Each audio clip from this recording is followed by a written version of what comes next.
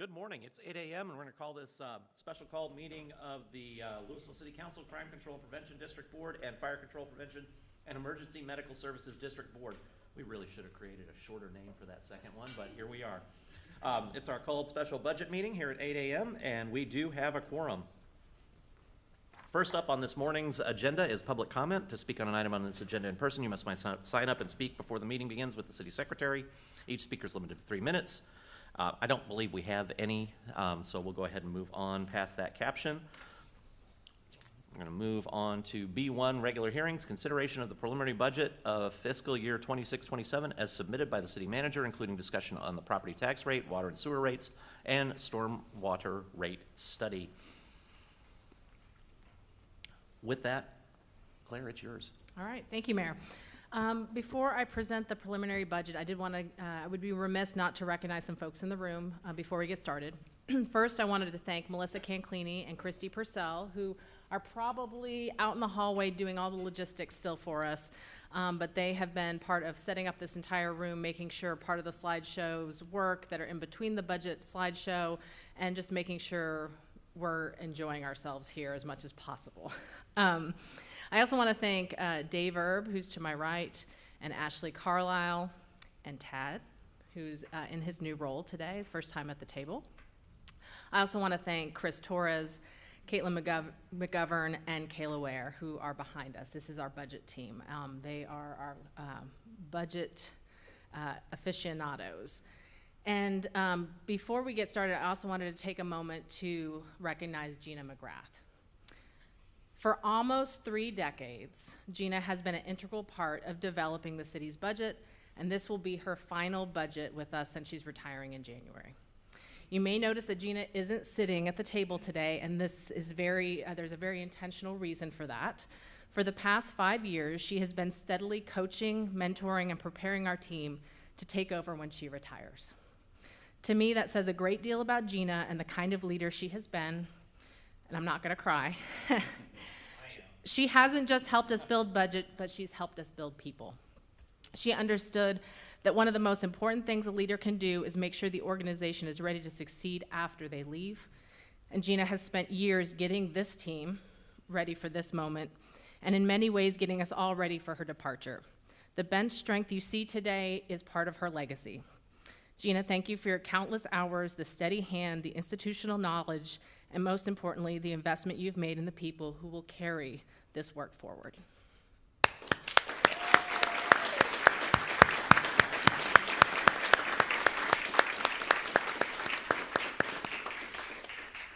I told her I wouldn't do a lot of fanfare, so we're moving on. All right. So Mayor and Council, I am pleased to submit to you the preliminary fiscal year 26-27 budget. This budget was one of the more difficult budgets we have developed in terms of setting priorities and making choices. This year we faced an unexpected challenge. Property values actually declined. That means that even if we maintain the same tax rate, the city would have less revenue at a time when our costs and community needs continue to increase. That reality shaped the development of this budget. It became an exercise in responsible stewardship, disciplined choices, and strategic investment in Lewisville's future.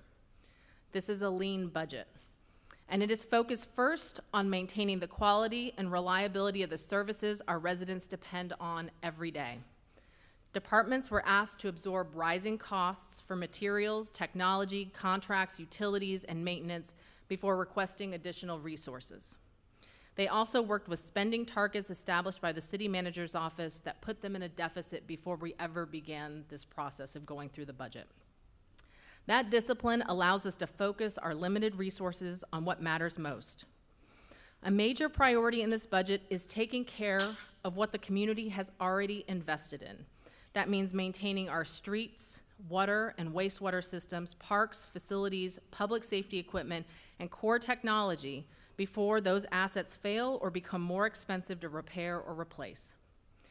Good stewardship is not just about maintaining what we have, it is also about investing wisely in the future.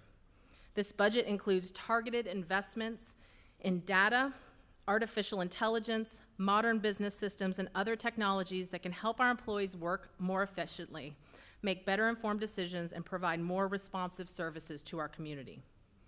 Where you do see an expansion is generally supported only through available reserves, the reallocation of existing resources, or dedicated funding sources that still have capacity. So just for an example, if we exclude uses of reserves and reallocation of our existing dollars and only look at the growth of our operating budget in our base budget across all funds, we only see a 1.36% budget increase, far less than the DFW CPI of 2.6%.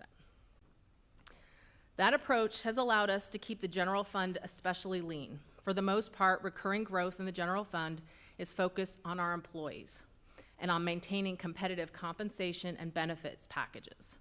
That investment matters because our employees are the people who deliver the services our community relies on every day. Whether it's public safety, streets, parks, library, neighborhood services, or utilities, those services all depend on having talented people in place to provide them. So the result is a budget that maintains the same level of service, takes care of our existing assets, and makes carefully selected investments that reduce risk, avoid larger future costs, and positions Lewisville for continued success. So as we go through the budget today, I would encourage you to keep that framework in mind: responsible stewardship, disciplined use of ongoing resources, and strategic investments where it will make the greatest difference for Lewisville's future. All right, with that, I'm going to do it. Maybe. Yep. This is our agenda today. So we have just passed number 1, and we're going to go into discussing the budget process and overview. This is something we added about 5 years ago, and it's really, I know council understands our budget process and overview, but this is really for anyone who's out there watching this video so they can understand how we got to this point today. Then we'll pass it off to Ashley, who will talk about the overview of funds. And then we will go through new funding by big move and strategic move. And again, I talked about a lot of that's going to be one-time use of reserves, moving, reallocating existing dollars to fund things that are strategic in the upcoming year. And then there are some expansions, but those are really related to funds where we had capacity. General fund really just didn't have a lot of capacity this year. Discuss recommendations for our general fund, unfunded items, and then our tax rate information, discussion of water and sewer utility rates, because after you get done with all of the tax information, then we go into the next presentation on water and sewer. And then we update, we'll have just an update on our stormwater rate study. And then we will have council action and hopefully get out this afternoon. We better get out this afternoon. That would be, something would have gone vastly wrong if we don't get out this afternoon. Okay. So, Mayor and Council, as you are aware, budget preparation is a year-round process in Lewisville.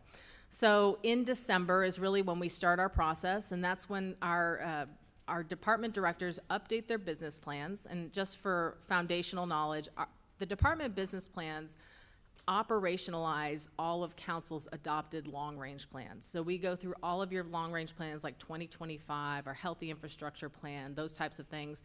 And then each department pulls out what their to-dos are and they put it into their business plans to make sure that we are driving forward all of your goals. So we update our business plans. We have our city council strategic retreat. We get public input on that. And then we do department budget preparation. In May and June, that's when the departments really are hot and heavy on preparation of the budget, their budget documents, and city management review starts to begin. In June and July is when we have the city management develops the preliminary budget along with our budget team, and then finally in August, as we are here, we have city council and public review and input, and then September we have more public input and then final adoption. So there are general guidelines, policies that you've adopted, and directives that I have adopted that guide us in preparation of the budget. This keeps us fiscally conservative every year. On the minimum reserves, this is basically setting the rules of how much reserves we should be keeping in our general fund and any fund with outstanding long-term debt, and that amount is 20%. The rating agencies are also looking at wanting to have a buffer beyond that, and they definitely give us credit for that when we have a buffer above that, but 20% is the minimum. It also talks about, on that last bullet point on there, is in our debt service fund, we have that 20% minimum, but we also have a maximum of not having more than 15% of our outstanding principal for general obligation debt. Really what that's just telling you is that you don't want to put too much money in your debt service fund, because your money is meant to basically pay off debt, not to just grow. It should have only one purpose. On the second box there, we have sales tax calculation. We are one of the most conservative in the Metroplex with regard to how we do our sales tax calculation. We do not estimate growth. So basically what we do is we look at what our estimated projections for sales tax is in our current fiscal year, and then we assume we're making the same amount next year, and that's how we set it for the next year. The reason why we do that is because sales tax is volatile. And so you never know what's going to end up happening. If we do end up getting more than what we got in the current year, that then falls to fund balance, and we're able to spend that on one-time expenditures in the upcoming year.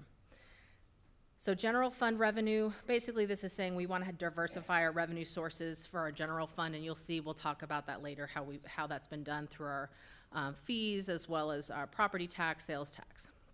On the next slide. Operating fund budget, this is basically saying we're going to have a balanced budget. We're going to provide that to you. We're not going to spend more than we have revenues coming in. And if we get one-time revenues coming in, we're not going to spend that on ongoing costs. That's just good business practice. I think we all understand that even in our personal finances. In utility fund revenue, we will do a cost service study every year. That's just to make sure that we are recouping with our fees the amount to sustain our utility system. And then we also have how we project our utility revenues every year needs to be based on a normalized year. So if you have a really wet year, you have less use of water. If you have a really dry year, you have more use of water. We want a normalized year. And sometimes it comes in more, sometimes it comes in less, but we certainly don't want to tie ourselves to either extreme. And then on the operating fund expenditures, we want to make sure that we have sufficient funds to keep existing quality and scope of city services, just maintaining that. And then there's 5 major categories for expenditures, and that's how your budget is set up. And then with our budget development guidelines, the other thing is we are always looking at what adopted plans we have. Please notice at the top it says Lewisville 2025. We are coming in on the home stretch of adopting 2035. We're just putting the final touches on the drafting of it before we bring it to council for presentation in the upcoming months. And so we are still operating under Lewisville 2025. And then it's important to know that each department, and I alluded to this previously, is when they're putting together their budget, we do not allow a department to have an assumed growth for inflation or anything. What we do instead is make them have a deficit. They always start at a deficit. So city manager sets a target per department. We make them absorb all of their additional costs. So if utilities for the Grand Theater ends up costing more, you've got to absorb that into your base budget, because we know you have to pay your utilities, right? Plus we set excuse me. We set that target lower also related to the salaries that have any reclasses, things like that. Basically, we give you what you had the year before minus one-time expenditures, and then make you assume all of your costs.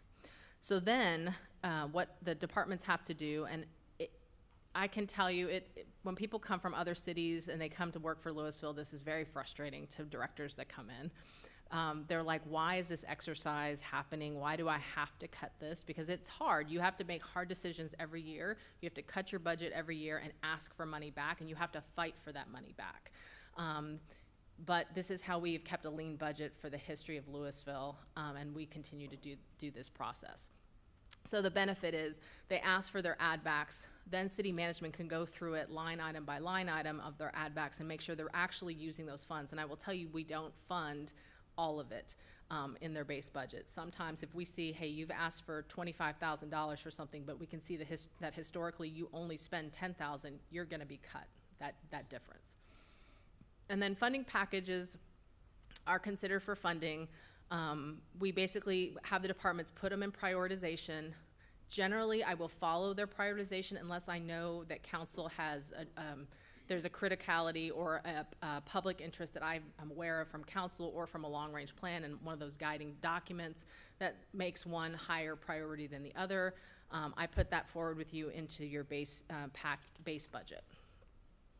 And then this is just telling you, reminding you, these are your big moves and strategic moves. We will organize this presentation still around the 2025 big moves and strategic moves. And next year you will see a totally different set of rules once you adopt, or moves once you adopt 2035. So this budget was developed amongst a number of challenges, many of which Claire mentioned in her introduction today. This slide just shows us how we categorize some of the most significant challenges. On the top end, compensation package and retention, that is both a challenge but also a rewarding challenge. Y'all may recall we talked about pay and benefits on your July 6th workshop. And so we show here just updated numbers on data we continue to track around this topic, around vacancy rate and turnover. We're at 4.8% vacancy rate right now. That is very low historically. Just as a matter of perspective, back in 2022, we were at 13%. We've continuously trended down and kept it stable around 5% since then. It's much better than what you'll see at other city organizations. And then on the turnover rate, we're at 12.5%. Everybody measures it slightly differently. Some don't measure it at all, but of our survey cities, we've got data from about half of our cities back, and they're averaging about 13.5 right now. So we're about 1% ahead of what we're seeing at our comparator organizations, but we're still not quite where we'd ideally be at closer to 10%, which is where we were historically pre-pandemic here and elsewhere. Inflation, Claire mentioned this, obviously any services and supplies that we have to retain across the entire city organizations are impacted by inflation. She mentioned this current CPI rate. And then on the economic uncertainty side, as we have those flattened property values, that's a significant impact to the building of this budget. And as we identify in the development pipeline, we expect things to slow down at least to some extent, and so that impacts plats, building permits, and the related revenue. Dad, I'm sorry, before we move on from that Please. slide, can I ask you a question?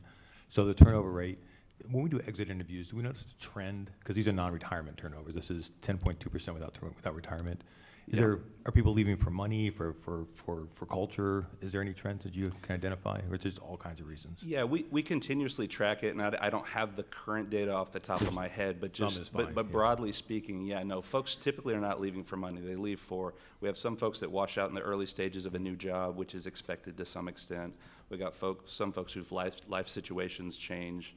We occasionally lose folks to other organizations, but it's not a common practice. There are not significant management issues. Any of those that come up through our exit interview process, we work directly with the department to try and address pretty aggressively.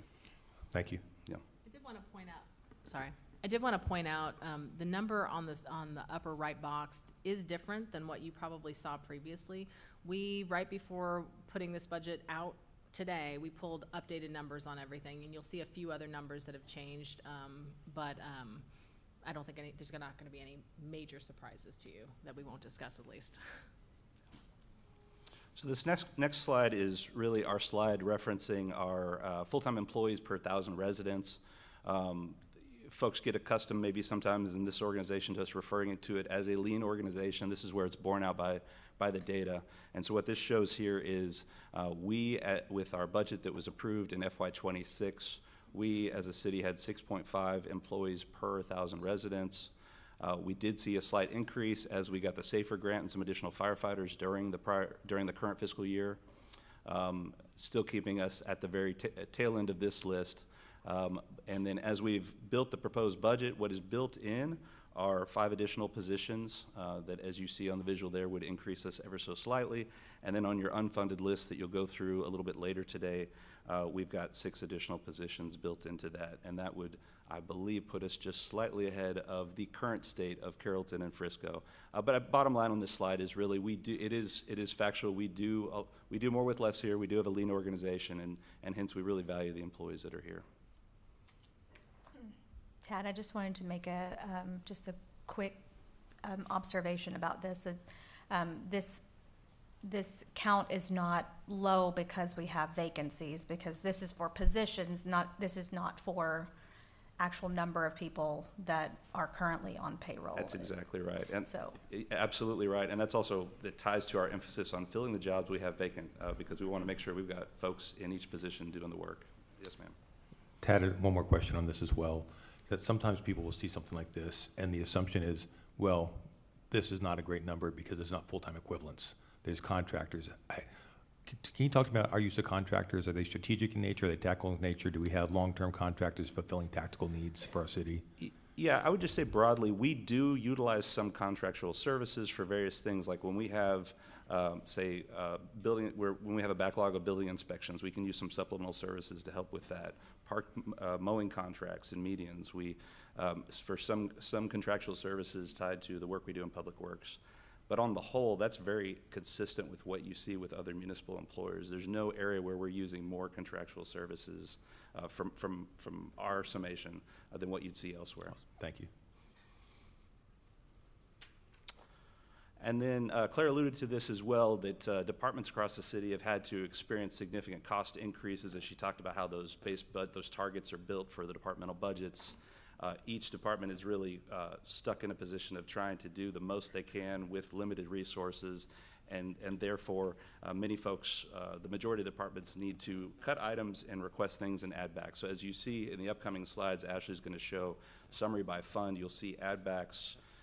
As Claire had said before, while we don't do everything in add backs, they're a significant priority, so we can make sure that we retain the services that we have right now. So with that, I will pass it over to Ashley.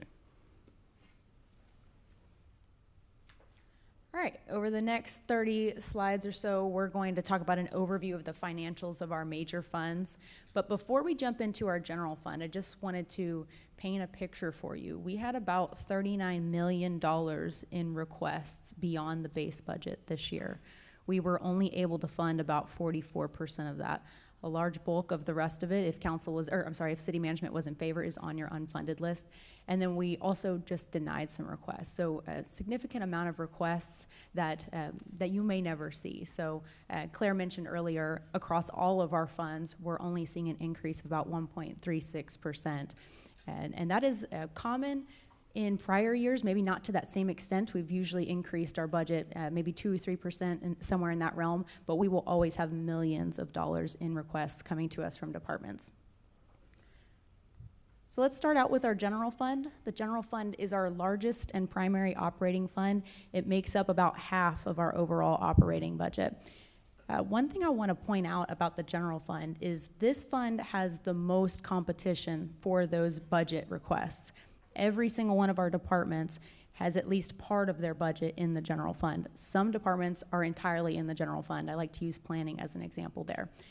We have the most flexibility when it comes to using the general fund for a lot of initiatives, but just by nature of that, it means that's where we have the most competition. So we will always evaluate a request to see if we can use it, or if we can budget that in another fund. You'll hear us talk a lot about the 4B fund today. That's an example of a fund where we do have capacity, whereas in the general fund, not a whole lot of wiggle room there. So starting off with a summary of our revenues in the general fund, the main column that I'm going to talk about today is the far right column. That's the fiscal year 2027 proposed revenue budget. Our proposed revenue totals around $145.3 million, which is just a 1.67% increase when compared to the current year's adopted budget. That has a lot to do with, we're going to talk about property tax recalculation refunds here in just a little bit. That's in that taxes category. But when we compare next year's revenue to our current year's adjusted budget, revenues are generally flat. And part of that, again, is due to those recalculation refunds, but another part of it is due to how we budget sales tax. Claire talked about that a little bit earlier. We'll talk about it again here in a future slide. But then just overall, despite a tightening of our general fund revenues, again, we are able to maintain our core services. This chart shows you our two major revenue sources in the general fund, those being property tax and sales tax. Property taxes in that purple color that you see here, that number, that $60.9 million figure, that includes our anticipated collections plus any delinquent or penalty fees and then we take out those recalculation refunds. Sales tax is the red color there, $47.5 million next year. You can see that number is the same as the bar right below it, which is the current year's adjusted figure. So we anticipate coming in this year a little bit higher than budgeted. And then the yellow color is all of our other revenues. So just to give you a couple of examples of those revenues, that's your building permits, your ambulance billing fees, landfill host fees, that sort of thing.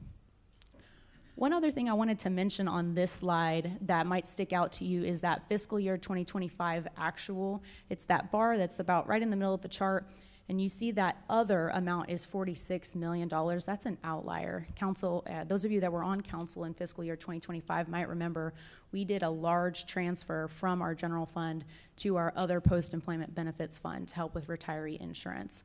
So we had as part of that, we had a series of transfers in and out of other funds. We transferred in capital improvement dollar cash to the general fund to help with that transfer. That was about $5 million there. So I just wanted to point that out here. And then last year at Budget Workshop, what I told council is that going into fiscal year 26, we were maintaining cautious realism, and I think we're still in that period right now. You heard Claire's introduction, just making sure that, again, we're remaining conservative, that we're maintaining those core services, but that we're being realistic about what we're seeing in front of us. The chart on the left shows you those same revenue sources, but in a pie chart format. Our property tax makes up about 42% of our revenues in the general fund. Sales tax is about a third of those revenues, and then everything else is about 25%. But when we add in our sales tax funds, those being our 4B fund, our crime and our fire control funds, you can see that our reliance on property tax is diminished. So now we're not relying on property tax as the primary source. Now sales tax makes up about 42%, and everything else is 23%. And I did just want to mention, we have more than 20 other funds outside of this as well. We have our hotel motel fund. We have our recreation activity fund. So again, just make sure that we're not relying on any one particular revenue source. Actually, just for clarity, these funds, there's legal things we can and can't do with these funds, and they're not all created the same. So we might have a fund that we can only use for artwork. So if you see a big balance in there, say, why aren't we doing some other project? We can't. There's legal ramifications trying to do so, right? Yes, sir. So a good example of that is our hotel motel fund. So that is, we receive revenue based on a tax that when you book a hotel room, when you book an Airbnb, and a portion of that revenue can be used on public art. The rest of it has to be used on tourism initiatives. So we cannot fund a police officer out of that fund, for example. Same thing with these three other sales tax funds. The 4B fund we can only use for parks and library initiatives. Our crime control fund is used for law enforcement, and then fire control is used for fire operations. Yeah, thank you for that clarity. So Claire mentioned how we estimate sales tax earlier. I did just want to show you this in a chart format. We are budgeting $47.5 million in the general fund for sales tax next year. That is the same amount that we anticipate receiving in the current year. Did just want to paint a picture for you in terms of our sales tax collection. So we have categories of businesses where we receive sales tax collections. Generally, construction and manufacturing is the largest portion of that. They usually hover somewhere between 31 and 34% of our sales tax collections. We've actually seen another category bump up this year. It's our general retail and our professional and financial services this year. So we're seeing them now make up around 4 or 5% more of those collections than in prior years. So a little less reliance on the construction manufacturing industry. And then we also just have some other major sales taxpayers that are contributing to this year's boost. Then I did want to talk about some other major revenue changes in the general fund. So all of these revenues that you see here are in that other category. So not property tax, not sales tax. Everything that you see on the top half of the slide, we're projecting an increase in compared to last year's adopted budget. So the numbers that you see here, that is the increase or the decrease, not the full amount that's budgeted. For fire response fees, I'll use this one as an example. Anytime that we introduce a new fee to our fee schedule, we typically won't budget that fee in the first year. We want to see how it plays out, work out the kinks, and then in the following year, we'll start to budget that revenue. That's the case here with our fire response fees. This was added to the fee schedule last year. for charges for insurance for things like hazardous materials, gas leaks, industrial incidents, that sort of thing. So we're looking to budget that at around $295,000 in the upcoming year. Ambulance billing fees are also expected to increase by around $238,000. This is fees to provide EMS service, essentially. So insurance companies might pay this to the city. If insurance doesn't cover it, it might come from the patient. And then our commercial refuse administration will be up around $185,000. This is a franchise agreement where the city receives a portion of the revenue or the rates that are charged to customers. And we do look to adjust those rates each January. And then on the downward trending side in the general fund, I wanted to spend a little bit of time talking about what we call property tax recalculation refunds. Every year when we receive our certified tax rolls, those values are certified at least 95%. In many cases, it's more than 95%. This year was 99%. But there's always a small portion that is still under protest, under appeal. There are also exemptions that might be processed after this fact as well. So as property owners are paying the new property tax rate, they're still working through the legal system. If the court finds in the property owner's favor, we need to issue what's called a recalculation refund. And sometimes this can span multiple years. We've seen an uptick in these recalc refunds the last couple of years.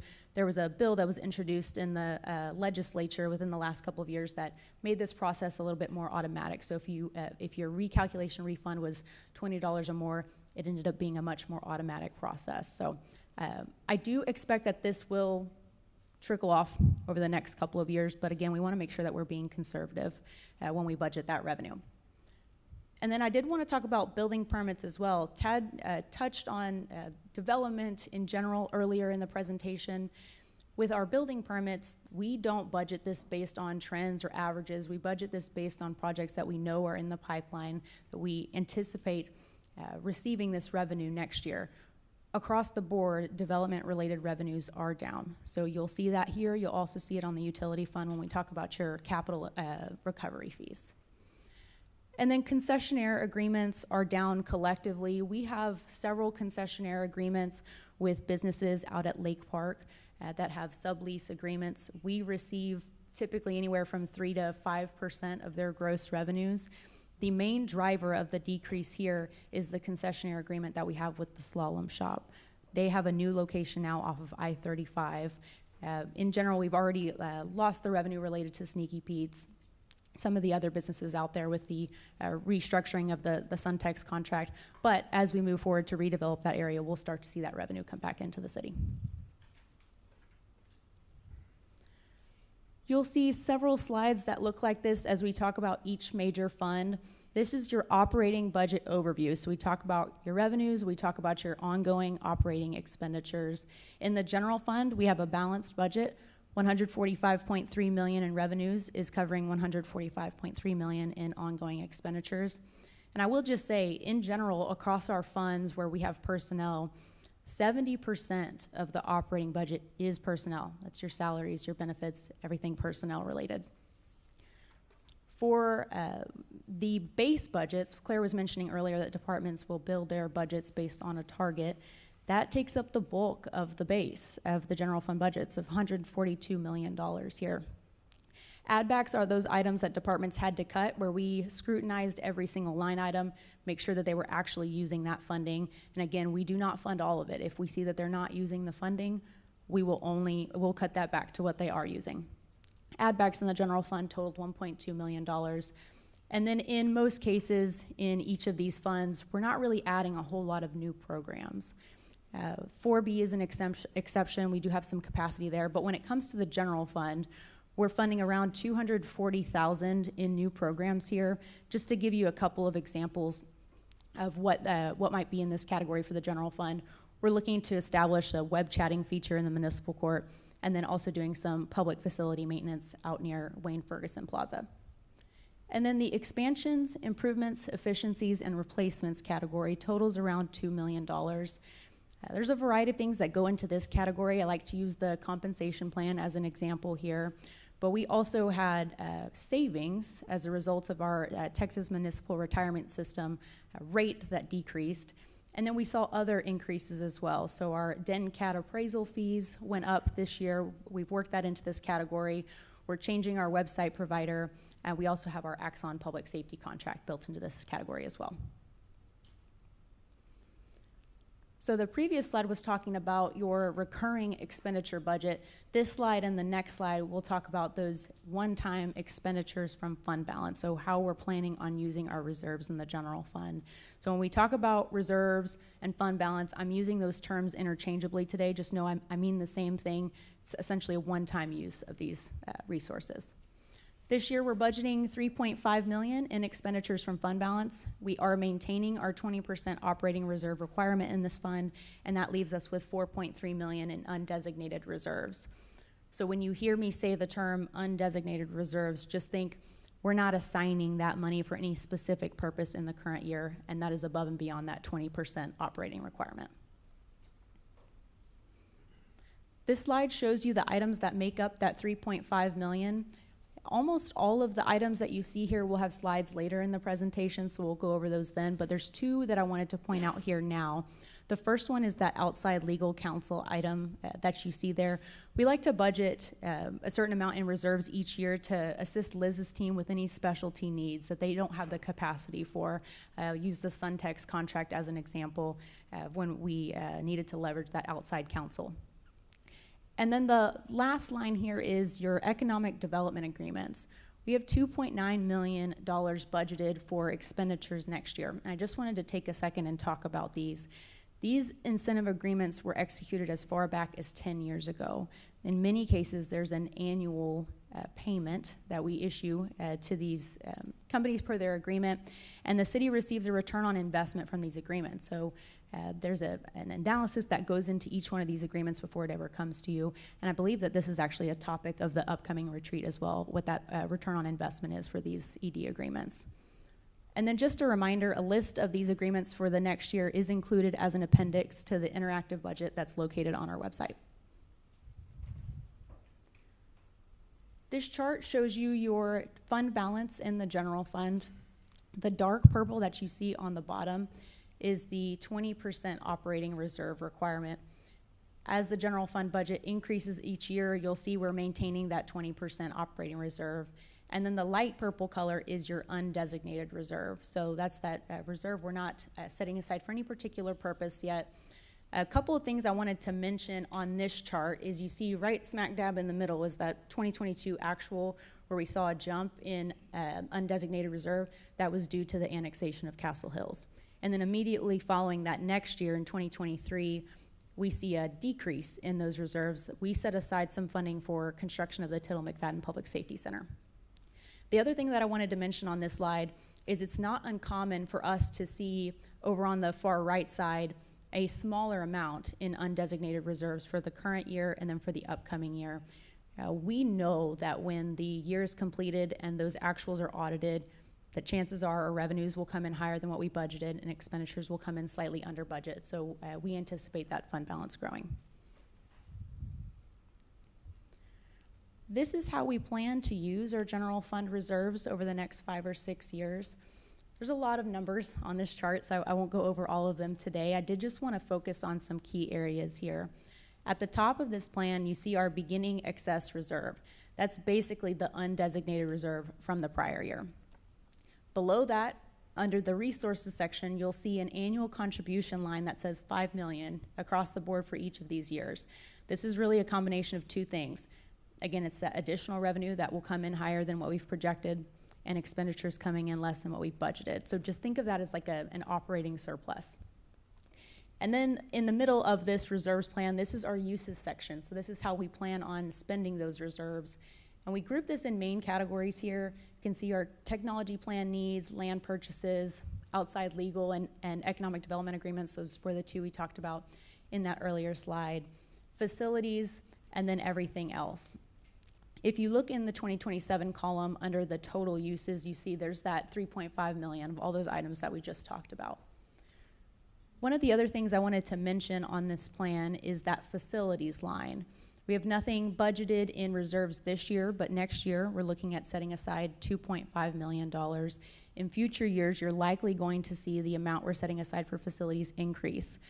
We're going to talk about the annex remodel today and how we're funding that, but we do have the Bacchus Public Services Center that will undergo a renovation as well, and that's going to cost a significant amount of money, so we're going to need to start setting aside some cash for that project, phase that in over time. And we will be bringing that to you in a future workshop.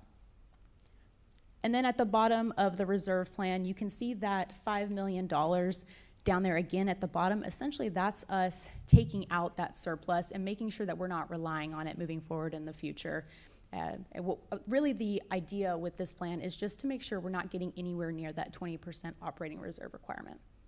So, Ashley, can you speak to me on, and as we look at this, where I've got 4.3 million in undesignated reserves currently, does that roughly align with that $5 million annual contribution? Does it sit outside of this? I get numbers, you gotta look at it through various lenses, right?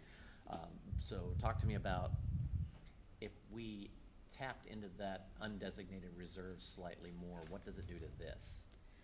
You would see the bottom line, that bolded line, drop down even more. At this point, the budget that has been proposed to you is assuming we're not going to have this surplus, that 4.3 million that you're talking about. We know that as the current fiscal year continues and then moving forward into future years, chances are we'll see some of that surplus. But again, this is us just being very conservative. If we dip into reserves even more and we have an economic downturn in the current year, then we're getting very close to that 20% operating reserve. So we just want to make sure that we're adding in that buffer. Gotcha. Thank you. All right, moving on to our utility fund. Our formal name is Water and Sewer Fund. This is one of our next largest funds. This fund is self-supporting. It's also called an enterprise fund. It basically means this fund operates like a business, where the cost of providing water and sewer service is covered by the charges on your utility bills and then a few other utility revenues as well. So similar to the general fund, this is an overall fund summary of the revenues in the utility fund. Again, mostly focused on the fiscal year 2027 proposed column. That's that far right column there. When we compare next year's revenues to our current year's adopted budget, we're projecting about a 1.87% increase. But when we compare those revenues to the current year adjusted budget, we're showing about a 1.66% decrease. That is primarily attributed to capital recovery fees, which we'll talk about here in a couple of slides. This chart shows you our major revenue sources in the utility fund. Not as much variety here as in the general fund. The main revenue source is water sales, which is that blue amount that you see in each bar. 2027's revenue for water sales is $38.7 million. And then sewer service is in the dark purple color. That's the second major revenue source here. Capital recovery fees, we charge those fees for water and sewer. It's the green and pink colors that you see at the top of the bar here. And we're going to talk about decreases that we're projecting in those funds here in a second. And then everything else is in that yellow color that you see on the chart. That includes your interest earnings. It includes our backflow program, water meter installation fees, that sort of thing. And then here's where we'll talk about major revenue changes in the utility fund. One thing I want to mention here is that the numbers that you're seeing on this slide do not include any proposed rate increases. We're going to spend a lot of time later today talking about those rate increases, but this is assuming no rate increases are in place. We did want to talk about sewer service in particular. We're projecting a $1.5 million increase in sewer service revenues compared to the current year. There was a one-time adjustment that was done back in fiscal year 2025. It was essentially an accrual related to use an accounting term, that reduced our revenues for sewer service in that fiscal year. And when we did projections for fiscal year 26, we did not take out that outlier. So the current year's revenues in fiscal year 26 are artificially low. We do expect that to come in about $1.5 million higher than what we've budgeted, and that's what we're anticipating for in fiscal year 27. Then for our backflow program, one thing I wanted to mention here is that This dollar amount that you're seeing here is not really an increase in revenues coming in from the backflow program. It's actually moving this revenue source from the general fund to the utility fund. We have a backflow inspector that's paid out of the utility fund. This is really where this revenue needs to lie. And then our water meter installation fees are up about $38,000. And then on the downward trend, yes, sir. Question about the digital water meters. Are we seeing any uptick in water meter, water fees from installing the digital water meters?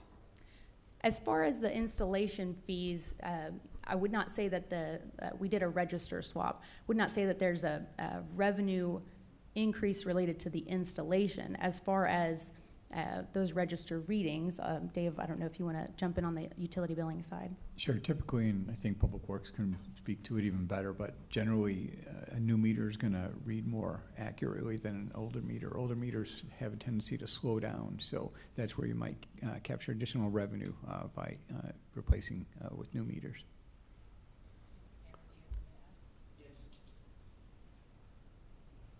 Just to clarify the difference between, the latest project, we swapped out the registers, which converted those to digital. The project before that is where we changed out the meters, which is the physical measurement of the flow. So that's where we would realize more revenue. That's been in for several years. The latest project doesn't really yield more revenue. It's just becoming more efficient and providing a better customer service to the residents so they can see that digitally. Okay, thank you. And then earlier I mentioned that we are projecting decreases in our water and sewer capital recovery fees. We also call these impact fees. We have several departments right now that have kicked off an analysis to update these impact fees. We do use land use assumptions when we make those determinations. I think Claire's going to talk about those land use assumptions a little bit later on today. And then our utility fund, operating fund overview. So again, we are balanced in our utility fund. We've got $63.3 million in revenues, offsetting $63.3 million in our ongoing expenditures. You see those same major categories here. Departmental base budgets make up the bulk of this at $55 million. Add backs totaled $304,000. And then under this new programs and positions line, really what this is a portion of a capital projects manager that we're going to talk about on a later slide. Then under expansions, improvements, efficiencies, and replacement, that totals $8 million next year. The bulk of that, over $6 million, is an increase in our debt service payment and our debt reserve transfer related to our capital infrastructure needs in water and sewer. We've got several slides today to talk about the needs in that program as well, but that makes up the lion's share of the $8 million that you see here. This also includes the rate increases that we receive from Dallas Water Utilities and Upper Trinity Regional Water District. And then also built into this figure is a capacity increase of 500,000 gallons per day from DWU. One other thing I actually wanted to mention on this slide, last year at this time we talked about credit card fees. We had a pretty extensive discussion over those credit card fees and what it was costing the city when it comes to the utility fund. I did want to provide you with an update on that. When we look at fiscal year 2025's actuals for those credit card fees in this fund, it was around $615,000.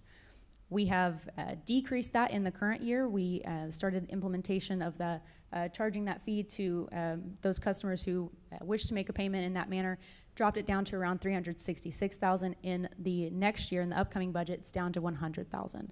So we are definitely seeing that decrease, and we'll continue to evaluate that in future years. We have about $1.1 million budgeted in expenditures from fund balance. Again, maintaining our 20% operating reserve requirement in the utility fund, and that leaves us with 3.7% in undesignated reserve. And then here's how we plan to use that $1.1 million in those one-time expenditures from fund balance. All of these, except for the last one, have slides later in the presentation. But I did just want to mention here that we also have economic development agreements in the utility fund, and those are your impact fee waivers. All right, moving on to highlights of our other major funds now. This slide shows you the overall revenue changes in our major funds. So those figures that you see down there at the bottom. Starting with our hotel motel fund, we're projecting an increase of around $75,000. Our hotel occupancy tax collections are up 3.5% compared to last year, and our overall occupancy rates are also up by about 1% compared to this time last year. Our crime control fund is projected to see an increase of $257,000. That's driven by the current year increase in sales tax earnings. So just like we talked about on the general fund side, when we budget sales tax in these other funds, we're also basing it off of what we plan to get in the current year. Same story in the fire control fund. The only reason these two figures differ is because we also receive interest earnings in these funds, and that's based on our available fund balance there. So that's the reason for that fluctuation. And then in the drainage fund, we do anticipate receiving just an overall slight increase in drainage fees. That's due to new development. That is not due to any rate increase that we're proposing. And then we're also seeing increased interest earnings here as well. In the 4B fund, this is another sales tax fund. We're projecting an increase of around $580,000, and again, that's due to current year sales tax trends. Here's your operating budget overview for the hotel motel fund. Proposed revenues total $3.2 million, while total operating expenditures total $2.6 million. Base budgets make up the bulk of that at $2.4 million. And then under this new program line, that's really just one program, it's Placer AI. We've got a slide on that later in the presentation. Under expansions, improvements, efficiencies, and replacements, that totals $169,000. An example of that is the replacement or the installation of 2 digital kiosks here in Old Town. And that leaves us with a current revenue to current expense balance of $628,000. What this means, this is that bottom line in the chart here, is that we have more revenues coming in than expenditures budgeted. So this revenue will fall to our fund balance. And like we talked about at the beginning of this presentation, we are constantly looking at what we've got budgeted in other funds, primarily our general fund, to see if we can pull some of those expenses out and put it in funds like this. So we'll continue to evaluate this in the future. In our crime control fund, our proposed revenues are $5.9 million. Total operating expenditures are just below that at $5.87 million. Base budget, again, makes up the bulk of that at $5.8 million. Add backs totaled $98,000. And then an example of what's under the expansions, improvements, and efficiencies category is radio subscriptions. So we're going to talk about radio replacement on a later slide. We have a small ongoing portion related to a subscription for those radios. That leaves us with a current revenue to current expense balance of $60,000. And then we are budgeting the use of reserves out of this fund to the total of $786,000.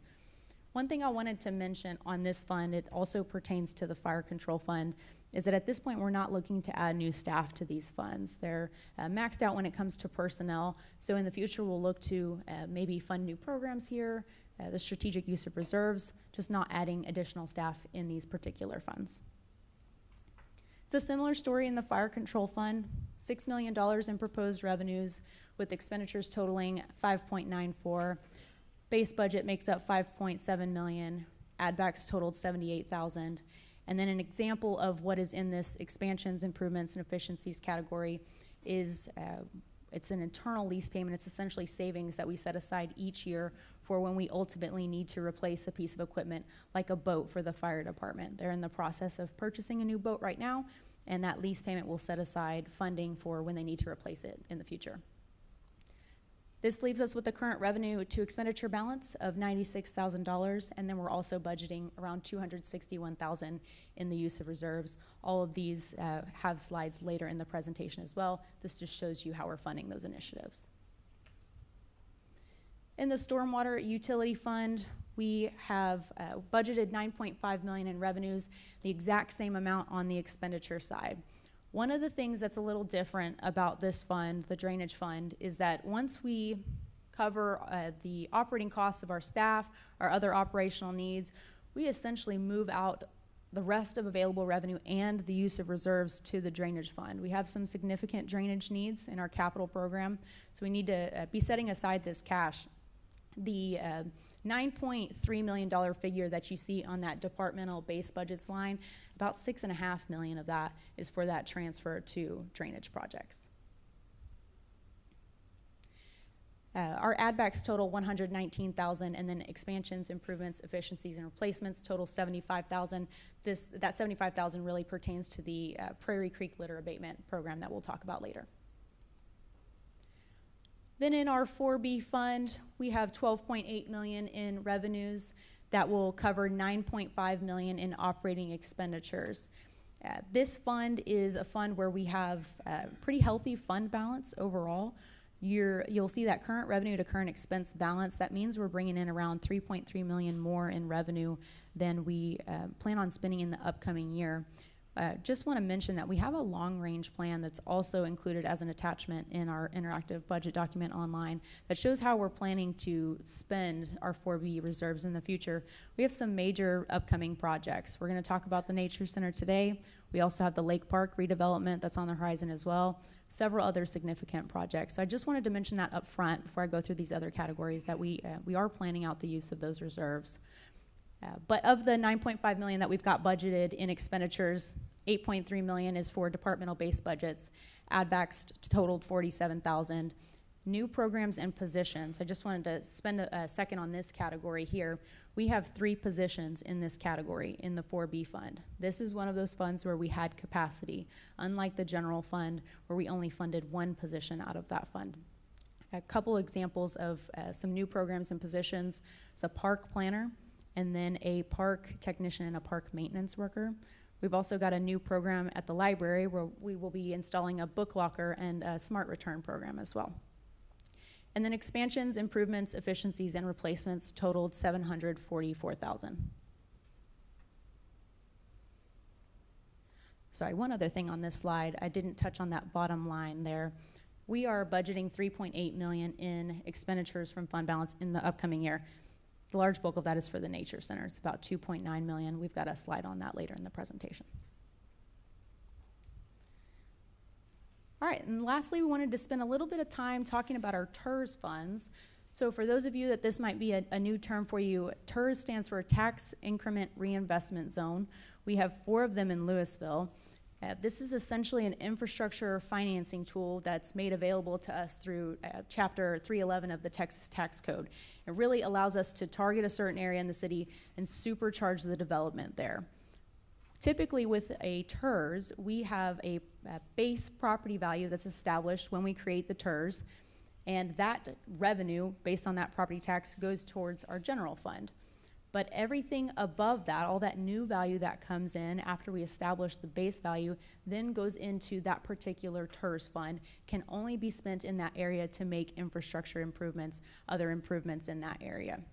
So again, we've got 4 of those in Lewisville. And generally, there's a set period of time where the TERS will be open, or if we complete all of the projects, then we can consider dissolving a TERS as well. For TERS 1, this is our Old Town area. We have the last year of our debt service payment related to the Grand Theater budgeted at about $923,000. TERS administration costs of $10,000, that's pretty standard for each of these TERS. We're setting aside future acquisition dollars of around $600,000. And then we also have the use of reserves, around $165,000 for lighting improvements at the Grand.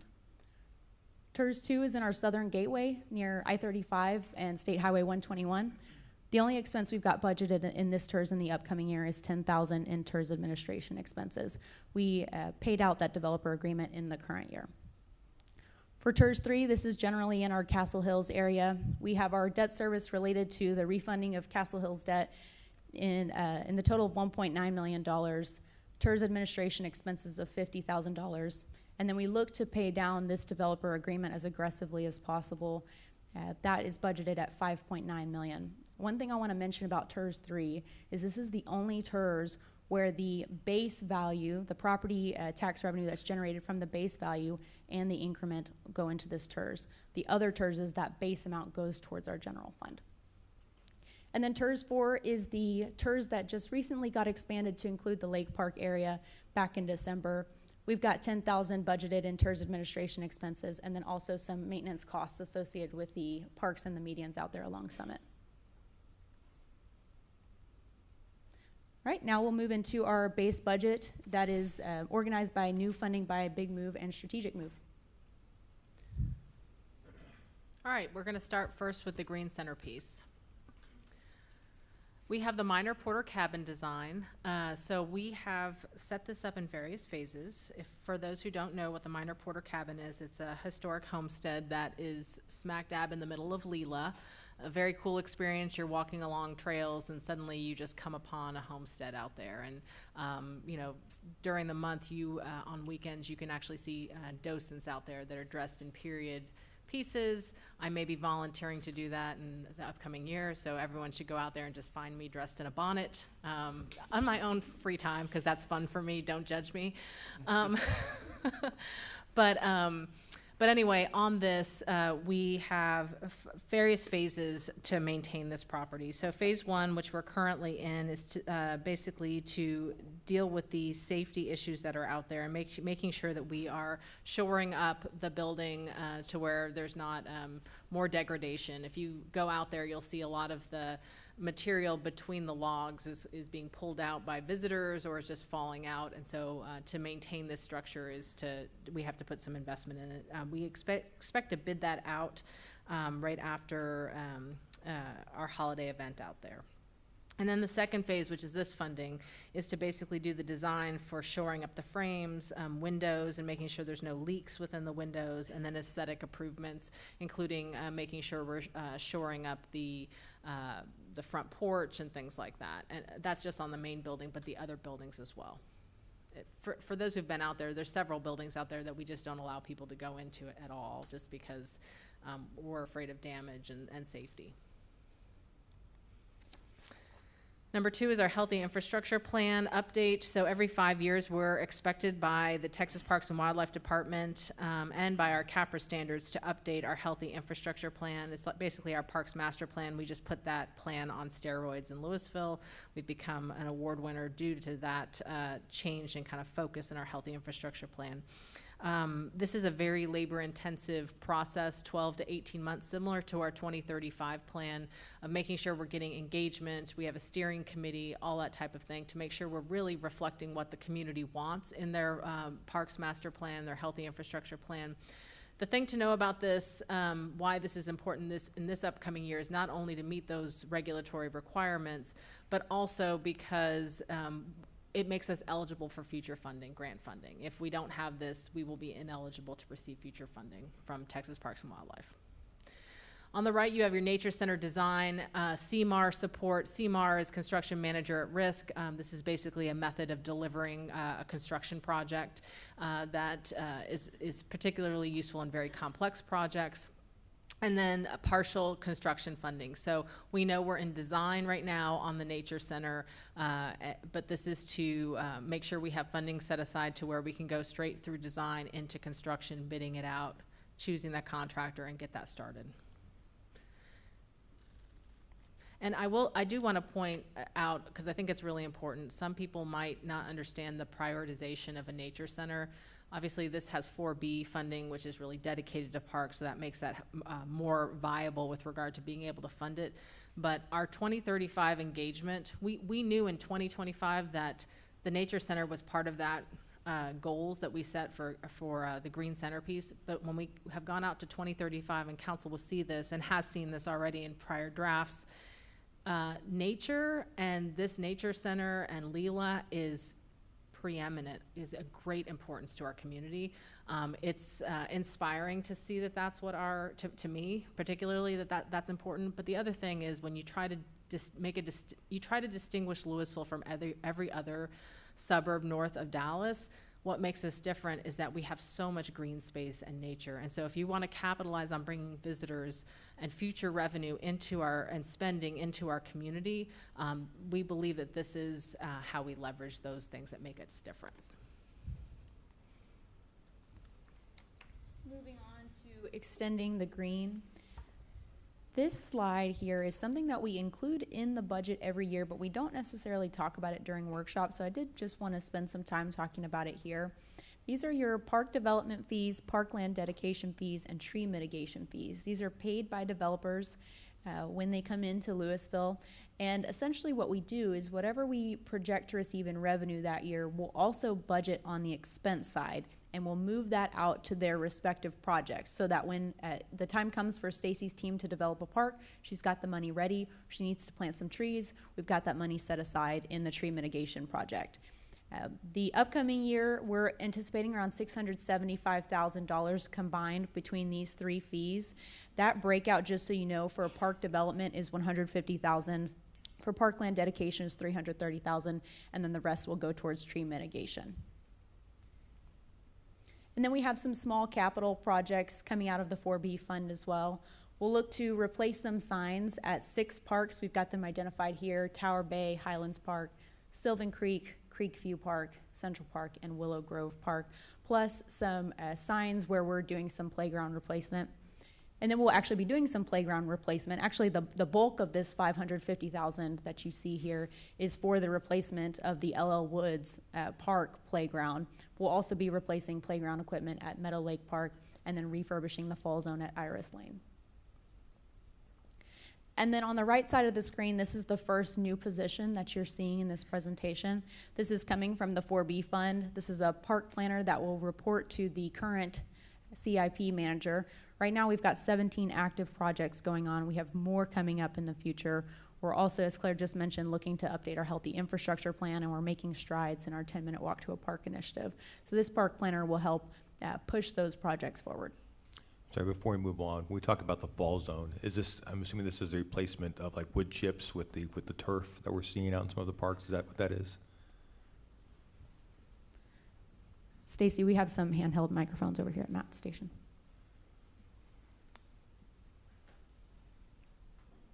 At Iris Lane, that playground back in like 2016-17 was replaced after damage during a not a hurricane,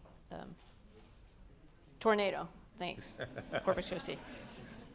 And it was like first generation turf, and so it hasn't really held up very well. So we're going through that. In general, our approach to fall zones and playgrounds is not engineered wood fiber, because even though it meets ADA law for compliance, in reality, that engineered wood fiber is hard for a child or a parent using a walker or a wheelchair to get through. So our goal is in the next 5 years that all playgrounds will have a solid fall zone, whether it be pour in place or turf. Oh, thank you. I've seen the turf go into 4 or 5 parks in my little section of our city. It looks fantastic. It looks so much better than wood chips. They wash away. They get faded. You know. So anyway, this is a great project. So thank you for the clarification, Stacy. Also in our 4B fund, we'll look to establish a 2-person crew that consists of a park technician and a park maintenance worker. This is to help advance our 10-minute walk to a park and trails initiative. Really, this crew will focus on the 3.58 miles of trails that we're in the process of adding. So also, maintaining those trails, but the amenities that are along those trails as well. Just want to go back in time for a second. Back in 2017, we were at 60% of residents that were in a 10-minute walk to a park. By 2023, when we did the last healthy infrastructure plan update, we were at 77%. Now we're at 84%. I've been told that by the time Gina retires, we're supposed to be at 85%. So I don't know, Stacy, we could maybe work this to our advantage, just something to think about. But we've made some significant strides in the past 10 years here. Definitely looking forward to keeping that up, maintaining this infrastructure, and then expanding this initiative. Then we also have annual cost increases in our mowing contracts, that we typically see in terms of inflation. But in addition, we're looking to expand one of the contracts to cover the new landscaping that's out in the Old Town Pocket Park area, and also the new beds that are out here along the College Street project.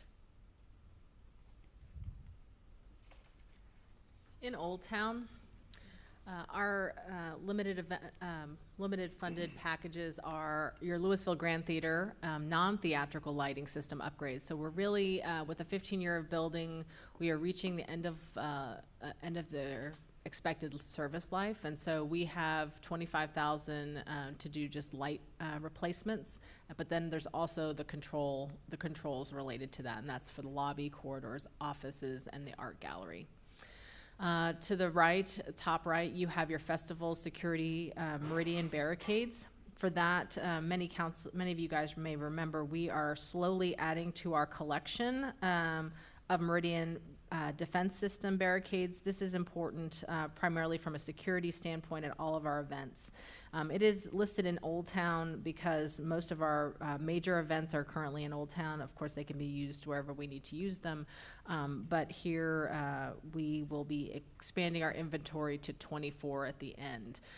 You will be seeing in an upcoming council meeting, I think it was upcoming, maybe it was the last one, a UASI grant to receive another trailer of Meridian Barricades. The 17th, yeah. A trailer for the Meridian barricades. With that gets us to 24. The good news about all of those is that they're very small. They're smaller compared to some of our concrete blocks in stature, but they're incredibly effective. So if vehicles were trying to ram through into our events, it will actually flip the vehicles before they get through to people. Unfortunately, that's the time of day we live in. And then we have Wayne Ferguson Plaza stage maintenance funding. So if you look there at the first bullet point, since 2018, we've had approximately $90,000 invested in the stage equipment. So what that means is there's many other facility funds that we have for maintenance, so we don't have to, if there's a leaking roof or something, we don't have to come back to get funding, every year to replace the roof. You have funding set aside every year so that we can plan for that financially. We have not done that in the past on Wayne Ferguson Plaza, so as needs come up, they ask for it through the budget process. We are proposing here to create an one-time and then an ongoing expense of $10,000 every year to make sure that we are putting aside money. Again, that's being good stewards with public funding to make sure that things don't get worse and we can maintain what we have.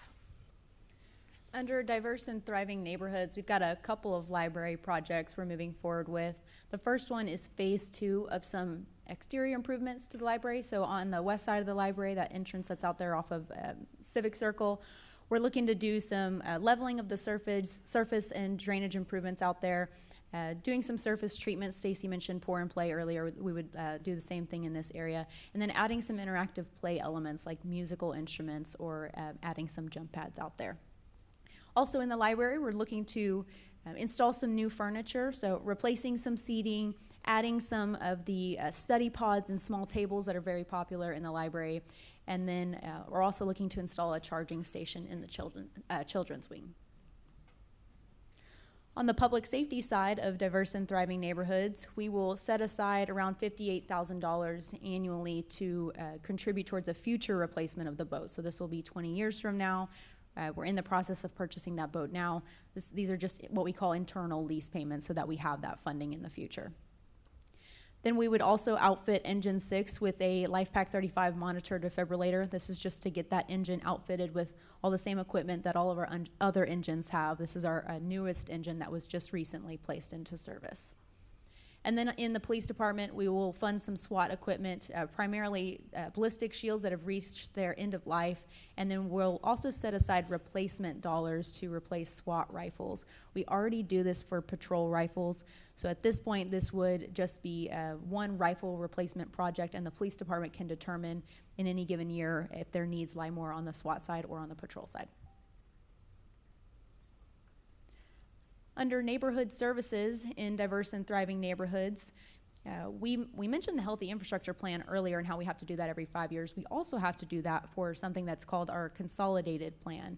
In order for the city to be eligible for close to $6 million in federal funding for our community development block grant program and our home investments partnership, we have to update this plan. The full name of this plan, just so you know, is the Consolidated Housing and Community Development Plan and the Analysis of Impediments to Fair Housing Choice. So we call it the Consolidated Plan, or the CON Plan for short. And just so you know what goes into this plan, it consists of an income trend analysis. We do a housing and homeless needs assessment, housing market analysis, and then this consultant would develop a strategic plan that helps us identify goals and objectives to accomplish over the next 5 years.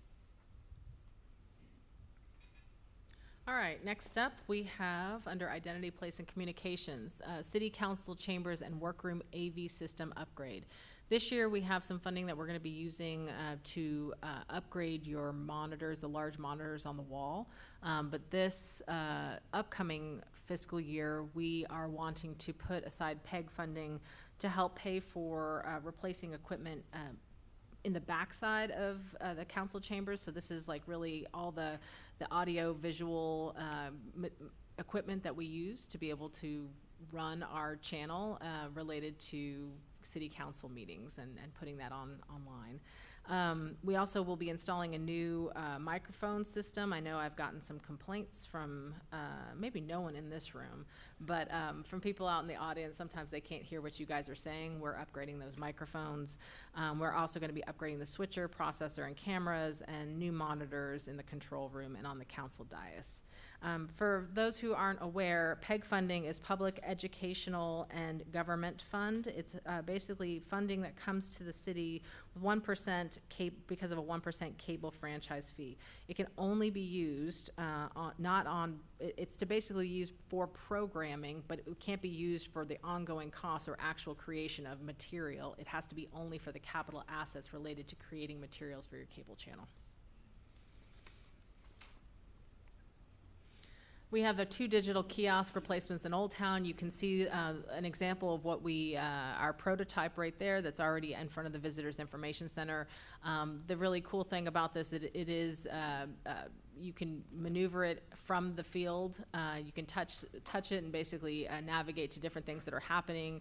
You can highlight things that are at the Grand Theater, things that are happening, businesses in Old Town, other events that are happening in the city of Lewisville. So very much a tourism, arts, Old Town benefit to this. So you can see the one that's in front of the Visitors Information Center, and we're planning for 2 more that will be in the 2 stars down lower that I think are showing orange from my location here. The other good thing about, I'm sorry. I was just gonna ask, what's the life cycle of these kiosks? Like, how long do they last? I don't have the answer to that. Marichelle, do you happen to know? No, I don't. Okay, we can get that for you before the Okay. end of this meeting. I'm just curious, especially in the heat, wondering how these kiosks hold up. We'll get that information to you before the end of this presentation. We also are planning to change city website providers. So this last year, it was planned federally that cities of a certain size, and we fell under that requirement, had to become ADA accessible with regard to our website. Our team, I will say, has been shown incredible leadership in this. I've talked to many other cities across the nation, actually, and everyone is pretty much behind us and what we've achieved. We got a cross-departmental team instead of just letting the communications team try to figure this out on their own. It's a function of training our staff and making sure we've got all of our ducks in a row with how we make sure our website can have a reader, so to where people who have visibility issues can actually consume the same information that people who can see can consume.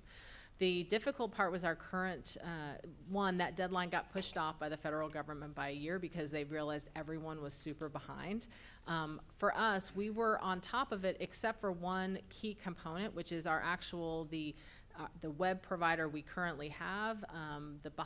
Basically the structure of the website, they were not able to make those changes in a timely fashion. And then when asked to do so, they finally offered us a very large price tag to do so. We found another vendor who has better support and has been operating with ADA accessibility for a long time. We're going to use this as an opportunity to revamp our entire website. So that's to comply with federal law within the next year, but also to use this as an opportunity to do even better with how we present our information. On the right side is expansion of our quartermaster and inventory. So this is for our police department. Our quartermaster process we knew was struggling. We had gotten several complaints from police as well as frontline police officers, frontline firefighters about being able to get their equipment and their what are they called? Yeah, PPE uniforms in a time frame. I was going to use a different word. Their outfits. It's not the appropriate word for police and fire. Anyway, I know that's my word, not their words. So anyway, we actually did a Lean Six Sigma project. The fire department was part of that, and we mapped out the entire process for our quartermaster. In the middle of that, the police department took a part-time position that was not filled, and they converted that to have a part-time police quartermaster position. That has, with the process improvements that we were making, but also because of that part-time position, it has helped immensely. But really, there's a need for more hours related to our police in support of our police department. So that's converting this part-time position to a full-time police quartermaster position. Just so council knows, this will separate both the police and fire permanently for their quartermaster. They will still operate in the same location. We are a city of our size, really does have that redundancy, and we have now with our Tittle McFadden Public Safety Center a big enough space that we can hold more inventory, which a large portion of that is that one-time inventory, making sure we have enough inventory on hand for our police department.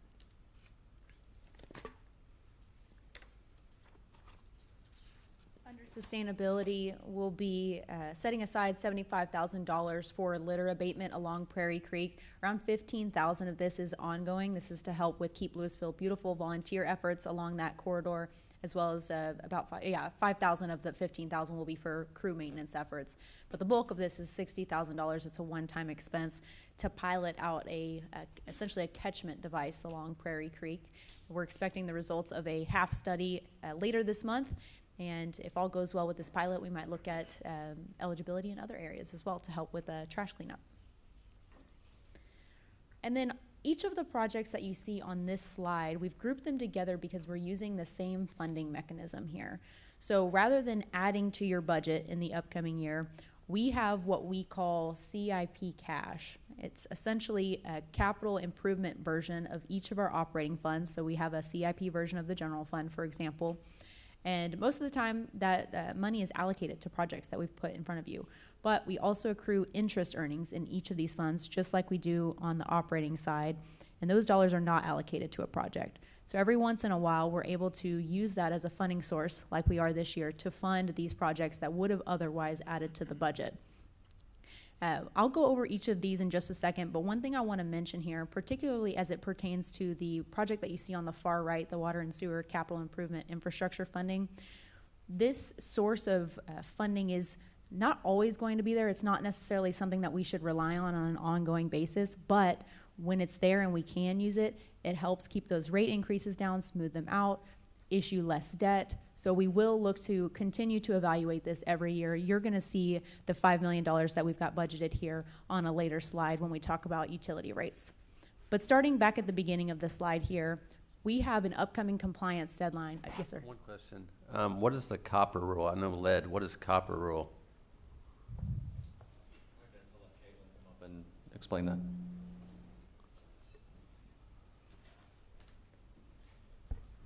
So the EPA's lead and copper rule was established many years ago. We've been in compliance with this rule since the 90s, but they have grouped lead and copper together as basically drinking water contaminants that we need to make sure are staying below minimum levels. So this rule change, we've had 2 phases of it. When they came and did the lead and copper rule revisions that we have already been in compliance with, that was when we introduced the map online where you could see the status of if you had on public and private side fixtures.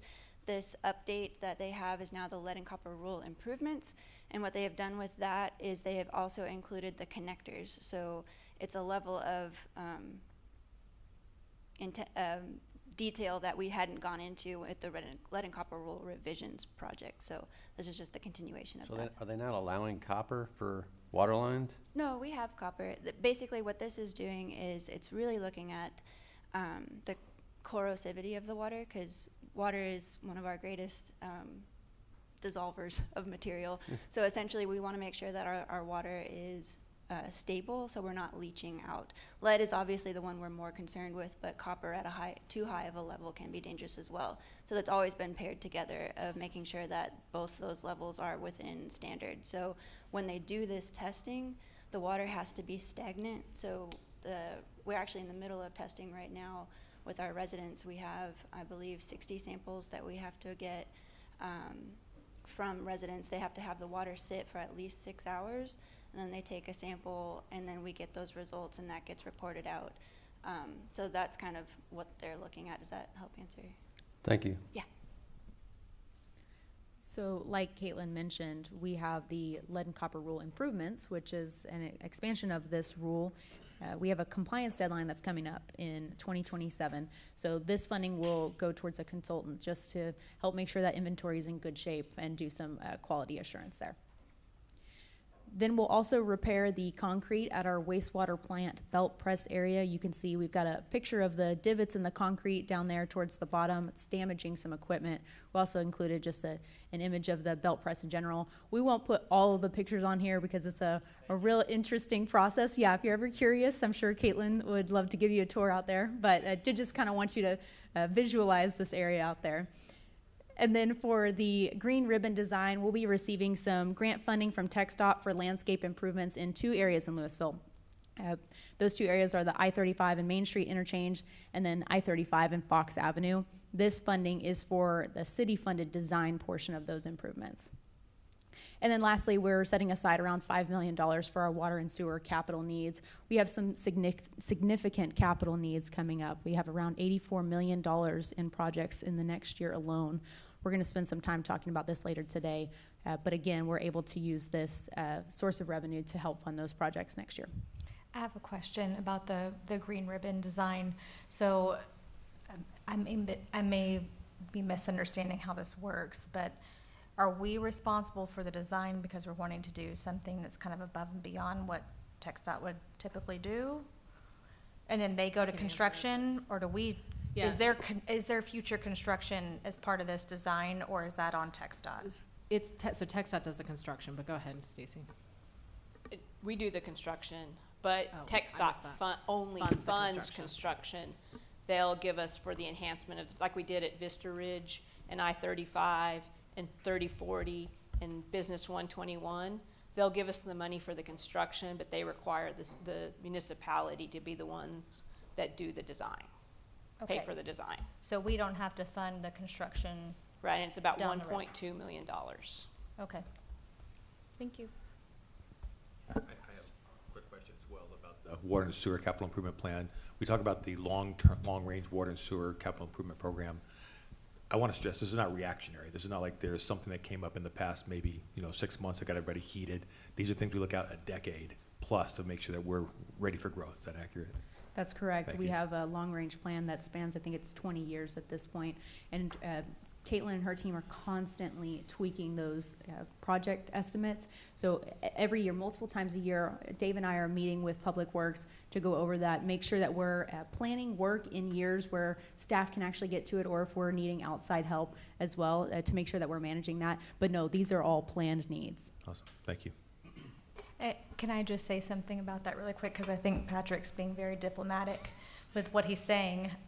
Because I think we've all seen chatter on social media talking about all of this water and sewer upgrades being done as a result of data centers, and that is absolutely false.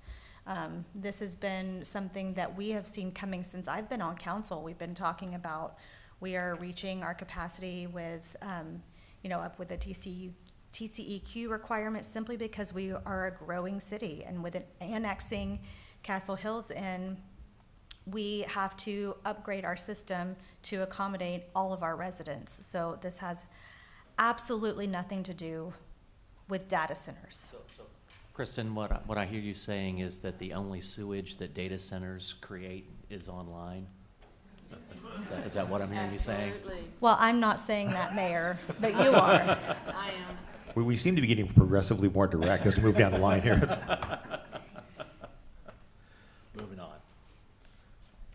Also, while Tad's pulling this up, the next slide, Councilman Green, I just wanted to give you your information about the kiosk. So the estimated lifespan of the kiosks we're buying are 7 to 10 years with proper maintenance is what their website says, and that they are made to be outside, and we have surveyed other cities who've had great success with it. Okay, thank you. Are we a good break point for a bio break? Absolutely. Yes, All right, let's please. go ahead and do that. We're going to take a 10-minute break. We will return at 10 minutes from now. I can't do math.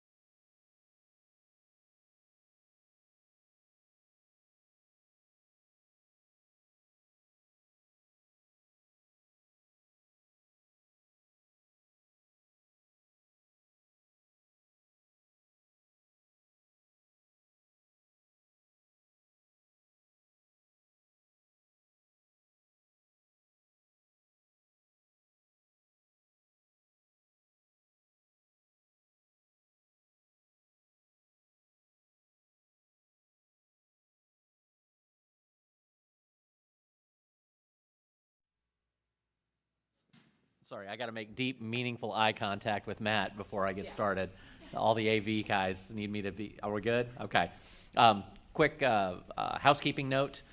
If you were staff and we need you to supplement some information, there's a microphone up here by Shante, and we can just have you stand right here in the center area. That'd be great, so we can catch it for media and whatnot. With that, we'll go ahead and keep moving. Ashley, it's all yours. Actually, I think Tad is actually going to speak on values-driven. Yes, indeed. So, values-driven organization. We've got a few items we want to highlight here. We'll kick it off with the compensation plan.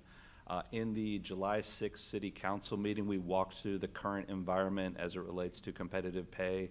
At that time, we talked about potentially up to $4.8 million worth of expenses. We're really pleased with the package that we built into this budget. As Ashley alluded to earlier, we did have a TMRS rate reduction from what we initially anticipated to help mitigate some of the cost here.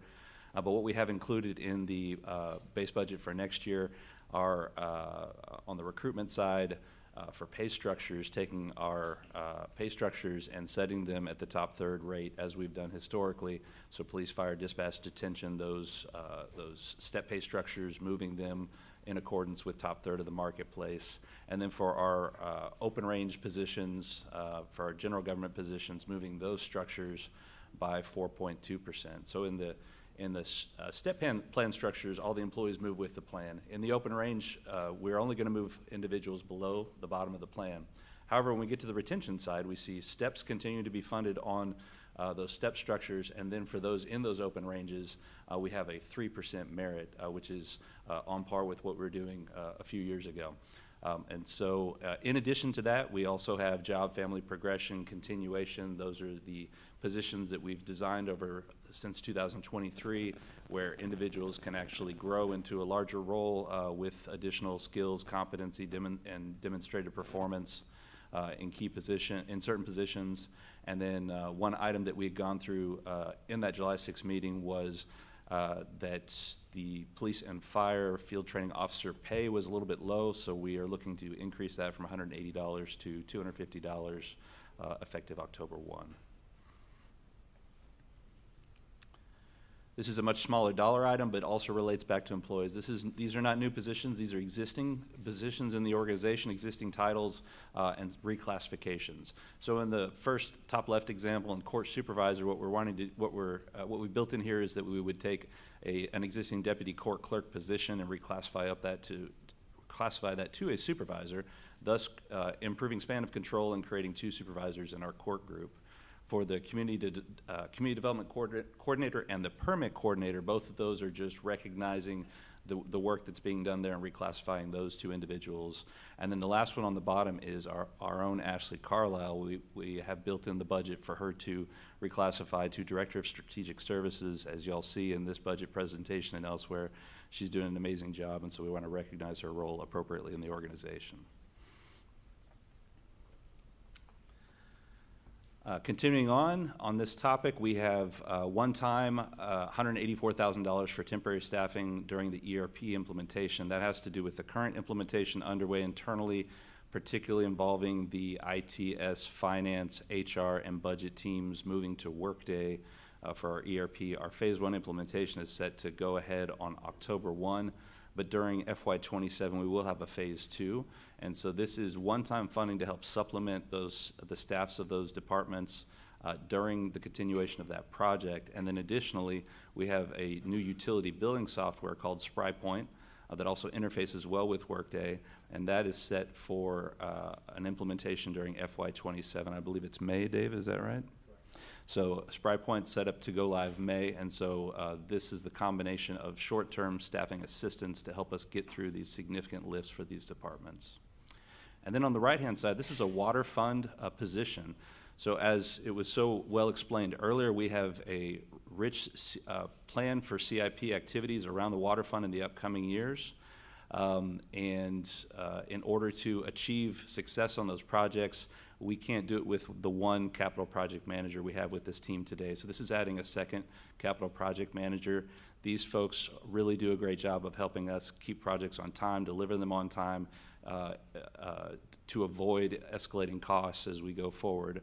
And so we think it's a real value add to include this position. Our methodology for this position is different than what we've done previously. It is common at other organizations, but this is a new one for us. We're only building 22,000 of the total, the full 139,898 into the base budget. Otherwise, we will be actually assigning or tying the value of this position to various CIP projects and assigning it to projects. And that's the only way we're able to build it into the water fund budget on the current year. And then to conclude this topic, we have some aging AED devices at city facilities.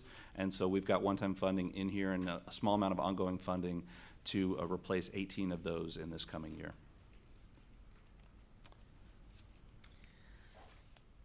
All right, for data-driven organization, we have some additional funding needed for our ERP. This is basically to maintain that system for years 2 and 3. We do plan to go live on October 1, 2026 with our phase 1 of that program. On the right side, you see there is our utility billing system software funding. This is to move our city to SpryPoint. Right now, we've had quite a clunky, I mean, it works, but it's just double work for our team, and probably from the end user as well. We have the problem of having Castle Hills as well as Legacy Lewisville. This is probably our last system that is treating them separately. So we have kept the legacy program that Castle Hills had when we annexed them in, and we also have the prior existing Legacy Lewisville that we've been operating as separate systems. They're both not supported anymore, and so we need to move to one system and bring the whole city as one city. So with that, we are moving forward with SpryPoint. Also, we had this last year a critical vendor shutdown that happened at all of our fueling stations. In one day, our fueling ceased to operate, so none of our vehicles could actually get fuel. And so luckily it was resolved by the next day, but the vendor we're currently using just cannot identify what the cause was, and that creates a lot of concern for us. This is another vendor that we're going to be moving to that other cities have said is of a higher caliber. So we want to make sure we're providing the resources we need so that we can do the services that our community needs us to provide. On the right, the Grand Theater booking yes. Sorry. So with the cost associated with changing our vendors, is that additional fee over what we are paying our current vendor, or is that like, do they have to replace the equipment? I think they're replacing the equipment. So there's a one-time cost to install the new software, get that set up. There is an ongoing portion that will be added to the budget, so that will be on top of what we've currently been paying for our fuel vendor. Okay. So how do the contracts work? So this other vendor, is it a year-by-year thing with them, or is it a multi-year contract? I'll have to ask fleet facilities. Yeah, hold on a second.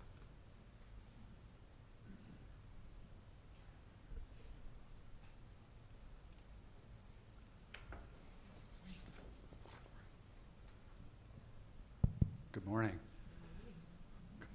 There you go. Yeah, so this is our fuel software that we've used. This is a software that's going to integrate with our telematics as well, and there is a monthly or a yearly subscription to use it. So once we're done with them, they're done, and I guess we just move on to the next vendor, correct? We don't have to pay the other vendor some kind of payout from their contract? No, it's a yearly contract that we'll have to resubmit every year. Okay, thanks.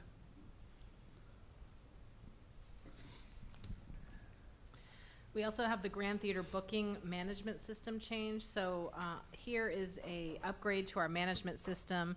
It's basically going to support nearly every aspect of our rental operations. You can see down below the dashboard that the software system provides will definitely help the team not only provide better service to the people renting the facility and our artists that we're bringing into the facility, but also maintaining the calendars, contracts, payments, things like that. So it's also going to be helpful with regard to just keeping track of data. I know that's been a big initiative with the Grand Theater, making sure we're keeping track of the data so that we can bring the right performers in to get the most bang for our buck for those performances. Axon Public Safety Contract, this is year 2 of a phase plan. As you can see, that cost there on the left is a very high cost. But we also knew that the police department needed these, this technology just to provide better services. One of them is this translation on their cameras, which is just pretty phenomenal. I've seen it in use. I think some of you have actually seen it in use as well. I think Mr. Kirkendall has also seen it, where you can literally just be talking to someone and it'll translate to you. It'll identify what language they're speaking to you, it translate for you. This creates greater efficiencies so that we don't have to call an officer in or have to call a language line to be able to help in that regard. There's also several AI-supported tools that it provides. There's access to evidence.com, drone as a first responder. I mean, this was a fairly large package with a lot of different tools for our officers. So we wanted to get it on the streets as soon as possible. We funded it last year with the idea of having a phase plan where we would start chipping away at that ongoing cost, funding some of it with one time, and then transferring that every year additional money towards that ongoing. Claire, I'm sorry, real quick. I think last year, if I recall correctly, there was a gap with our Chin community. Has that been addressed? No, it has not yet. We have asked Axon to work on that, and they said that it's in development. All right, thank you. We also have law enforcement equipment and technology. So this would include, this is a variety of different things for equipment and technology for our law enforcement team. So you have 4 GPS units, an infrared pole camera that's for undercover officers. We have new software, or renewing our software for our drone program, purchasing 21 Faraday bags, and then the higher ground screen recording is basically for our dispatchers to make sure we can record what they're actually seeing and on their screen, and then we can go and also records what they're saying so that we can go back to help with training as well as quality assurance.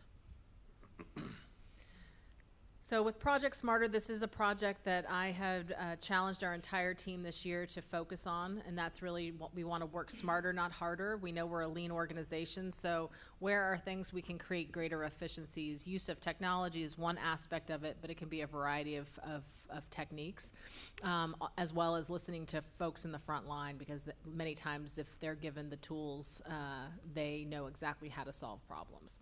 So one of them is city data mapping. This is a software system that will tell us more information about who's coming to our parks. This helps us, and like how many people are at our parks at a time. This is beneficial because it helps us deploy different resources at different parks. So for example, if we have plow and we want to have a deployment, knowing where, like when there's a critical mass of people at a park is important, so that we're spending our employees' time is going to a place to engage with people instead of just kind of parking at a park and waiting for people to get there.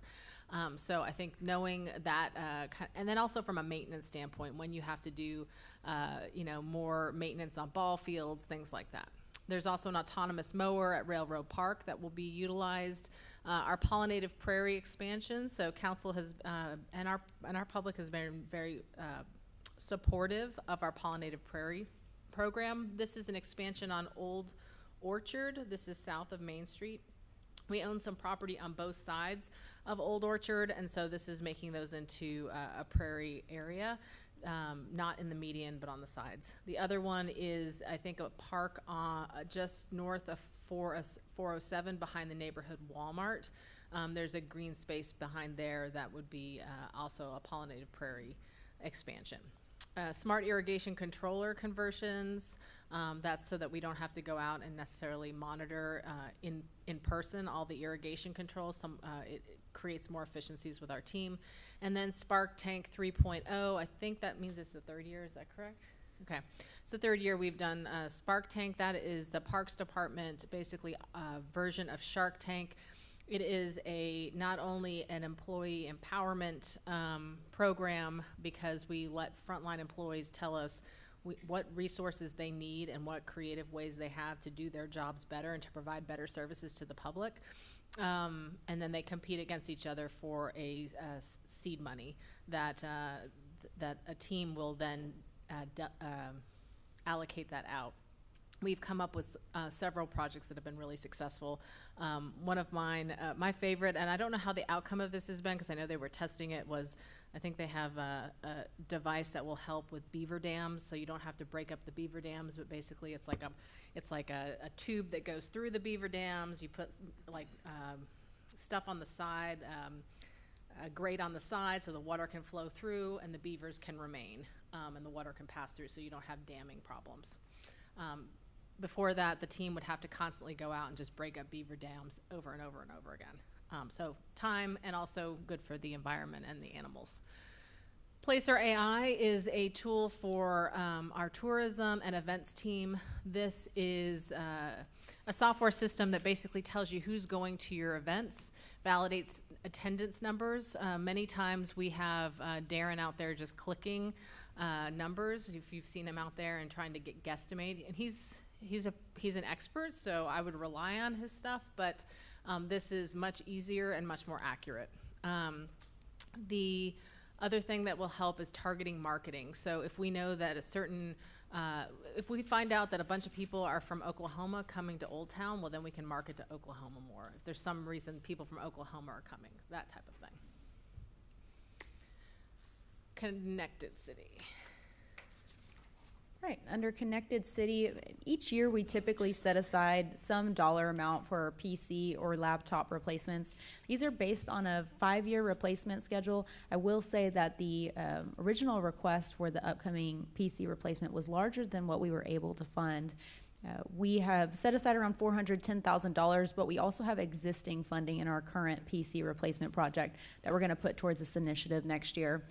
This is an example of a case where we used a variety of funds to replace these PCs, and as you can see here, we've had some hardware tickets submitted in relation to PCs that are reaching their end of life. We'll also look to expand our park Wi-Fi initiative. This $71,000 here will get us to 5 additional parks. We currently have completed 12 parks, and there's 1 in progress right now. So with these additional 5, that will get us to 18 parks. And I believe the current list that's being evaluated is somewhere in the neighborhood of 40 parks. Then we'll also look to install new signage and wayfinding in our library. We did an initial concept design this past year. Just to recall your attention, back in 2002, 2006, this was 20 years ago, this is when we installed the initial signage in the library. So it's been a while now. With the funding that we're setting aside next year, the $117,000, this will get us the funding for design, bid documents, the creation of the custom signage, and then the installation as well. And the color theme will be based on the new luminous artwork. That's the jewel-toned blue and green colors. For infrastructure and equipment, this is not one of your 2025 big moves. It actually will be one of your 2035 big moves. But with that, we thought it's always important, and council has always had a desire to see this. So we have a jail generator upgrade. So the current jail has an undersized generator with full capacity of only 200 kilowatts. So basically, all the facilities around them, if there's an outage, their generators will power their entire building. This only does a portion of the building currently, and it is aging. So that's replacement of that. And then the meter vault rehab and replacement. These are for very large meter vaults, and so you can see some of the tops of those vaults need some TLC. They're dangerous to keep them open like that, and so this funding is to be able to replace those. Fleet parts and contract administrator vehicles. So with our fleet parts, you can see the dollar amount we have typically put into our proposed budget, and then how much we did on our revised budget. So the 3-year average is $862,000. So basically what that's saying is that we have not been budgeting the right amount every year for our fleet parts, and we keep having to do supplementals later on. So with that, we're trying to right size that funding to how much we spend. And then to the right is your purchase vehicle for a contract administrator. This is in our public works department. We have a street contract administrator who basically is out there monitoring and inspecting field crews, other departments being out there, meeting with inspectors, things like that, and meeting with residents. Right now, he's just operating his own vehicle out into the field, and so this is giving him a fleet vehicle. Our existing capital infrastructure funding. So at Retreat, we bring to you, over the last 5 years, we've been doing this infrastructure study that says this is the amount that we need to ultimately get to be able to be predictive, so we can maintain our streets in a way that are at a high level. We brought, and I think that total amount is, that we have right now. The base funding that we have in the budget for general fund CIP cash is $13.4 million for street and alley infrastructure. So you guys have been building up that 13.4 million. Of that, every year we put aside that amount ongoing to make and we basically dole it out to Caitlin's team to say, okay, this amount is going for streets, this amount is going for our sidewalks, and et cetera, et cetera. And so then their teams go out and just do any work that's required, and they've got a list of things they've got to get to. So we had looked at it and said, actually in this year with an 85 PCI, that's a really great pavement condition index. We told council this might be the year we want to shift some of that funding, some of that 13 million that's our ongoing already in our base budget. We want to shift it to something else that is a need within our infrastructure on the roads. And so I think it was last year that Councilwoman Cade was very adamant about wanting to get through traffic signals. I think it was last year. We have been working on these corridor progression projects, but this is to basically upgrade every one of our intersections, 101 intersections in the city of Lewisville, with traffic signal detection software that basically can see what vehicles are there and then plot out when it should let people go through. So it should allow traffic to flow better throughout our entire city. This is a one-time cost for a one-time project. That we feel it's appropriate to shift that money this year. The other portion of that would be towards upgrading our fading street signs throughout our city. Definitely starting in Old Town. I've gotten quite a few of you pointing out to me that our Old Town signs are faded, and so that priority would be in Old Town as well. But the funding goes citywide. So Clay, I want to be clear. So this traffic light, this is instead of timers that say every 3 minutes or whatever, we're going to turn green and red lights on the cross-section traffic. This is watching the traffic to better sure things flow? Yes. Awesome, okay.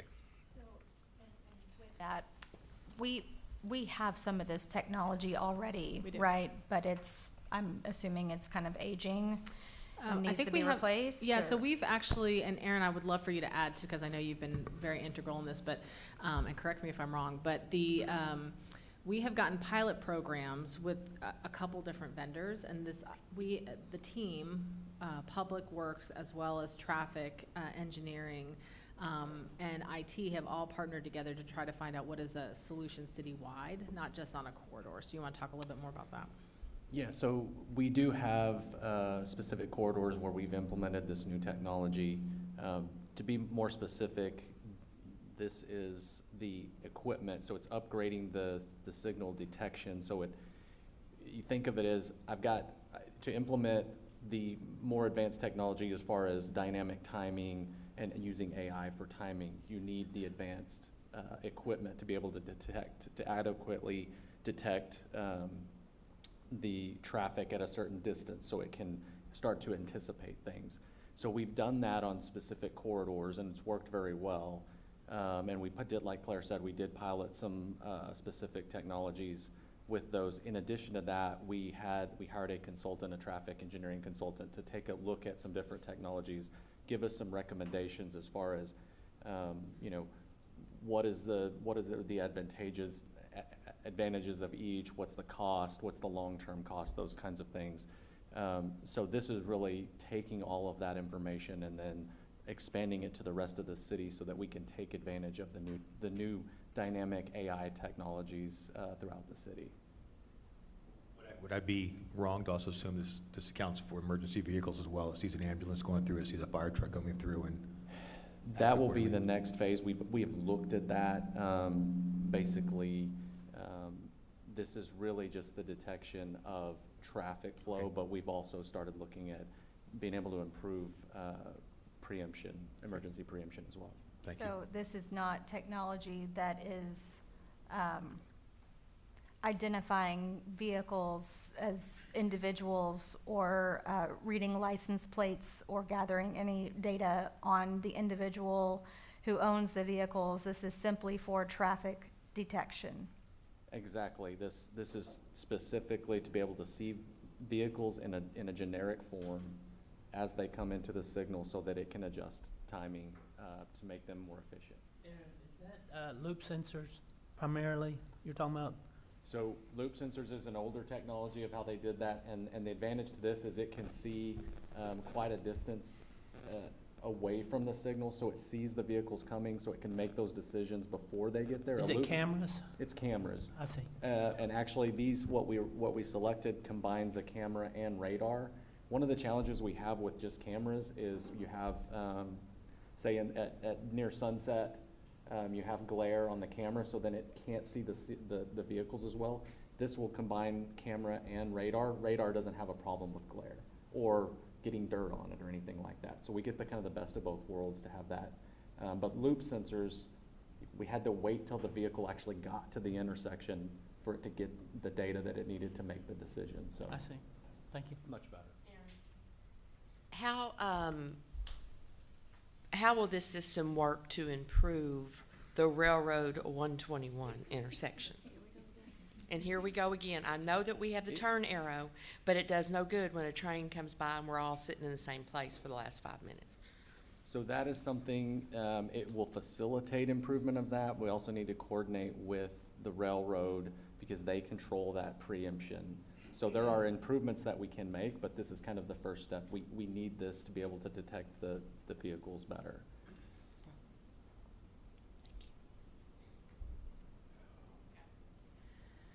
So next up is utility equipment replacement CIP funding. So this is a CIP, so basically the money that gets funded here gets put into a CIP account that is then used for our utilities team to buy any type of equipment that is failing.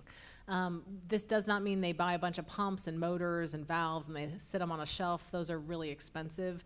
These are just based on usage, what we know that is like, and at the end of life, what is likely going to fail in the upcoming year. And so you can see kind of the replacement down there to the right. That's the annual replacement needs combined, and you can kind of see how it changes from year to year. But we're trying to get more appropriate funding levels for this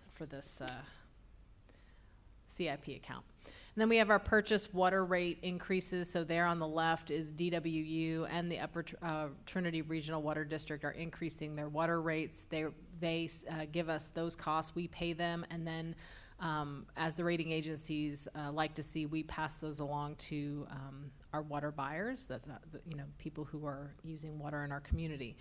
On the right, though, is an increase in capacity. So council is aware that when we purchase water from Dallas Water Utilities, we have, you basically want to be very strategic about when you're taking more, we call them bumps in MGDs. And the reason, that's million gallons per day. The reason why you want to do that is because if you take too much, you're ending up sitting on water that you're not utilizing, and you're paying for that water. You're going to pay for it no matter whether you use it or not.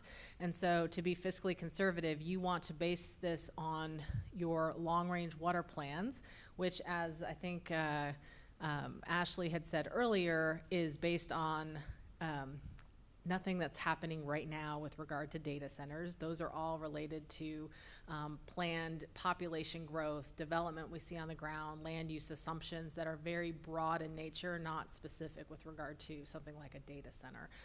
So this MGD is just based on what we know we're going to be using in the upcoming years. Mayor, I think you got better numbers than I typically have. I'm going to misquote this, I'm sure, but last time I heard is something like 90 people a day come into North Texas. Is that still a good number as far as you know? that 90 a day coming to Denton County. Yeah, so just to Denton County, not even North Texas. We're roughly adding 220,000 people a year into North Texas. Which underscores what you were just saying. This is not about a facility, a location, a business. This is about taking care of our population that's growing, because it's a great place to come to. Yep. Thank you. None of those people are bringing roads, water, sewer. Yeah. They left those behind. So Claire, Yes, sir. if you increase by a half MGD, do they look at that again and reevaluate, or you're stuck with that number the rest of forever in perpetuity? You're stuck for, I think, 5 years? So you're stuck for 5 years, so if you don't ever use that for 5 years, you can actually drop down. Okay. But it's very unlikely, especially with the growth happening, if you don't use it the first year, you're definitely using the second year. Gotcha. So it's, and I will say DWU has been more, restrictive than we were probably 5 years ago. They were a little more lax, and like if we could run up to the line and then be like, hey, we need to take an emergency bump, and they would give it to us. But now with water and just making sure that the planning of water is appropriate, DWU has been much more, no, you need to give us a plan take. We can't, I mean, of course, if it's a true emergency, they'll give you but it has to be a true emergency, not because you're just playing the system and just waiting until, and then Right. taking the money taking the bump as you need it. Claire, Yes.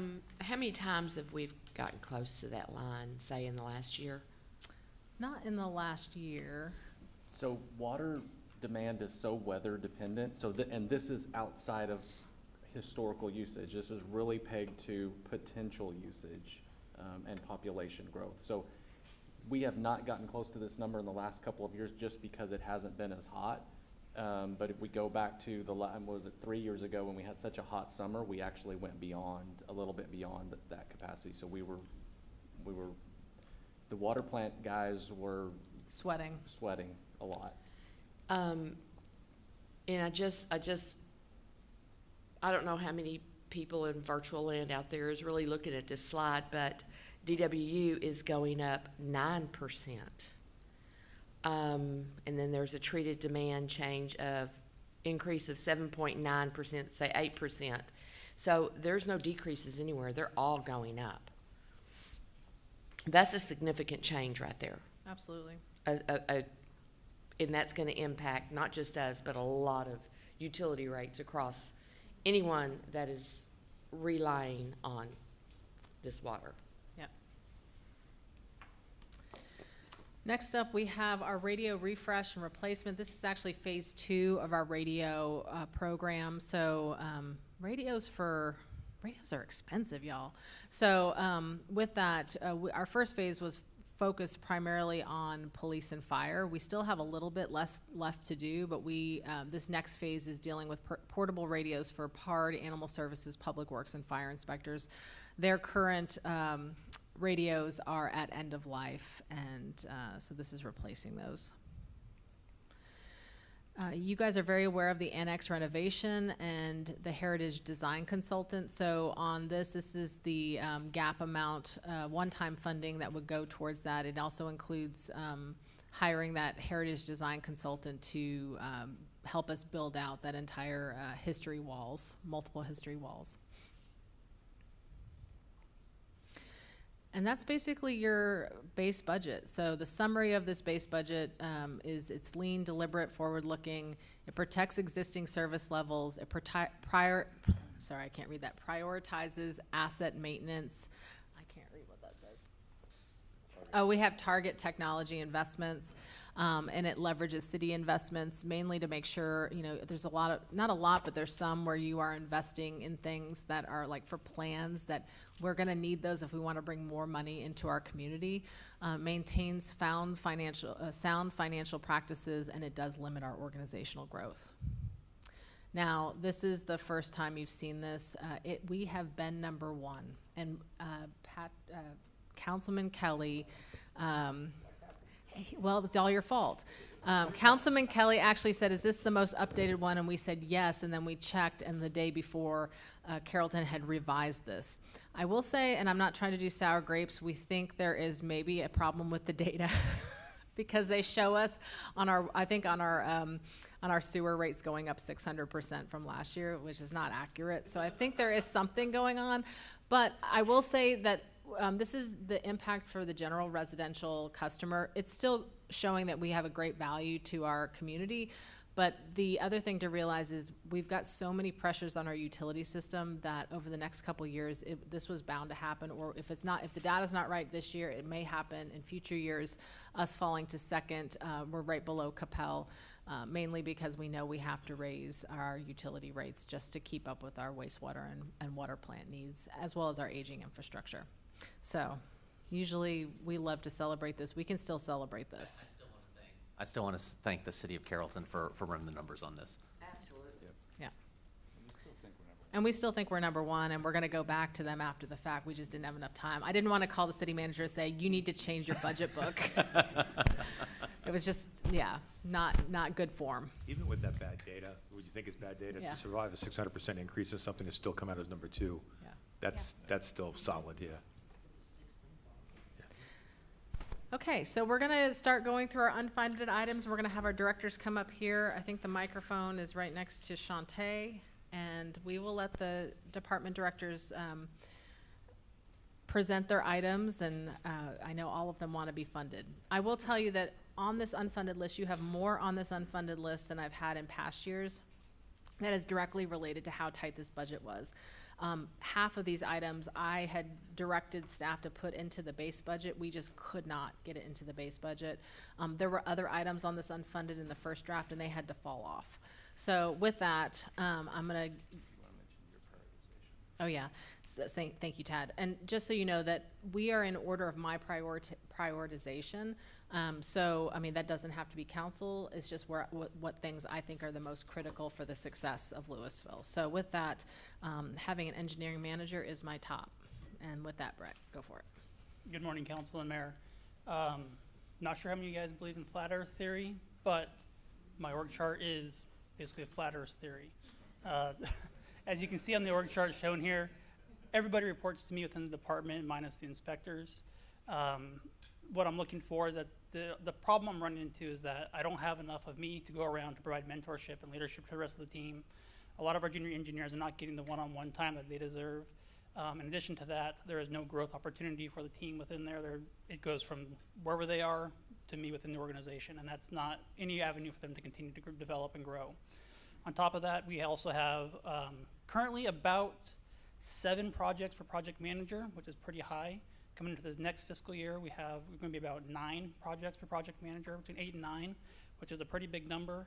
By adding this position, I'll be able to get that number down to hopefully around 5 per project manager. The concern is that we're going to get project burnout with the staff. If I want to keep the rate at a reasonable progress, I'm going to have to delay about 8 projects from starting next year, which is about $90 million of the projects. And if you look at inflation, it's about a $3 million increase in project costs if we have to delay any of these projects. So our request is to get an engineering manager so I can provide some growth potential and to help alleviate some of the workload on the staff. If you have any questions, I'll answer for you. So where would they slot in exactly on here? So, I mean, I hate to just put a layer between you and everybody else. Now they just have everybody reporting into them. So where would they slot here? This would be part of a bigger reorg of the department. Okay. So there'll be some more shuffling around and providing some hierarchy within the department and having some more senior leadership and mentorship to be provided to the younger staff. Okay, thank you. Yep. I just like to say I completely support this. Having come from where I'm at, with my current job, I'm down from 3 jobs to 2, so I understand where you're at. So. Thank you.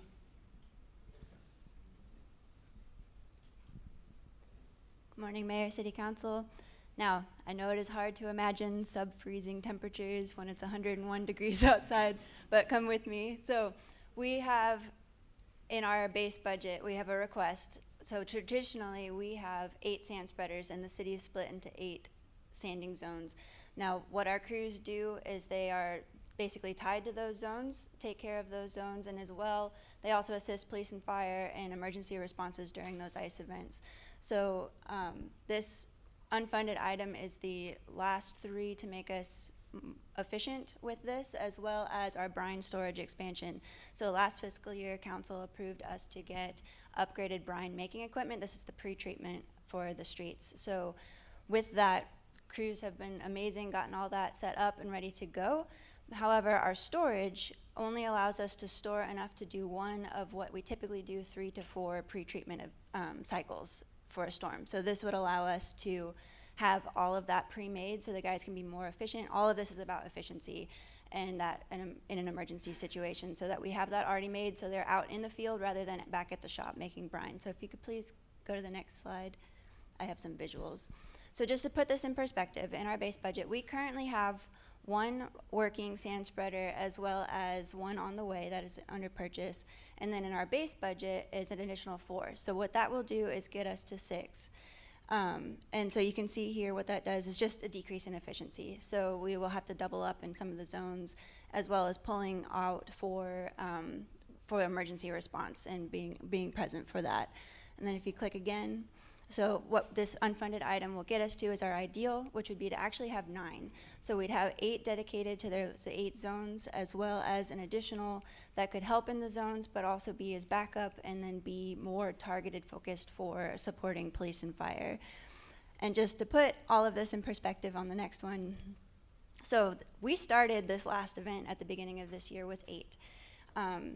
1 was the new one, the rest of them we had for many years. And as you know, metal and salt don't go together very well. So this equipment had deteriorated over several years.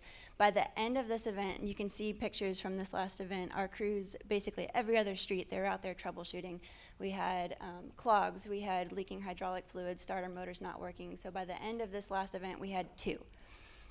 We had 1 that was the newer one, plus 1 that we had Frankenstein from the parts of the ones that had broken. So huge kudos to our crews. They're so good at troubleshooting in the field, but this would help us basically have all new spreaders. In addition, this also creates a ongoing lease payment so that we have these on the replacement schedule so we don't come into this situation again. Any questions? Do we have, so I will tell you subjectively, it feels like we're seeing more winter precipitation over the past 4 or 5 years than we've seen before. Do we have data to support that, or is that just me making that number up? It definitely feels that way. I think what we've seen looking at the trends, we've seen a lot more ice. Yeah. That kind of rain that hits when we're already starting to freeze, and then that freezes over and has slightly longer events. But we have definitely seen the extremes, and we are seeing, whereas it used to be like you'd have a major event every 2 to 3 years, it feels like it's every year. Annually now, okay. Yeah. Thank you. I have a question about the maintenance and upkeep of these during the year when they're sitting idle. Are you going in every so often Yes. and running these so Yes, that ma'am. they don't? Yes, we have a monthly work order to go through and make sure that they're up and running. Yes. And how long do these last, these newer models? I don't have that information. I will get that to you. So the spreaders fit into an existing dump truck. When you buy a spreader, you're not buying a whole dump, right? Correct. Yes, this is what goes on the dump trucks, and we are making sure. Okay, I'm getting 8 years. So, yes. So all the dump trucks that we order, we're making sure that they have the proper hydraulics to run these. So all but 1 run on the dump trucks. We have 1 that can attach to a regular truck. I see. Council, I'm sorry, Caitlin, I'm gonna correct something, because I think there was a communication issue between us maybe. So this actually gets us to 5 total. So we weren't able to get a total of 8 into this, so I just wanna make sure, like, we're gonna try to build that into the next year. They're gonna have to do double time. It's not ideal, but that's what's on this unfunded. Sorry about that. So I guess with this, we're on now a cycle where we put money into the budget to replace these at 8 years, Yes. I guess. Yeah, that's a good question if we have, we do. Okay. Yes, we've built in ongoing lease payment Lease funding payments, into this okay. request.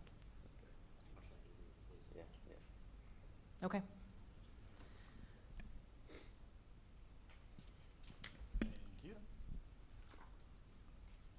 So, good morning, Mayor and Council. We've got 3 items here that you see on the technology items that are unfunded. The first item here is our endpoint consolidation.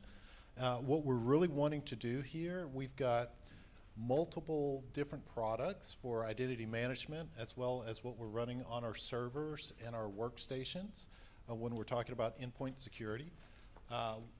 Two things here. When we went with the solution that we have now, one of the reasons is because we had a lot more services on-prem, meaning running on-premise. Now what you see is a lot of your load is running in the cloud.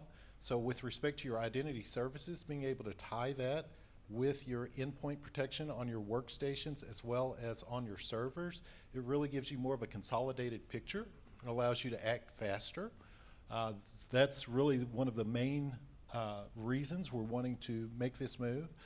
Moreover, the vendor the incumbent that we're currently utilizing has been procured twice now and is currently owned by a managed service provider. So we are a little concerned about how that product's going to continue to develop.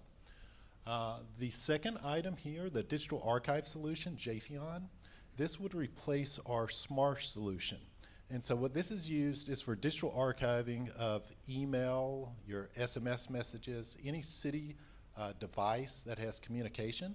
So we archive all of this information, again, open records request. And so what we find is that your email is one of the largest producers a lot of times with respect to open records. This application, the current application Smarsh that we use, is a little difficult for staff as far as the functionality.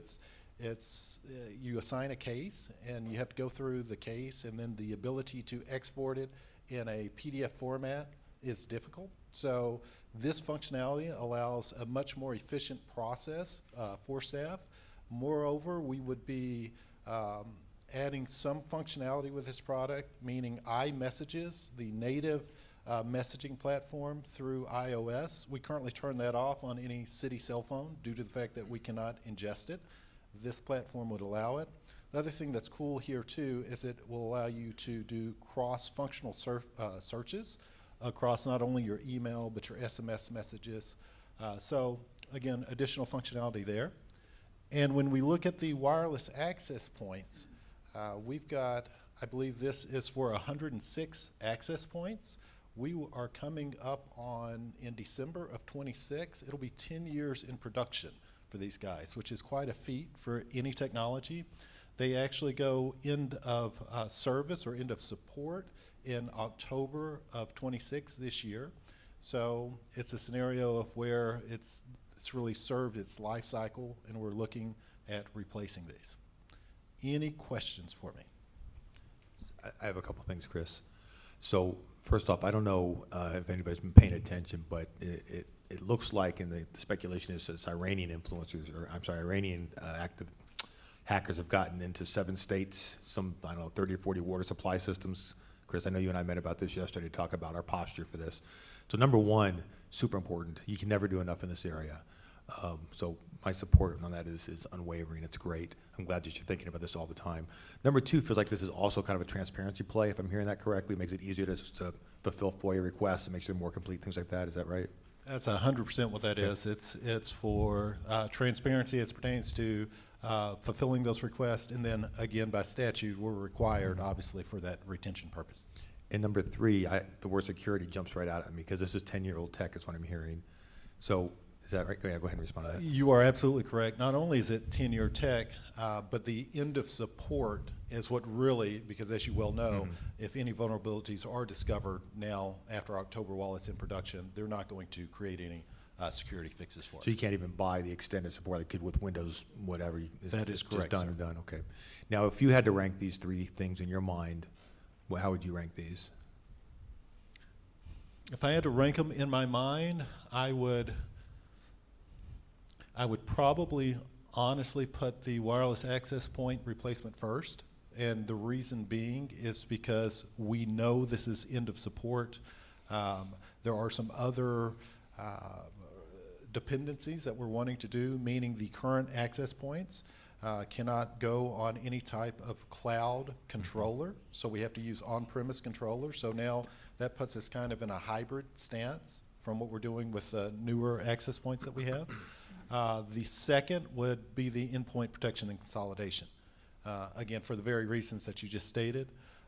The digital archive solution, Granted, it does provide easier access as pertains to staff, and it does allow us more functionality.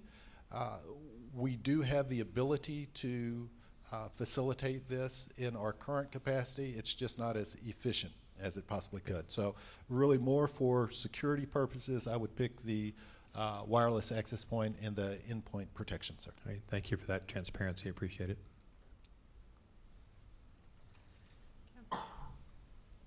Thank you. Drop this.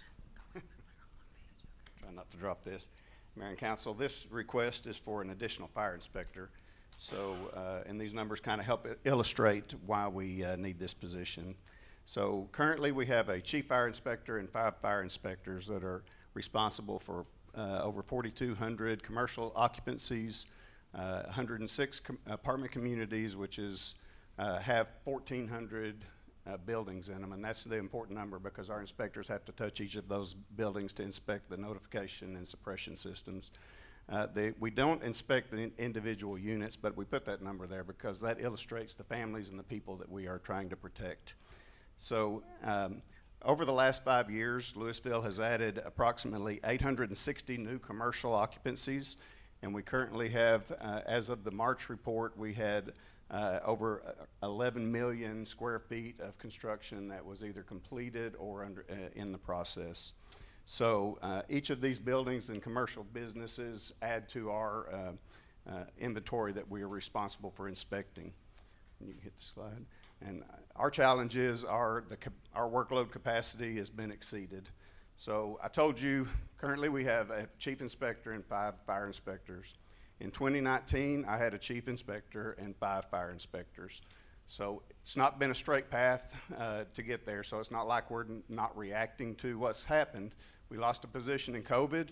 We added one back for Castle Hills, but the end result is I'm at the same staffing level that I was.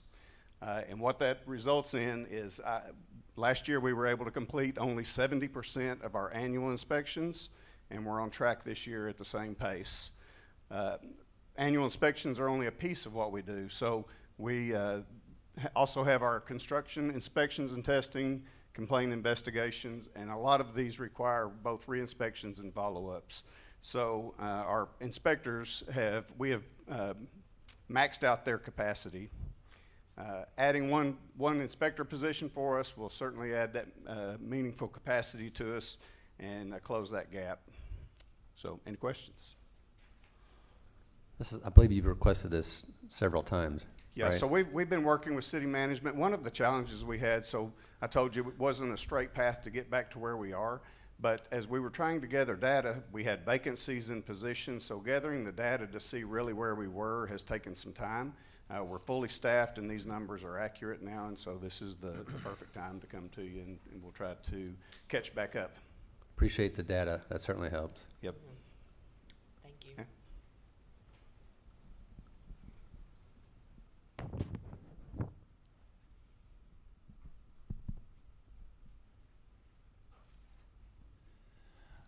Mayor, City Council, here to talk to you about the request for one sanitarian position.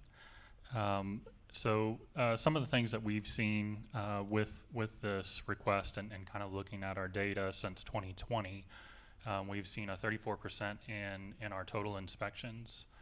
And with that being said, that reflects an additional 150 establishments that we are now permitting.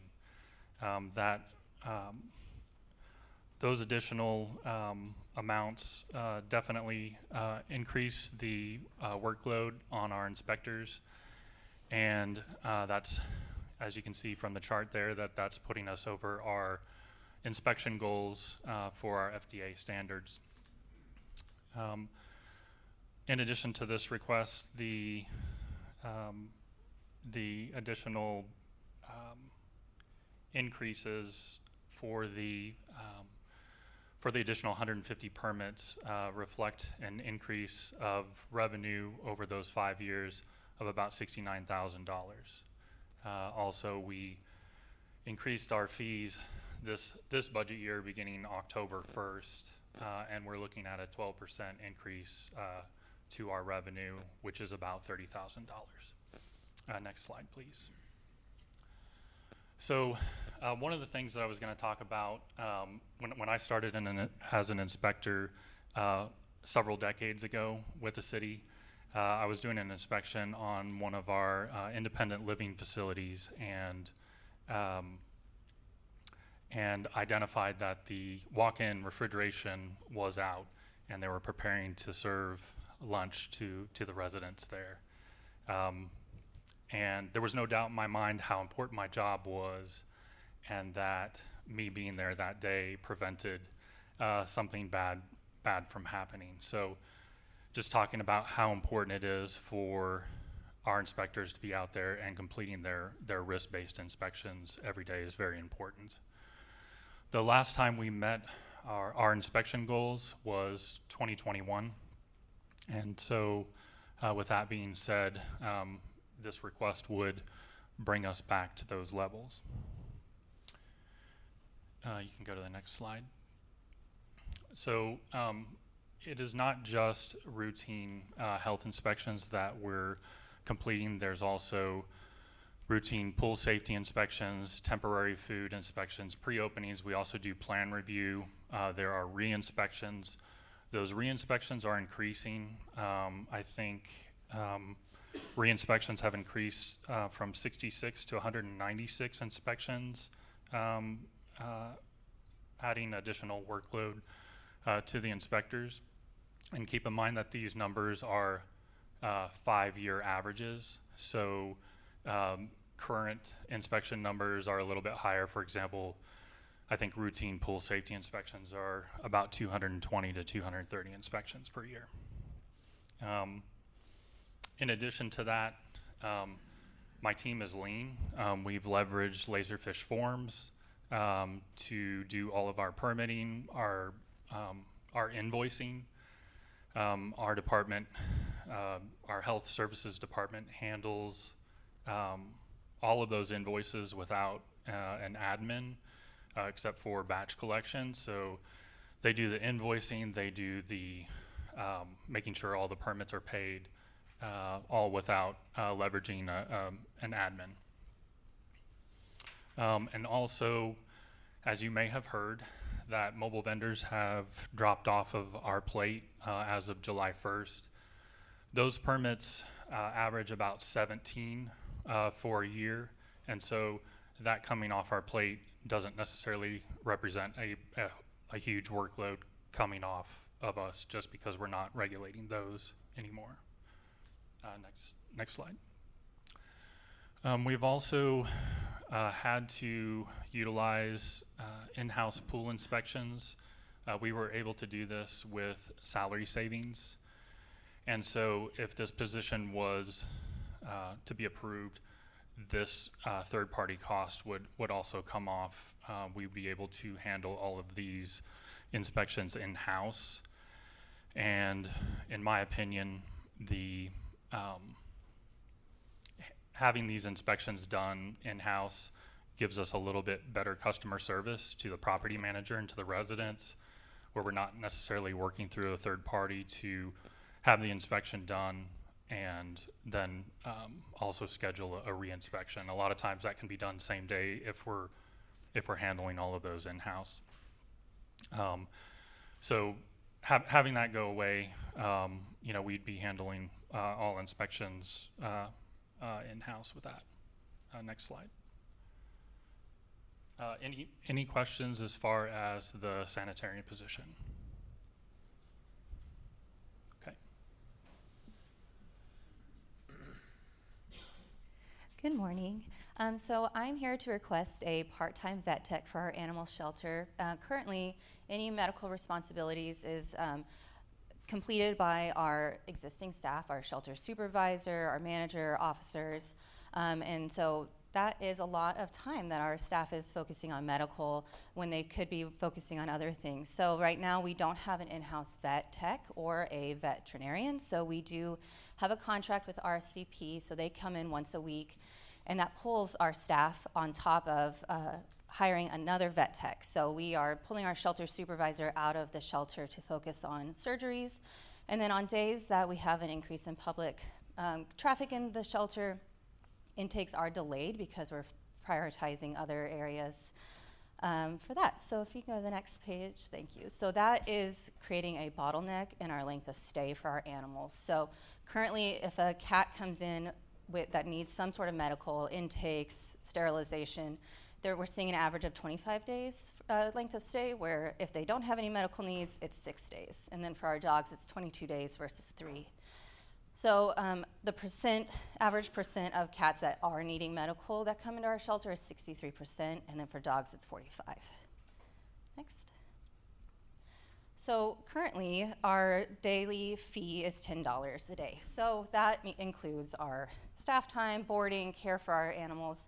That's doubled since 2022 when it was only $5. Everything is increasing right now, so we're seeing that increase. In 2022, that length of stay cost is about $85,000, where now it's over $245,000. So we're seeing that increase in cost.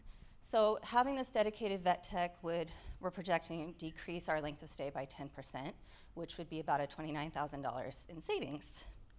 That's all I have on that one. Any questions? Okay.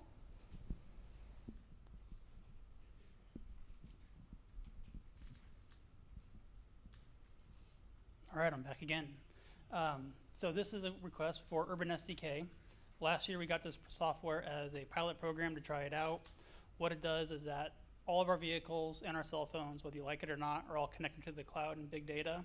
This pulls GPS data and tracking data from the phones and vehicles, so we can click on any road segment within the city, get average speeds, 85th percentile, maximum speeds, and traffic volumes in real time. This is a great customer service benefit, so when we get complaints or requests from residents to look at traffic or speed or intersections, we can pull up this data instantaneously, respond to the resident, respond to the complaint immediately. If it's close, we can go back out and use traditional radar and get exact data, but we have truthless data up with our radar data, so it is very accurate. And I'm making this request, but this is actually a software that is used by multiple departments. We use it the most in engineering, but it's also used by planning, public works, and police department, because we have 5 licenses as part of this software package, and so we're asking to be able to continue our use of this software going forward. I really like this project. I think it takes some manual burden off of staff, 1. 2, I think the numbers are maybe more accurate than you could get just running kind of individual radar out there. But 3, I think if I think about the kinds of requests that come to me from the public in general, I think everybody thinks their street's too fast. Everybody thinks people will blow at stop signs. That is the most common request. We don't get a lot of it, but when people show up to speak or talk to me individually, this is what I hear.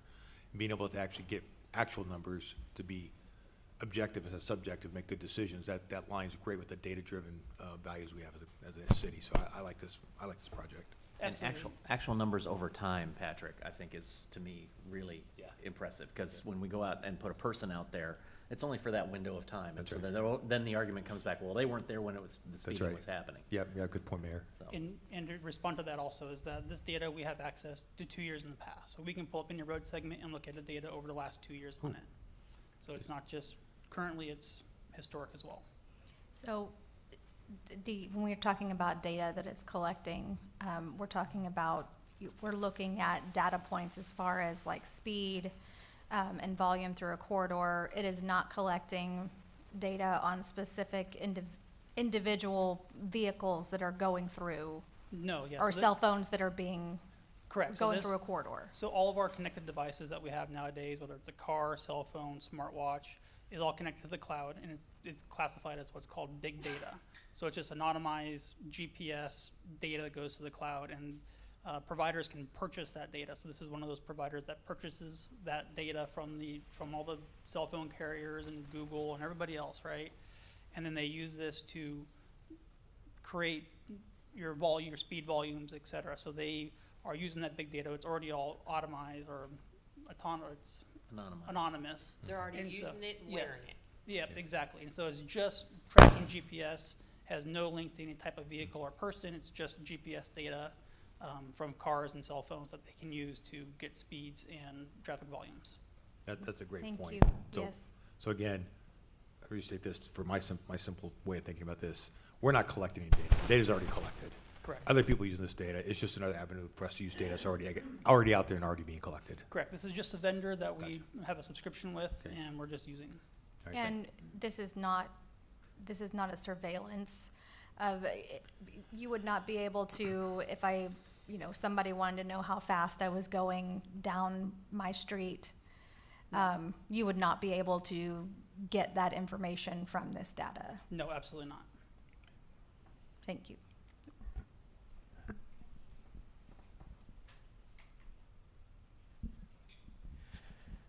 All right, good morning, Mayor and Council. So this is a proposal for your consideration for 2 school resource officers that are rovers. Ever since Uvalde and the state law changed about making sure that every school in every district in the state of Texas had an armed person inside their school, and you see that done various ways, from police officers, or in LISD they have a hybrid model where we have police officers and then guardians. So all across the state, everybody has to deal with this. In Lewisville, the way we've adapted is all of our middle schools and high school campuses have school resource officers. These are officers identified, selected, and trained. They're trained under the state guidelines on special training related to school resource officers. They're also trained by LISD to maintain a good partnership with LISD as well. In addition to that, there are elementary schools. So what we have done is, obviously LISD could not afford to put a police officer in every elementary school, and neither could we.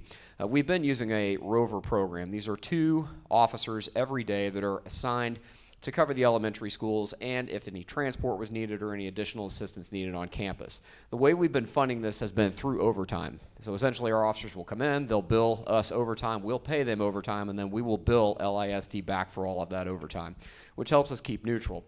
The challenge is, every day it's a brand new police officer for the most part. It's not always the same person who's tied into LISD's training program and their response programs as well. So what we're doing is we're asking in this particular capacity to replace those with permanent school resource officers.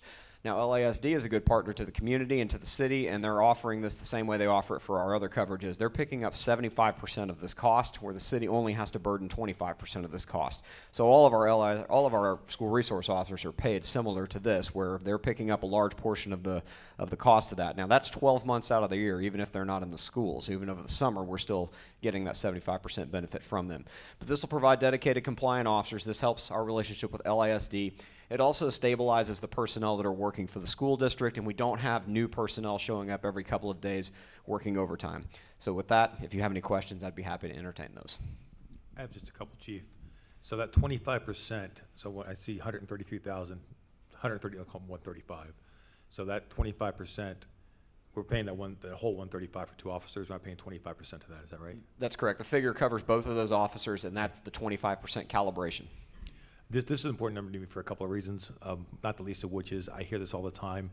They're speeding on my street, just stick an officer out there. The concept of what it costs to put an officer on the street is lost, I think, on a lot of people. You think, well, it's just a salary.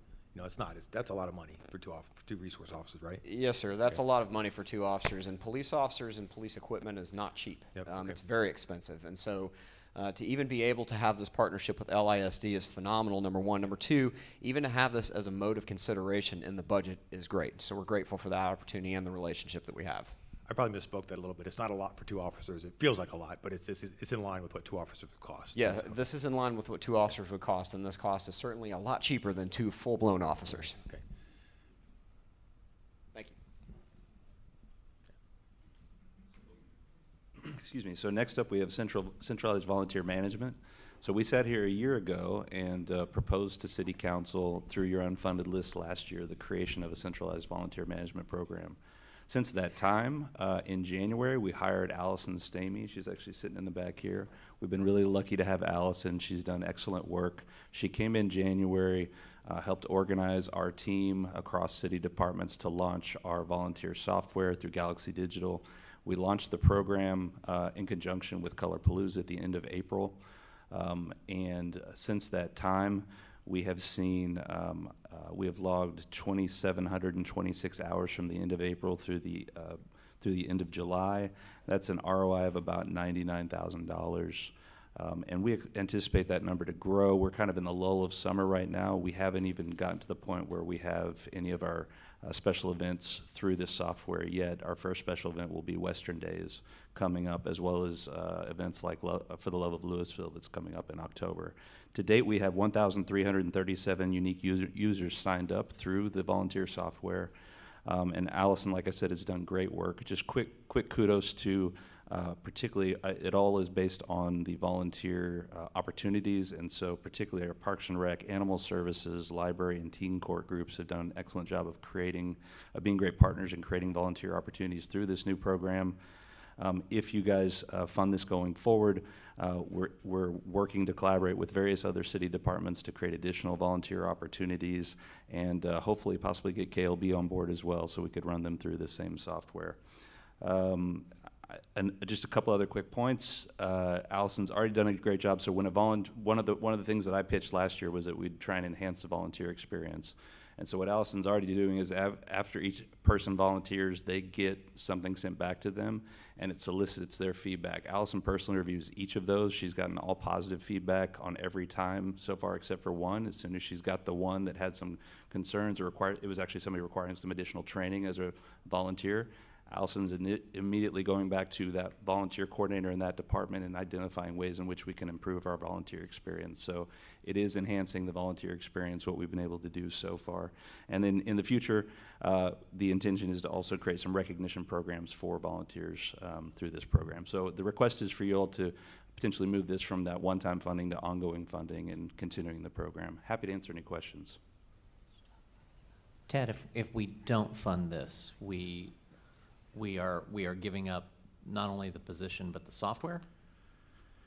Yes, they're both built into this. Okay. Yes. Yeah, so you're giving up both, at which point management of volunteers will now fall on each individual department. Yeah, if you all didn't fund it, ideally we'd love to figure out a way to keep the software, so we figure out how some way theoretically to it's about $6,700 a year. But to your point, yes, it's really just back on each department to do the thing that they're doing. We wouldn't have a centralized coordination. We wouldn't have any of those things we just described. Okay, thank you. I'd like to say this program is one of my favorites, and the person running it is one of my favorites, because she's a bulldog.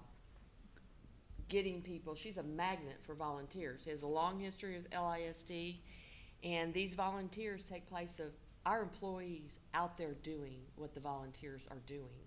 And it also gives our citizens a way to give back to their community, which is extremely important for those that truly want to impart goodness on their community.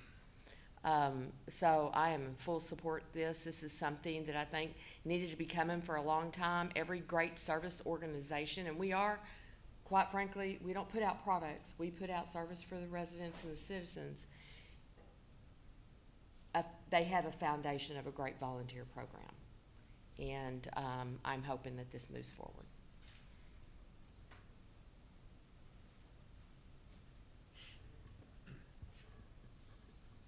Alrighty. Ooh. Salvation Army. So let's talk about inclement weather. We have been in negotiations with Salvation Army so that they will activate during inclement weather, during our Code Blue activations that we have, and we are moving forward. I will tell you that we sent a draft agreement to them 2 weeks ago. So I'm excited to say that we are moving forward with this. So the deal points for that agreement, they will activate for us. They will provide meals, showers, toiletries for their guests. We will pre-treat their parking lot. We will provide some security. That was a big issue for them, is the security of it. And then we will also, per guest per night, there's a fee that we'll pay, and then a one-time deep cleaning after each activation. But feeling confident that we're going to be moving forward with this, and waiting to hear back from their review of our draft agreement. Any questions? Yeah, I have a couple things. Yeah.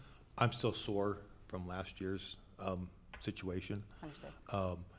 This is great if I could believe this, but Yeah. it feels like there is a severe lack of communication on their part back to us, if I understand the situation correctly, without getting assurances that that's been corrected on their side. I have difficulty funding this. Okay. We have other ways to go about that, so clearly you look like you want to weigh right in, so. So we did, and we'll bring this to you when we bring the contract. Actually, I we can bring a workshop item to you if you'd like and have Salvation Army come talk to you guys. I will say that we did a cost analysis or what it cost us to do it, and this is less expensive than us providing the sheltering ourselves, where we would also have to figure out our staffing models for those types of events. You know, to me, this is worth giving it a shot for a year, letting them see if we can, I mean, this is not a commitment longer than a year. And if this doesn't work out with a contract in place, then I think we need to start looking for other partners or just committing to we're gonna have to figure it out ourselves. Can I ask a question? What happens since we don't have a completed contract finished? What happens if we fund this and then something goes wrong with the contract and that falls through? Then what happens to this money? Technically, it wouldn't get spent, so it would go to fund balance at the end of the year unless there was some other partner we could find throughout the year, and then we'd bring that to you. I'm with Patrick on their total lack of communication with us, and it felt like the rug during the most vulnerable time for our most vulnerable citizens was pulled out from underneath us. There's a lack of trust with the new should I say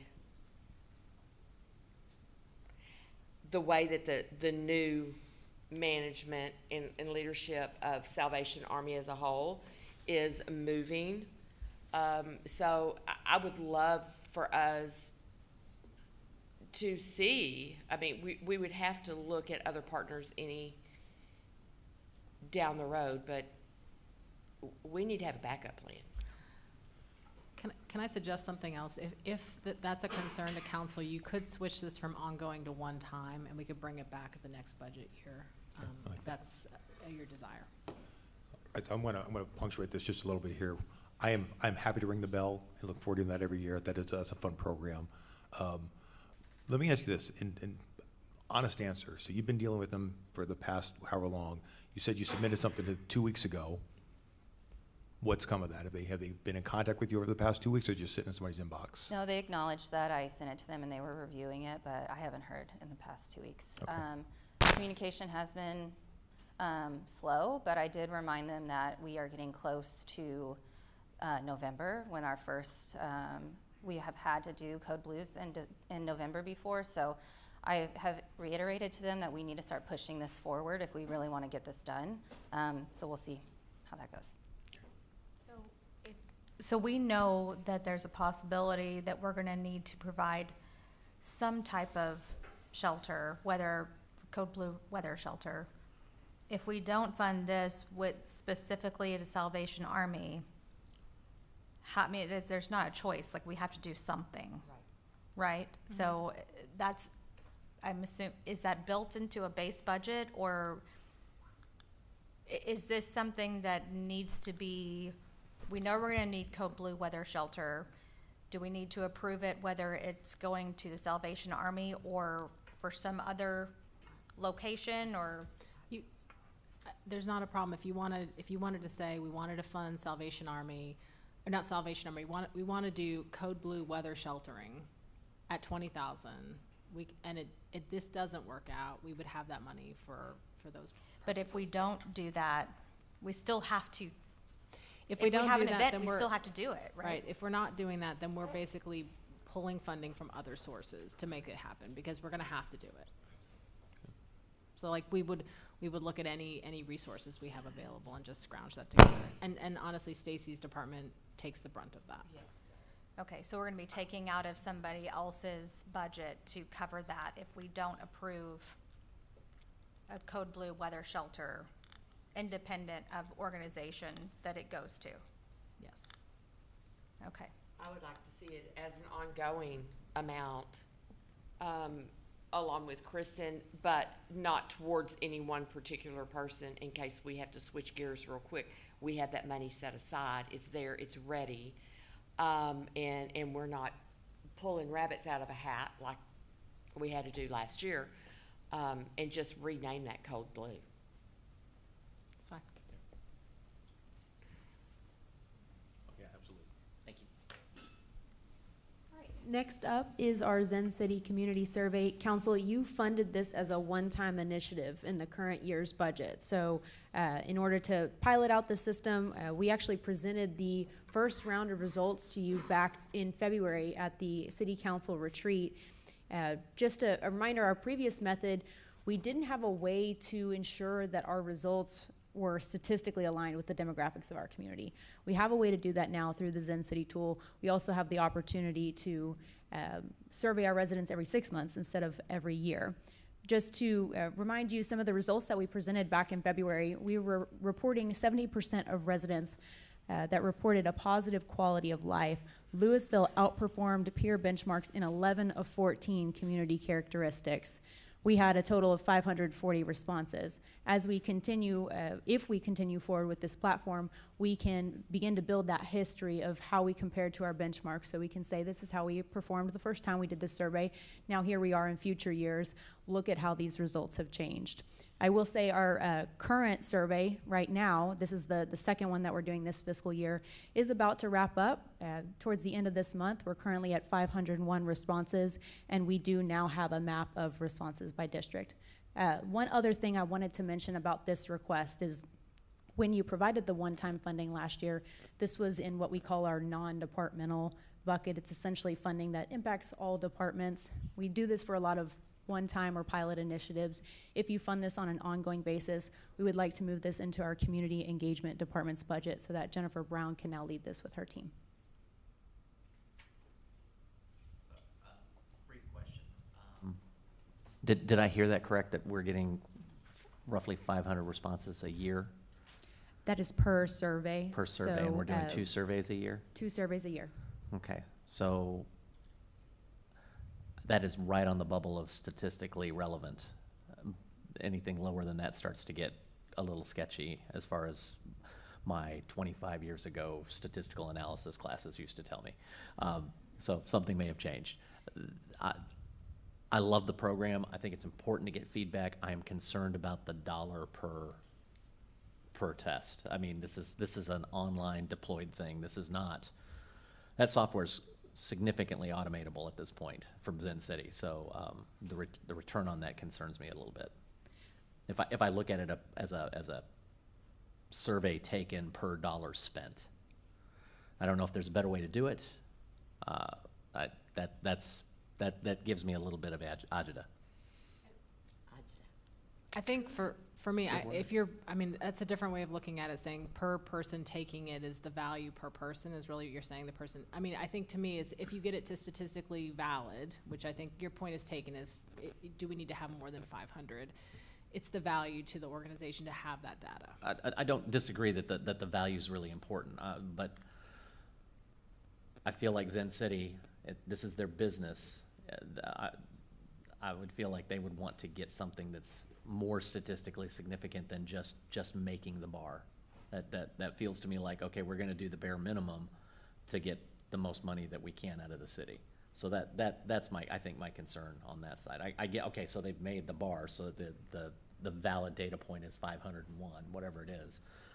But there's another statistical layer at 1,000 or 1,200 that creates even more relevancy. So that's what I'm not saying I don't like it. I'm not saying I don't want it. We need to have tools for feedback. What I am saying is I'm wondering, is the vendor doing everything for the value that we're getting? What we could consider is this funding is for twice per year, so we could look at reducing that, cutting this in half if you wanted to move to once per year, reduce down that cost. One other thing that I failed to mention is that when they do this statistically equivalent comparison to our demographics is we may actually get more respondents than that, but they'll weight each demographic accordingly so that when we report it back to you, it's the equivalent of that number of responses. So probably should have clarified that. And I get it. You know, there's all sorts of statistical analysis trying to create something that looks like us. So that's just, there may be a time to just have a deep dive and talk with them about what's going on. And I mean, we've had a good partnership with Zen City. There are other folks that do this. It may be an opportunity to have a conversation about what's out there in the marketplace. Do we know, ultimately the goal is to get engagement from, robust engagement and input from the community. How, with the number of responses that we're getting, how does that compare with what we were getting before we started using this software? I do remember James reporting that the number of respondents using the older method was higher. I remember thought. somewhere around the 1,000 mark. We also had a survey right before we started using the Zen City tool where we had an influx of a particular community using that method to fill out the survey, and it ended up skewing our data. But yes, I can get you that information from prior years. Okay, so I'd be interested to see, like, maybe if I appreciate the analysis that, we can really dig into, and, who is submitting what, is it representative of the community as a whole? Are there some people or individuals that are submitting multiple surveys or trying to submit multiple surveys, again, in an attempt to manipulate the results? I don't know if it would be, kind of be interested to see what would happen if we kind of did one using Zen City and then one not, with our 2 surveys in the year, and just kind of see how does that compare? I'm with TJ, like, are we really getting the full value out of that spend? Because that is for $42,000 for 2 surveys. It seems like a lot of money. I'm gonna go a third in that same vein. I look at this and I think about, there is value add. I'm sure they're putting the data behind the scenes, so it's more than collecting a bunch of yeses and nos and adding them up and saying, 43% of people like this. I realize there's more than that going on, but I start thinking about how much I'm willing to pay for that more. So if we're just talking about surveys, if we had to send out surveys, I've seen the stuff that Chris's team has done. Could we spend $150,000 in-house and have this perpetually not have to be funded all the time, just support it for some fraction of this cost? I started extrapolating this out across a period of time and thinking, could this be built in-house and get 80% of the functionality for a better value? That's the kind of stuff that just goes in my head. Thank you for that feedback. We can definitely discuss that with our community engagement team and consider our options. I do want to punctuate the point, though, that the value in doing this sort of stuff, I'm all for. This is about transparency, about getting feedback. So the need for it is there for sure, just not sure that this is the right value for the dollar. That's my thoughts. All right, we will move on to our neighborhood vitality programs. I'm back. So PEP Plus and Code Abatement are 2 programs under the PEP umbrella. So PEP Plus is for much larger projects. They get 25% reimbursement on that one. And then Code Abatement is for for homes that have a code violation. They have a note from their code officer, notice of violation, and they get up to $7,500 to cover their violation. So these have been one-time funding requests. We are asking it to be ongoing. We did make some changes to these programs this year. PEP Plus is for homes that are 40 years or older, and then Code Abatement we pushed to citywide. It was in a specific zone, but now we're looking at citywide. So we're asking for that funding to be ongoing this year. For the Love of Lewisville, we have been getting $10,000 every year for that program. And last year we went citywide. We did 18 projects. We had over 260 volunteers. So we're requesting an additional $5,000 to get up to $15,000 so we can add another 20 households to that for the Love of Lewisville event. We do about $500 per house. So we're wanting to make sure that we can keep growing that program and serving our residents. And then MHRP, so our minor housing rehab HVAC program is funded through CDBG. We pay for the repair replacement of HVAC in our low-income households, sorry. So what we do with CDBG, there's a lot of regulations and requirements with our federal funds. So if we were to pay for the scope of work with CDBG, we would have to do an RFP or bid and then go out again for another bid for the actual work to be done. So we have been very grateful that Earl has been helping us find contractors that will do the scopes for free for us, but that time has taken a long time to find those vendors. So We're asking for $2,000 to be able to pay a contractor to do those scopes of work. So we're shortening that time frame from when a resident applies to the work actually being done. So that's going to hopefully help shrink that time. And that we are currently in the process of our second round, and we're serving 14 households. So we're really excited to see what we can do on the next round. Any questions? Thank you.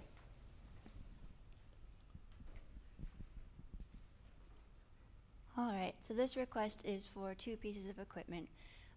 And the first being a service truck for our concrete crew. This is our second concrete crew, as well as a rotating hydraulic grapple. So this came out of, I know many of you saw through the Lean Six Sigma program, Malcolm Texera, our streets and drainage superintendent, looked at our workload and our processes to answer the root cause issue of we had an 18-month backlog on street repairs. So in that process, one of the efficiencies that he found was that we spread the workload out more effectively, but also created 2 concrete crews. And what this vehicle will do is allow for each crew to have their service truck as well as their equipment truck, so that they can essentially leapfrog each other. So as they work together on a site, and then as they're nearing the end, you can split the crews up so that the next group can go start prepping the next one and kind of create those efficiencies as they go. So we've done all of these changes without adding any personnel, and we have actually seen what we're doing right now is we're using a pool vehicle to essentially take care of this. However, those pool vehicles are holdovers, so there's not money to replace those. So this would be a dedicated vehicle for them that would be on the equipment replacement plan. But with those, I am very proud of this group, what they have done, because we have gone from an 18-month backlog to 5.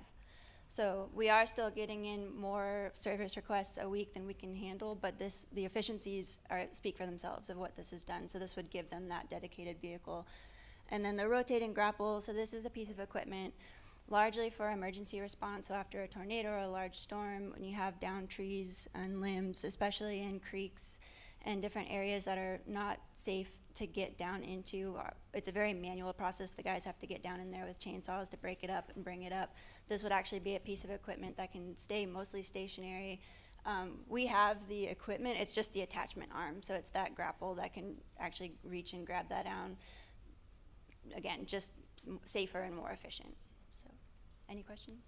That was the question I had, because I've never seen a cat that size go for 40,000. Yeah, exactly. Yeah. I was gonna ask It's you just where the you got attachment, it yeah. at, or where you were gonna get it at, Awesome. 40,000. Yeah, I super appreciate this too. I think when we had that storm back in May, what year that was, it was, these were rotating grapples were in high demand. So I think having one that we own is super important. Yes. Yeah, with my time at Waste Management, those grapple trucks are, when the storm comes through, they're in high demand. They are not easy to get a hold of, and it takes 2 to 3 months. Yes. So And we being did able, look into if we could rent them, and we cannot. yeah, unfortunately, but that's, anything that can help move large amounts of debris quickly is I think, a high value. Thank you. If you had to prioritize these 2 things in your head, which one's more important to you? The crew truck. No, so which one? The crew truck. Okay, thank you. Thank you. Good morning, Mayor and City Council.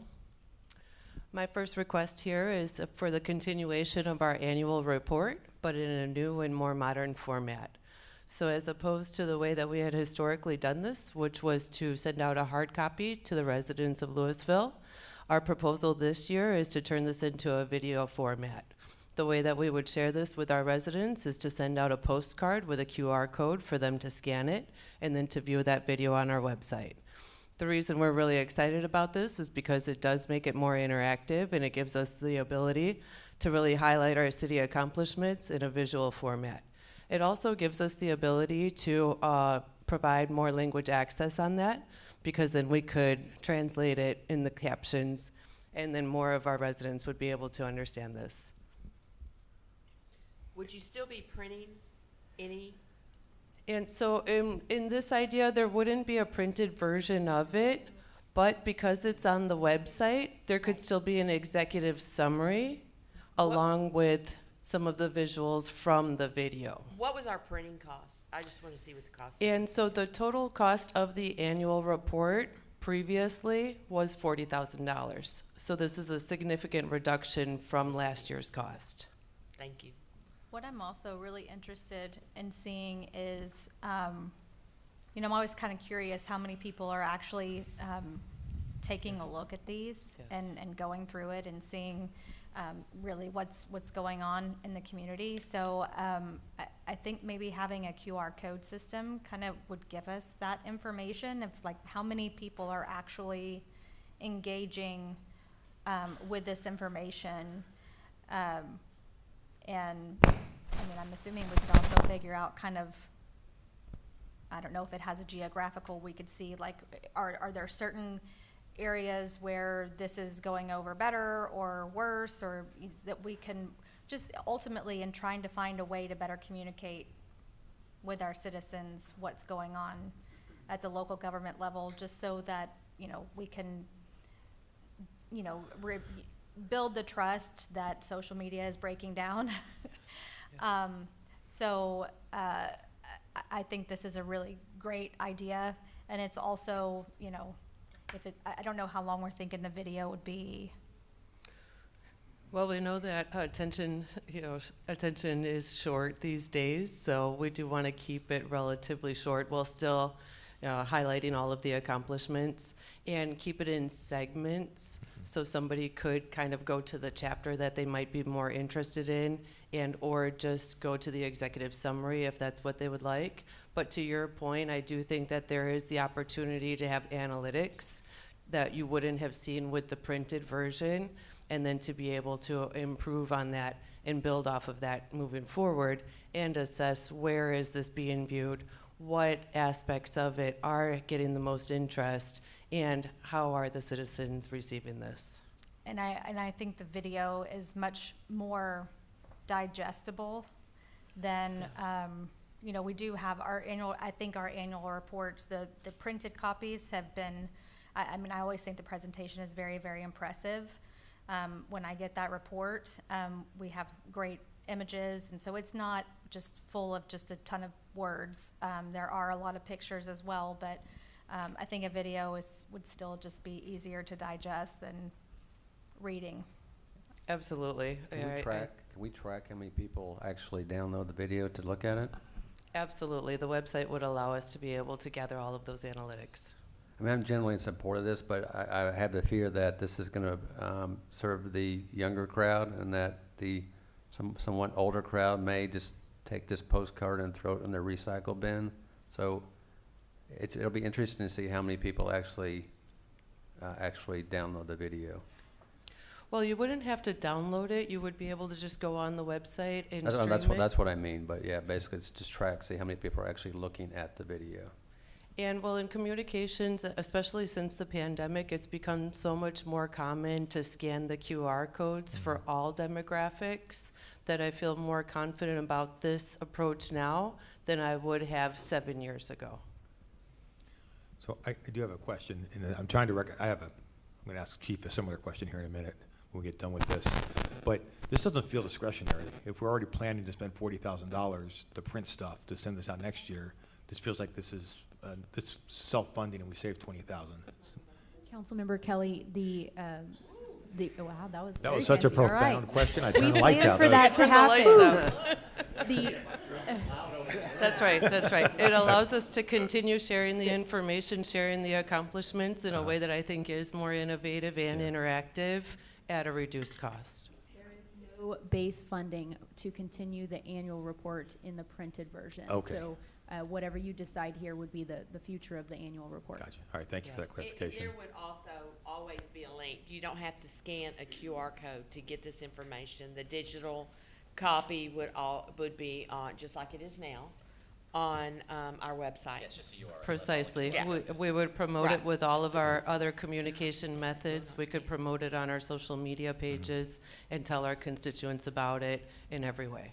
It's just my apologies. It's just to ensure that all of the citizens are aware. We would still mail out that postcard So the residents that had historically expected something to be mailed to them would be notified that this is the new method of getting the annual report.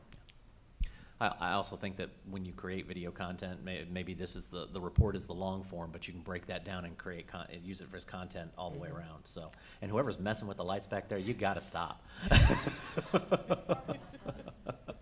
So, anyhow, so I appreciate a different approach to getting information out in a way that I think a lot of folks are using. So, thank you. Thank you. Okay, and for my next request here, Canva Enterprise Platform. Canva is the standard in the industry and most industries now for graphic design and branding. Most of our content creators across the city are already utilizing this, but in an unauthorized format. So what we're requesting is the Enterprise Platform, which would allow us to, from the Community Engagement Department, to secure the license, 50 license for this, that we would authorize to the individuals that actually do have background in graphic design and content creation in each department, and to ensure that all of the graphic design and materials or assets that are distributed from the city of Louisville do adhere to all of our brand standards, something that's very important for us in representing the city. So this would be ongoing, actually only $18,000. There's a $5,000 one-time startup. It includes a customer service representative, and we've been really pleased with their service so far in understanding all of the details of what it would take in order to implement this. And it's something that we feel very confident would help us moving forward in building our brand and securing all of our assets and collateral, and ensuring that everything that's distributed from the city of Louisville is recognized as legitimate. Any questions about this? I have a quick question, but it may be more a Chris Lee question. Yes. Is this the optimal workflow application within the Google environment that we use today? Yeah, absolutely. Chris and I have worked on this Chris, did you want to speak to this directly? I saw you stand up. But we have worked on this in depth, and he supports this platform as well. IT is a primary stakeholder in this enterprise system because it does secure throughout all of our systems that we wouldn't be sending out designs or any sort of graphics that are not approved. Okay, thank you. In addition, I also want to point out the fact that it would reduce our reliance on outside vendors, and so there could be some savings in that aspect. Yeah, I don't know.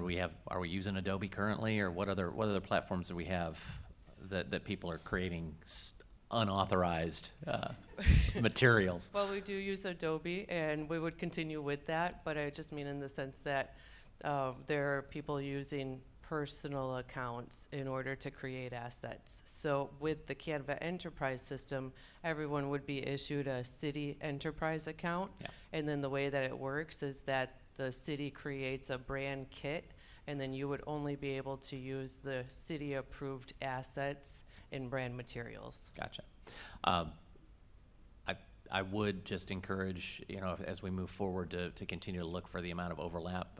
I get, Adobe has some specific use cases, but if Canva's taken over a lot of that, which it has, do we need to be paying licensing for multiple applications for just a very niche use option on one versus the other? I see software bloat all the time, so. I completely agree, and I think that any designer would also agree with you that Adobe is becoming less relevant and Canva's taking over. And in addition to that, just the utilization of other vendors that we're contracting to create materials. As we develop our expertise in using Canva, we would be able to reduce our reliance on them as well. Super. Thank you so much. Go on to the next one. I just wanted to give one other data point that I don't think was communicated before. So with our prior, just a comparison, one of the values of Zen City is their ability to place marketing related to demographics. And so I just want to make sure everyone understood that. Previously, when we were doing our old survey, the response from a large predominant number of people responding were over 55 and were white. And so the change from this has been, it really is a reflection, and I know you've mentioned that before, but that is part of the value of this, is that ability to, okay, I can see that, you know, African Americans are responding in great numbers over here, but I'm not getting, you know, the Hispanic, and so it's shifting advertisements to make sure and so that is a difference in what we were doing before. No, and I completely understand the more well-rounded image statistically that they create. I think there's part of my brain that says, okay, they figured out how to access this market and this market and this market. So why have I got less as far as response? The number response. Right. Okay. If I made it relevant for that community, why is my overall number still less? Yeah. Okay. Could it be that the system that we used before, it was absolutely manipulated by a group? This has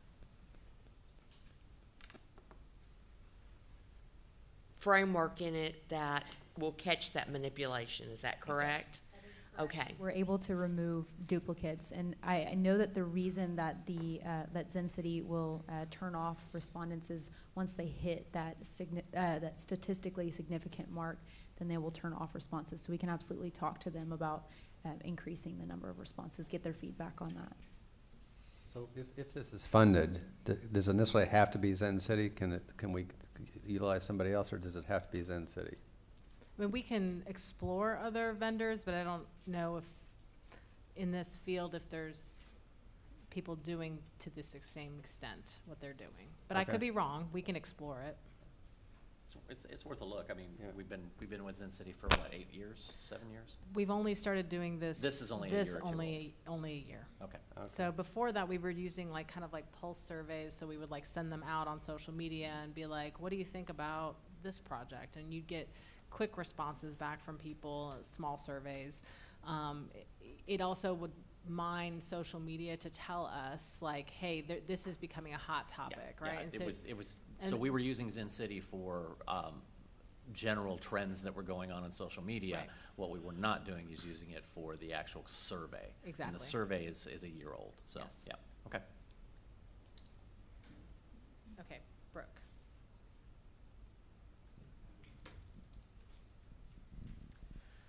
Okay, so this piece right here is something called Samsara. This is a product that's actually being used across the city. It's just not being used in the police and the fire departments.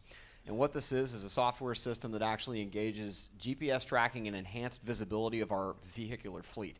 Right now, we rely on fleet services through mileage inputted every time an officer gasses up or the vehicle comes in for service as a way to kind of check the maintenance on that vehicle. This provides real-time information with a considerable more number of data points that we're able to access and consume as we're looking at our vehicle fleet and we're approaching you for vehicles. Even in the previous presentation I had, the cost of police officers costs so much, and for every certain number that we get, we have to add a vehicle and all the equipment and all the things that go inside of it. So understanding the use of that vehicle across its lifetime is important instead of just guessing.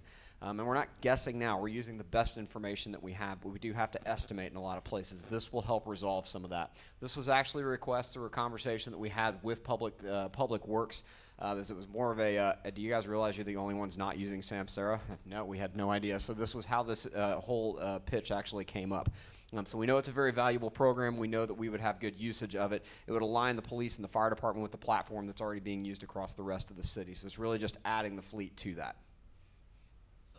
I think what throws me about this slide is that I track Santa every year, so I know we have GPS tracking, and I ride along with the police, so I know we have GPS tracking. So while this slide really throws GPS tracking in front of my face, the reality is this is a remote diagnostics and assessment tool that happens to have GPS. That's correct, and this would be more enhanced than what we use with AVL now, because not every vehicle we have appears on AVL for the first place. This would allow us to get every vehicle in the fleet captured in that GPS tracking and that data analysis. Is there an opportunity to remove AVL and just use this, or is that two different systems that take GPS differently? I would have to give you a better answer. We do consume a lot of information out of AVL itself. It's not something that I think we would sunset just for this, but this would remove the ability to track a vehicle's diagnostics through AVL or anything. I mean, the diagnostics and fleet analytics is incredible stuff, and especially for the fire department equipment.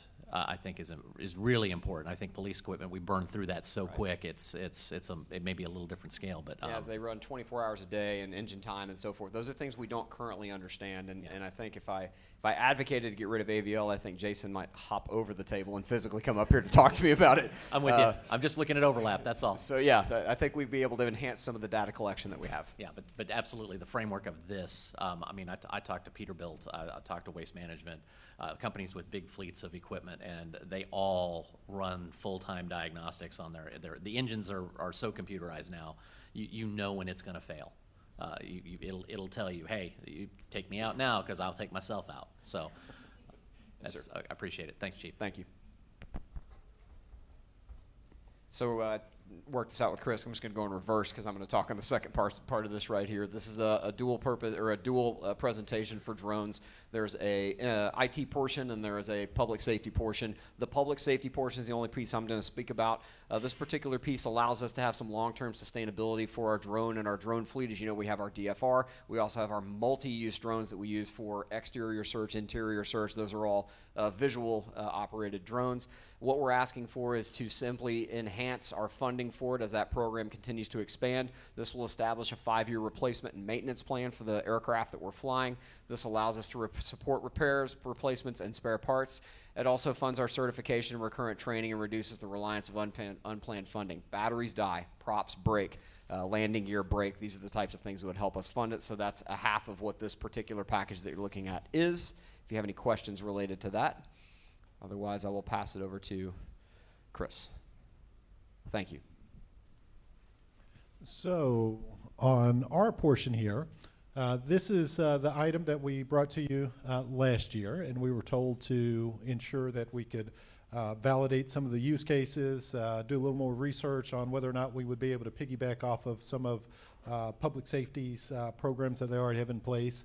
So what we're looking at here, this one-time cost would actually fund the same type of Skydio device that we're looking at in public safety, as well as the setup costs that assist with the FAA licensing or program that we would need to go through. All of your operators would need to have the 107 license in order to fly these drones. We would be able to, well, we can't, again, piggyback off their program, but we would submit for a waiver to be able to do the beyond line of sight as it pertains to the aviation of the equipment. So in here, as it pertains to different use cases, you know, the software that you see, this Levitas software, it does a lot of the analytics on what you're gathering. We're looking at several different types of inspections, whether that be with respect to, like, let's say our communication tower or any type of raised infrastructure. So your water towers over at your water and wastewater treatment facilities, all of the tanks and things of that nature. Other use cases would be obviously storm debris analysis.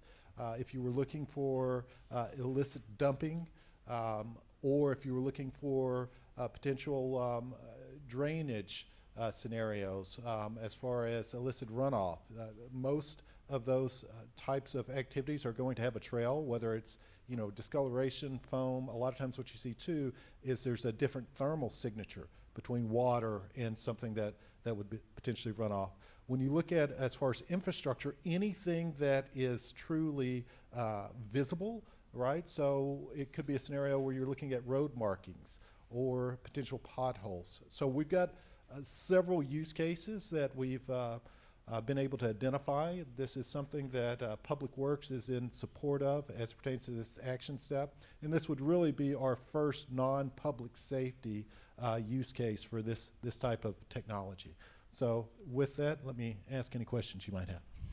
Chris, I see at the bottom here it says that this positions us to pursue federal grants that may fund up to 80% of this, of the eligible program costs. I'm assuming that this number that we have at the top assumes no grants, but we could potentially get some federal dollars to help offset some of these costs? That is correct. There's a DIIG grant. It's drone infrastructure inspection grant is what it is. And yes, I want to say, I believe there's a $9 million funding opportunity. Again, that's for any state, local agency. The application deadline for that is in November, and so we are planning on moving forward. If we were granted that, then to your point, it would offset this cost, but currently this cost is assuming that we were not able to get any grant funding.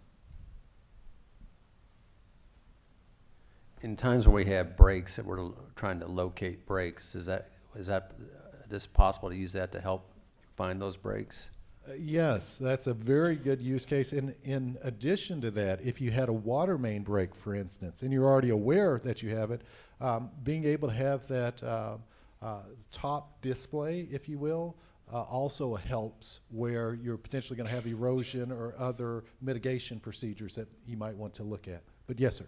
I know we had a break a while back. It took a lot of man hours to find that break. We got lucky finding it, but it seems like this would be very useful for that.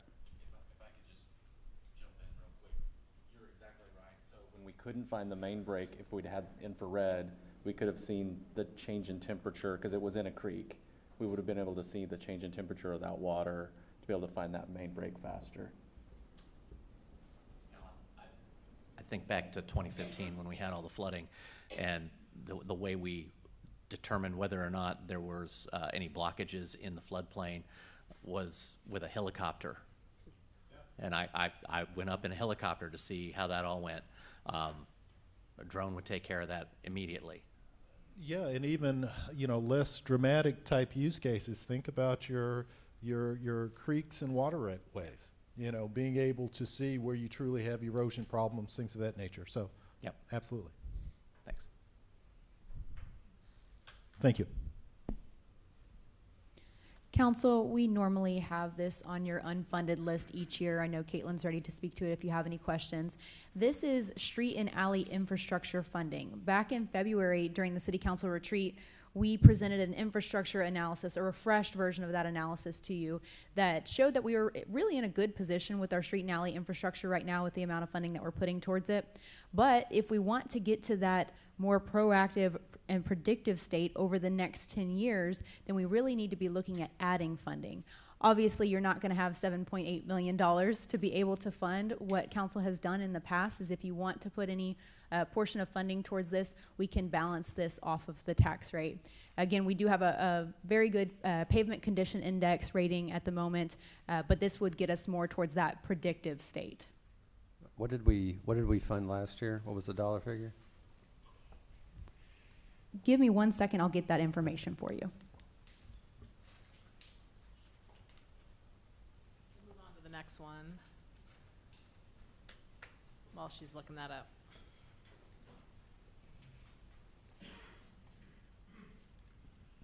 Okay, so both of the grant programs I'm going to talk to you all about, you heard a little bit about them back at City Council retreat earlier this year. So the Small Business Grant Program and the Mural Grant Program would work similar to how our Facade Grant Program works, where we put some money set aside, and then as projects come up, we're able to fund those out of the funds. And then when we run out of funds, we come back to y'all to up those accounts in order to support those projects.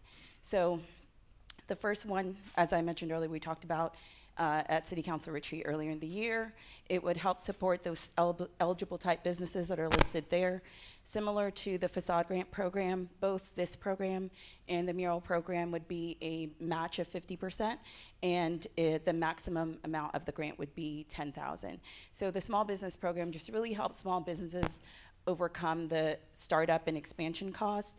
I have a lot of people who always ask me about, well, do you have funds to support, you know, some tenant improvements? And no, we don't. And so this is one of those things that could help with that, some of that upfront costs that they incur, and just help them open up and be more successful. Council, I do have an update for you. Last year we funded $690,000 towards street and alley infrastructure.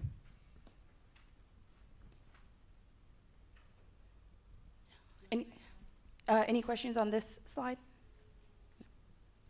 I'll also mention that through the 2035 process, we've also gotten a lot of feedback about supporting small businesses as well. So the mural grant program, as you can see, that is one of our most recent ones, and it's gained a lot of attention on social media, which is exactly what we want. It's a placemaking tool. It helps bring people out, create those Instagrammable moments, and highlight the businesses and highlight Old Town as well as some of the other areas of our city. So both of these grants are in our focus areas or in our target areas, which you all approve. And currently it's I-35, Business 121, and Old Town. So those are the places that these grants would be available. And again, so this is Nevermore. We've funded a couple other projects in the last few years. While we didn't have a specific mural grant program established, we were still able to do so under our policy, because our policy's broad when it comes to 380 grants. And so we've also done Buffalo Hirsch. That was a mural that we also participated with, as well as Sullivan's Barbecue. Any questions? Thank you.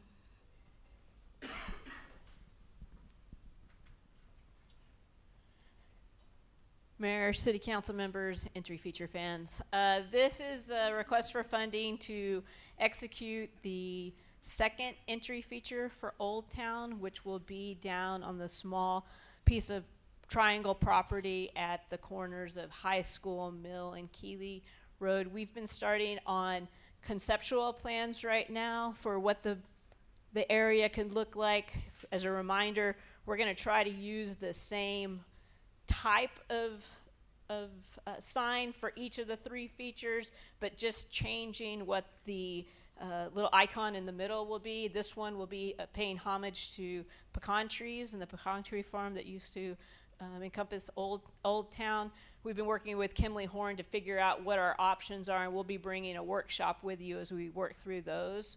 But this would get us through construction design and a very plain palette for the entry feature there. We're also working with Brett's team on what they're going to be doing along Keeley Avenue and how we might be able to work also with TNP to get some of those utility lines buried, but that would be in a workshop that we would bring to you later on. But this would help us get down the road of finalizing construction plans and get us a plain palette there and maybe enhancements through alternative funding down the road.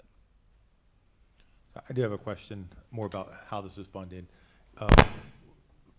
Why can't this come out of the hot tax? I mean, this seems like it'd be tourist related, it'd be art related, it'd be that sort of stuff. Is that? It definitely, yeah, so it definitely doesn't fall under art, under the definition of art, under the statute. Looks artful. I mean, is it? No, I can't make that case. No. No, I don't think so. Liz, can I make that case? Is that not art? Okay. I do think there's opportunity potentially for TERS funding instead of general fund so that we can look into. So if that's if council decides that they don't want to fund this, we can explore in the upcoming year whether or not TERS funding could potentially be shifted to that. If this is a longer answer, Claire, I'm happy to get with you for a lunch, but this feels like a sculpture. I mean, seriously, it's just not, but we can't make the case that this is art. I mean, I can, I don't think so. Okay. Based on my understanding of the law, but we can Okay. do a We have memo lunch for coming you. up. What? Topic for lunch conversation. Sure, absolutely. Okay, thank you. So help me here. I'm hearing simplified design. I'm hearing, so I don't really know what we're buying with 790. So you're buying the design of where it's going to go on the area that we've purchased recently. Oh, okay. And then plaza-like areas so that you can have that Instagrammable moment and have it visit. People can use the thing. The other thing is what we're working through with the construction documents is view shed. So make sure where you can see it from when you're moving up and down Mill Street. So right now, the 790 would be pretty limited in terms of we'd have an area where the structure, the entry feature would go on each one. I need Chris McGinn or someone talk in this area. And then around it would be either hardscape or just general planting. So this takes me all the way through the completion of this little pocket park with the stuff. Very basic. If we wanted something that was more, something that drove people to use and visit, then we would probably need a little bit more, but we don't know yet because we're working through the 30% design right now, and that's what we would bring to city council. The 790 would get you to that very basic, some grass and the entry feature. And 790 includes the Radiator Springs Tower, or no? Yes. Okay. That would be the ultimate. I mean, at the baseline, you have the Radiator Springs It's feature, already and now hooked on. it's I get running it. through. I mean, cars and grass. You know, And maybe some trees. and yeah, maybe some trees. Maybe some trees. Okay, thank you. What about the payphone? Excuse me. What about the payphone? The payphone's going to be something that we would need. We're still exploring. We're hoping that the payphone goes there. We're figuring out. That still needs some creativity. Yeah, I think that'll be more of a public art. That could be project. where you go there. Okay. So if we could actually investigate, explore alternative funds to pull in, not just general fund, but TERS and hot tax. That's a lot of money. Well, with that, I think we are at a point where we can break for lunch. Sure. Here's our list by priority, folks. Staff, thank you for walking us through all that. And we will take, about 30 minutes for lunch.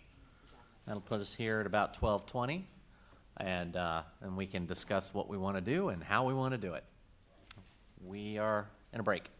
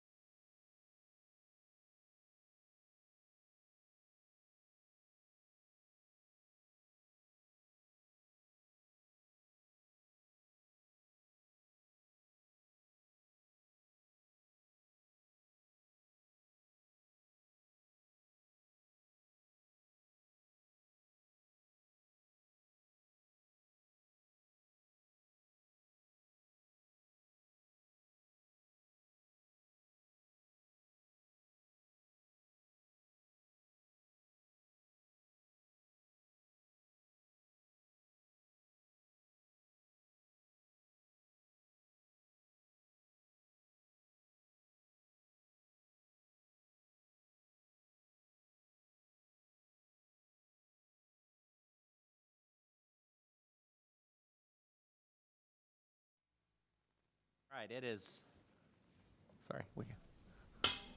Wow, that was good. We good? Are we? Oh. All right, it's 12:22. We are back into session, and we'll go ahead and hand this back over to our city manager.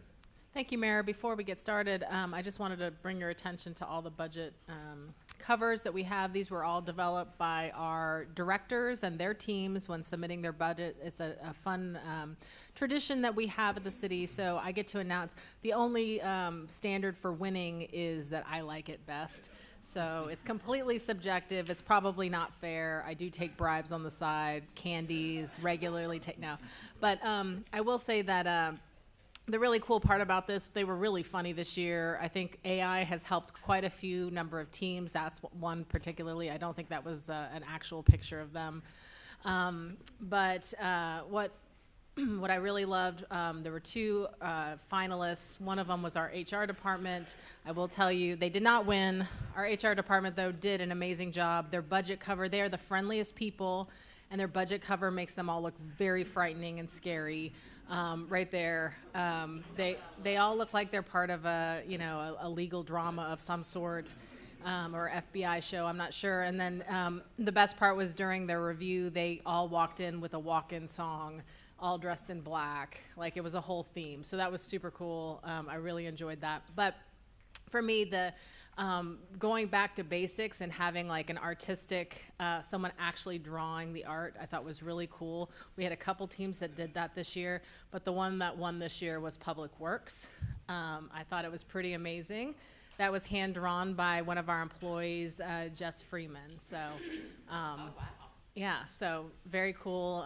Would love to see that blown up on their wall somewhere in Public Works. So, you guys won it, Caitlin. Yeah. And if we can go to the presentation, I also wanted to give a shout out to some other piece of art.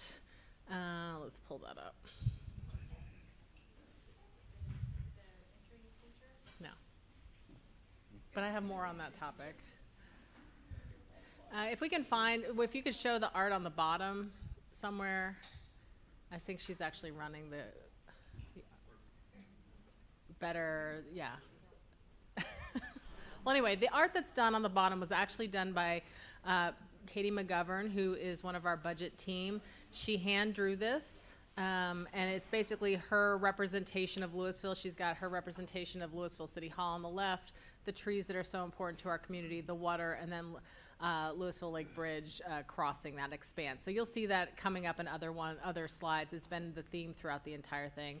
I think she's very talented, so I just wanted to point that out to you guys. Okay, with that, we're going to go ahead and get started with tax rate information.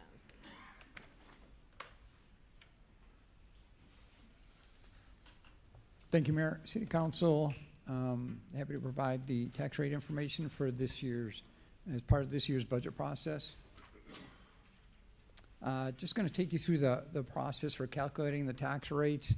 This annual exercise starts with receiving the certified tax rolls. The appraisal districts must have at least 95% of the total property values approved to certify the appraisal roll. If that 95% threshold is not met, then we receive a certified estimate. Now, we've received one of those probably in the last 4 or 5 years. When that happens, that just introduces a lot of uncertainty for us. You had heard us talk about the recalculation refunds. The more of the property values that are not confirmed, there's more than up for consideration by the review board or through the courts. And that's when we start then not being able to rely as much or be as confident in the tax levy information that we're providing you. But we are required to provide this information based on the data that we get from the appraisal districts. Fortunately for both Denton and Dallas appraisal districts, they were able to provide certified rolls. In fact, for the last couple of years, they've certified us at above 99%. So we're very excited for that.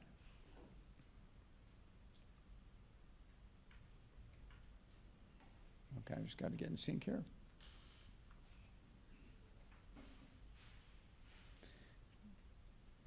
So again, state law requires us to calculate a number of different tax rates over the year or for the next year. We have various rates that are in front of you here. We have the current tax rate, the no new revenue, voter approval, and that has two components, and then we have the combined voter approval rate. Just as a reminder, that no new revenue rate generates approximately the same amount of revenue that we received last year if you apply it to the current property rolls. The voter approval rate is the ceiling that we're allowed to levy at before we have the automatic election. So for the current tax rate that we're operating under the fiscal year, we're at 0.419009. The no new revenue rate comes in at 0.425595. You can see already the no new revenue rate is higher than the current rate. And there's a number of drivers for that, and I'll go a little bit deeper a little bit later, but primarily the overall total values for the city have decreased from the previous year. The last time that took place was in 2011 and 2012 in that time frame. So it's been quite some time since we've seen rolls, and there's an exhibit a little bit later that shows that graphically over the last 10 years how our values have grown steadily.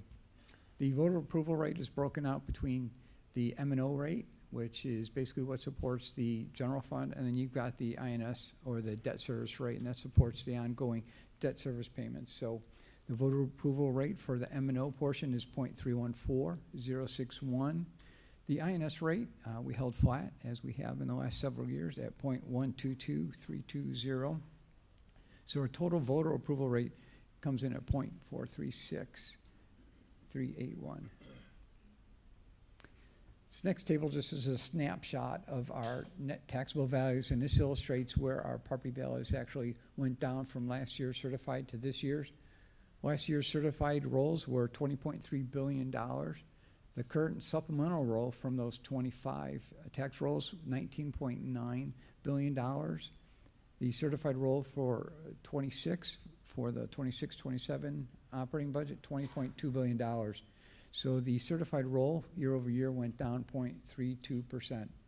Just one point about the supplemental rolls.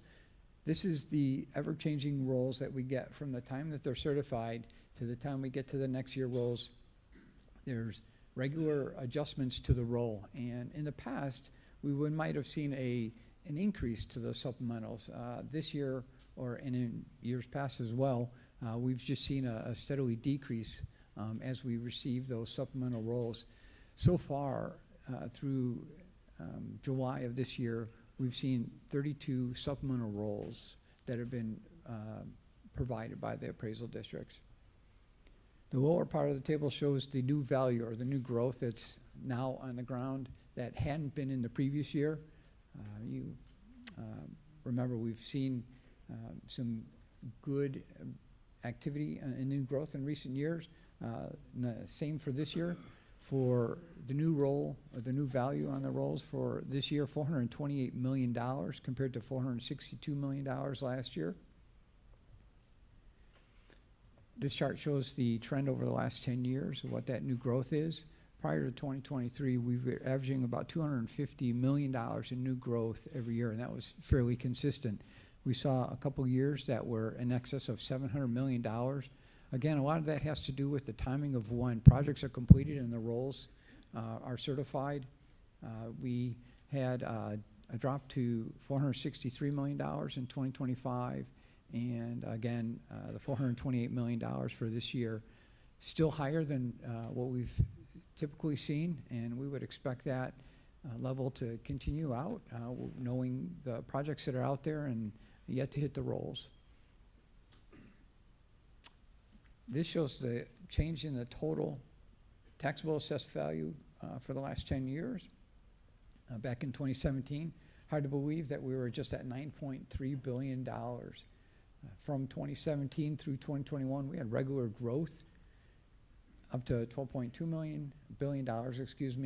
The spike you see in 2022 is the annexation value when we brought on Castle Hills, so that was a really nice add to it. And then we continued to see growth through 2025, and then you can see where we took a pause in 2026. While it is showing a slight decrease, it's basically flat from the prior year. This table shows the assessed value broken out by major category.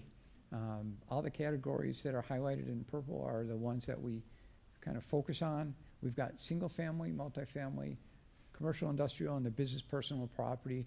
And you can see where we had a slight decrease in the overall values for single family and multifamily. We saw commercial, industrial see some growth year over year. Where we saw a big hit from the previous year was in that business personal property. You recall the House bill that passed that increased the exemption for business personal property. The exemption had been $2,500 per. Now it is $125,000 per. So we lost about $209 million in value as a result of that change in statutes for increasing that exemption. Another area that we saw a big increase over the previous year in exemptions is our total exemptions. They went up from 1.19 billion to 1.4 billion. The category there was the absolute exceptions, and that includes public, civic, educational, and other not-for-profit properties. So that saw a significant increase in exemptions, $250 million there. This is the same information. It just shows it in a chart exhibit. We've got last year's and this year's. We've got the dollar and the percentage year over year, broken out by single family, multifamily, commercial, business property, and other. You will see that the shares haven't changed much year over year. I will point out that what this will indicate is that we are very diversified as far as our tax rolls and where we spread that tax burden.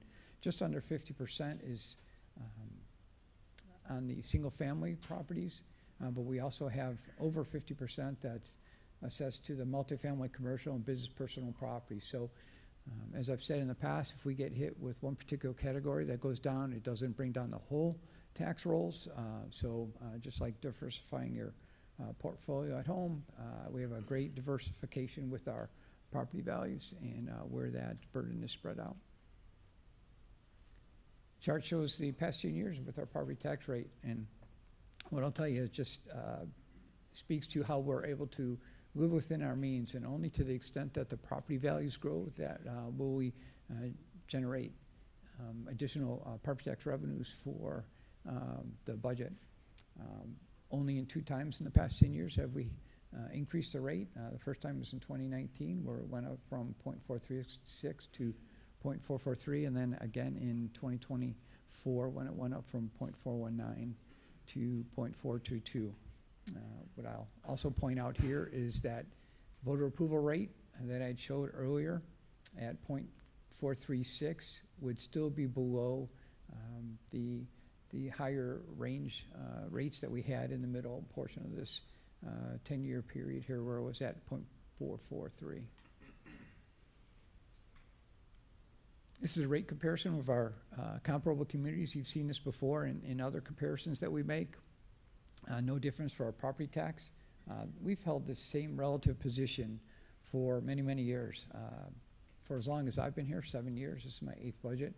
We've always been in that lower quartile as far as comparing our tax rate to other communities. And so that is showing our current tax rate with the current tax rates from all the other communities. This table and chart shows the total tax bill for a typical Lewisville property owner. There's only 3 entities that are levying a tax on the property bill. That would be the schools, the counties, and the city, of course.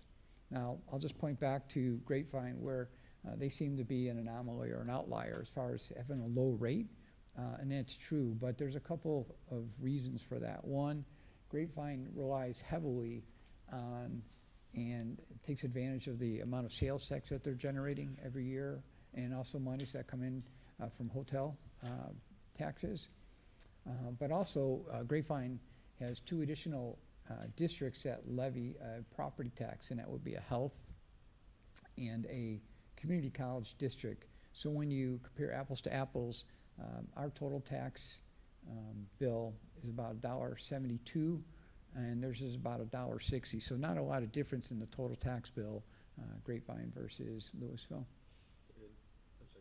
Yeah. Sales tax, I think a lot of people just think, well, I go to the grocery store, I buy Kleenex and I get, 8 cent sales tax. For Grapevine, is that consumer sales tax or is that warehouse sales tax? When you say sales tax for Grapevine, what are we talking about? We don't know the exact breakout of their sales tax makeup. They do have a lot of tourists that come to their downtown area, Great Wolf Lodge and Gaylord. So when they spend money there on, purchasing gifts, food, that sort of thing, that's that sales tax. Sales tax makes up almost half of their general fund budget. Thank you. And they also have the mall there that generates the. And then one more quick question around this. The sales tax is 95% of the picture, but some of our comparative cities do have homestead exemptions that could adjust these numbers a little bit when you think about total out-of-pocket for somebody paying taxes. Can you just I don't need a graph, but just give me an idea of what you think that might do if we actually included total cost of out-of-pocket for somebody. Would that move us significantly on this chart? Well, I don't have the information on that, but I do know that when we were taking into consideration the homestead exemption and the fact that Lewisville provides exemptions for over 65 and disabled persons, and others provide. I'm sorry? It's not just an exemption, it's a freeze, Yeah. right? Yeah. But the other communities offer a homestead exemption. How does that compare to us? Because right now we're at about 5th lowest. When we account for the homestead exemptions that other communities provide, we're number 10 out of 18. So it does push us up, but we're still showing very favorably to other communities. And I guess when you marry that with the best value for your tax dollar survey that our friends over in Carrollton do every year, we still look very good. Is that? That's true. The other thing to note is that we're not able to do a comparison on the freeze aspect. So like we can only do apples to apples on the homestead. So it's it depends on how many people you have in your community, that dollar amount. So we're not able to do that comparison. So if you're just looking at homestead only, it pushes us up. That meaning for the single family homeowner that living in their own home, what does that tax burden look like? But Patrick's right, like we do have that comparison too, that Carrollton does, and we're still with all of the fees that we have, providing some of the best value. Okay, thank you. So as the council considers levying a tax rate, we provide the boundaries for the tax rate with the no new revenue and the voter approval rate. Keep in mind that any 1 cent increase or decrease from the current tax rate will either add to or remove from the city's budget about $2 million. Here's the various tax rate options that we've shown in the past. What we try to do is show a number of options that council could consider. The first is that base rate, which is the current tax rate plus a M&O rate that generates the same amount of property taxes as we did last year. That rate would be 0.419799. Please note that last year's rate was 419009. So just to generate the same amount of revenue as last year, we would still see a rate increase. If we levied the current rate, we would see a decrease in general fund revenues of about $7,000.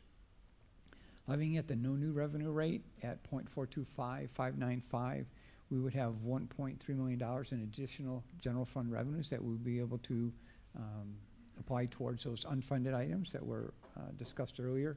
If we went up to the voter approval rate at 0.436381, that would generate an additional $3.5 million.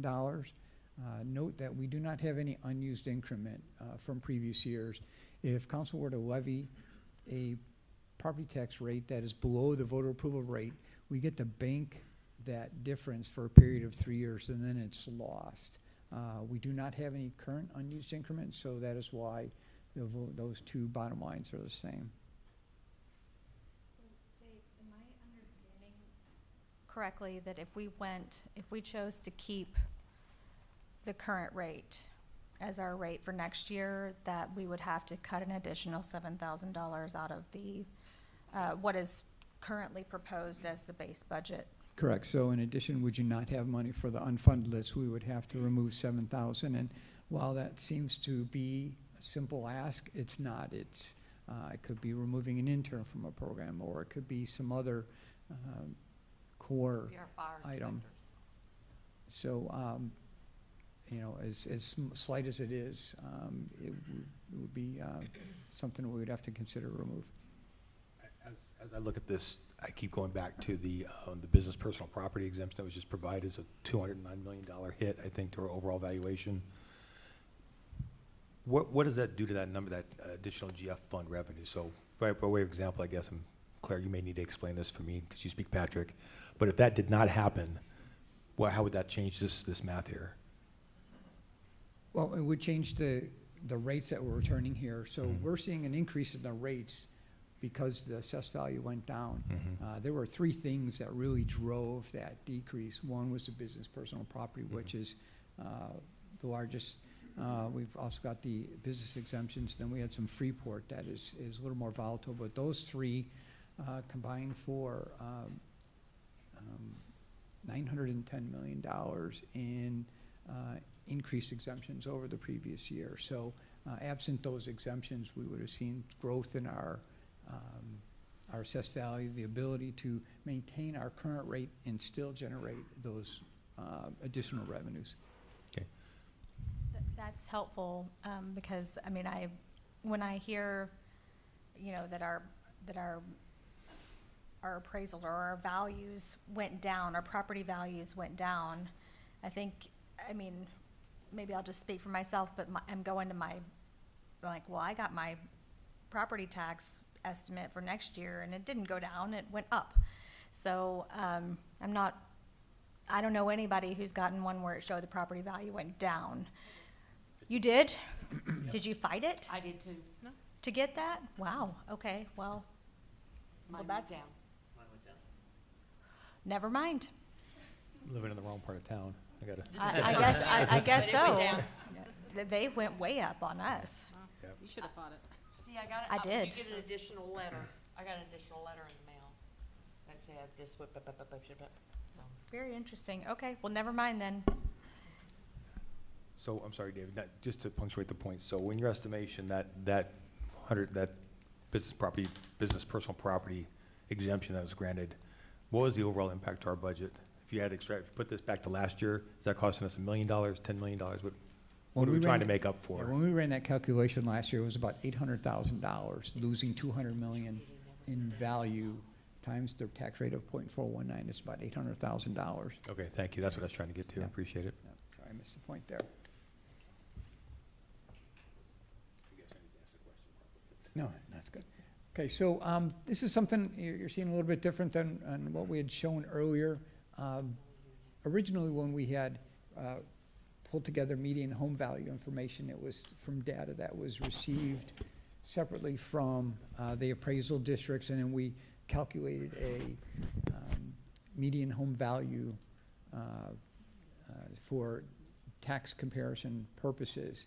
This year, the appraisal district is now publishing that rate, and the 400,000 median home value for the current values is true. When we went back and reconciled that increase from 383,000 that we showed last year to the 400, it just raised a lot of questions with us. So went back to the appraisal district and asked them to provide some additional information, and there's some inconsistencies from what was provided last year and this year. So what we did is we went back and we used the values that were published by the appraisal districts to determine the changes in the median home value year over year. So for last year, the median home value was $413,233. For this year, the median home value is $400,000. So to everybody's point, there was a slight decrease in most properties, single-family properties from the previous year. So the purpose of this chart is to illustrate the impact of the decline or the increase, depending on the year, in the median taxable home value year over year. This year we saw a decrease of about 3.2%. Applying each tax rate option consistently across all those different rates shows a reduction of approximately 3.2% or a savings of $55 to $58 annually, depending on the rate that is selected. So year over year, comparing the rates against last year's and this year's, what is the effect of the tax bill on that property? And that decline would be between $55 and $58. Now, I will tell you that if we were to compare last year's current rate against last year's home value against this year's current rate or voter approval rate against the current value, it is an increase of about $14. Is this like changed from the collateral? Yes. Okay. Yeah. I was trying to reconcile that in my head. Okay, Yeah. thank you. Yeah, so the starting point changes, the changed dollar and percent changed respectively, and then instead of an increase, there's a projected loss. And this is specifically for a property that holds those values. Obviously, if your house has different values, if you had improvements over the last year, that impact would be different. And just to clarify, just to make sure everyone understands what's going on. So last year, the appraisal district doesn't provide the wasn't providing the calculation themselves on that median home value. They would provide us the values, we would calculate it ourselves. This year, they provided their calculation of the median home value, and they provided a calculation of last year's as well. So we felt like it was important to have apples to apples and also to base it on what the appraisal district gave us. So we have a new report that we didn't have last year. It's a little strange to us why the difference. We need to look into that more, but we felt it was important to tie it to the data that appraisal district gave us, which then once you change those median home values, you put all the equations in, that comes out with the different outcome on the impact for them. That's part of what you're seeing, that we can have a higher rate, but we're actually bringing in less money. Right. So, which I want to ask just a couple of quick questions on this, because I want to be able to wrap my head around this, and I've got the experts in the room. And I'm going to talk about the no new revenue rate. So the no new revenue rate is a number, as a tax rate, that gets us the same amount of dollars that we would have last year. So if in my 25-26 budget, it generates $1 million. The no new revenue rate says that in the next year's budget, with this new rate and on the values that we have, I'm generating the same $1 million. I know it's much more than $1 million, right? Correct. But then just so we're clear, the no new revenue rate says, okay, whatever we generated last year, this is the rate to get the exact same number on that exact same portfolio or property. What it'll do, it's trying to equalize the revenue that you generate based on this year's values and last year's values. That's So right. it tries to put you on So if the even- rate increases, or if the value increases, then the rate should go down, or the no new revenue rate should go down. And if the Correct. value decreases, then the no new revenue rate goes up. So it's the same $100 that goes in my pocket. Correct. Okay. That does not account. So what that does is it says no new revenue, which really means no additional dollars coming out of the homeowner's pocket. What that does not account for is the 2.6% inflation in North Texas year over year, right? So really I need to have $102.60 this year to be able to buy the same amount of stuff for my residents as I did with that $100 last year, right? So that no new revenue rate, I'm already behind. I'm behind by 2.6%. If I go with national inflation, I'm behind by 3.5%. And now on top of that, now I don't really care about the clawbacks from the CAD, that $800,000-900,000. Okay, there was a tax number missed. There's a legal something going on. It happens. I get that it's more than it used to be, but people have the right to go back and argue their property value, and they have, and they got. What I do have a concern about is that, and this goes back to whenever we make an exception on any type of property tax, it falls to the rest of the taxing people to make up that hole. So while as a small business owner, I am greatly appreciative of the personal property tax reduction, I now have roughly a $900,000 hole in the city budget that I have to figure out how to make up or reduce reduce services. So I am looking at a no new revenue rate. So I get it, when people look at this thing, you look at this well, you have to live on the same dollars that we have to live on. Absolutely. And I have to deal with the same inflation that you have to live with. So there's that inflation piece on that no new revenue rate. Plus, I've now got a $900,000 hole that I've got to deal with. So when we're looking at these numbers, you know, I look at if we did that, we're looking, you know, 63% of what you guys are asking for is just to keep up.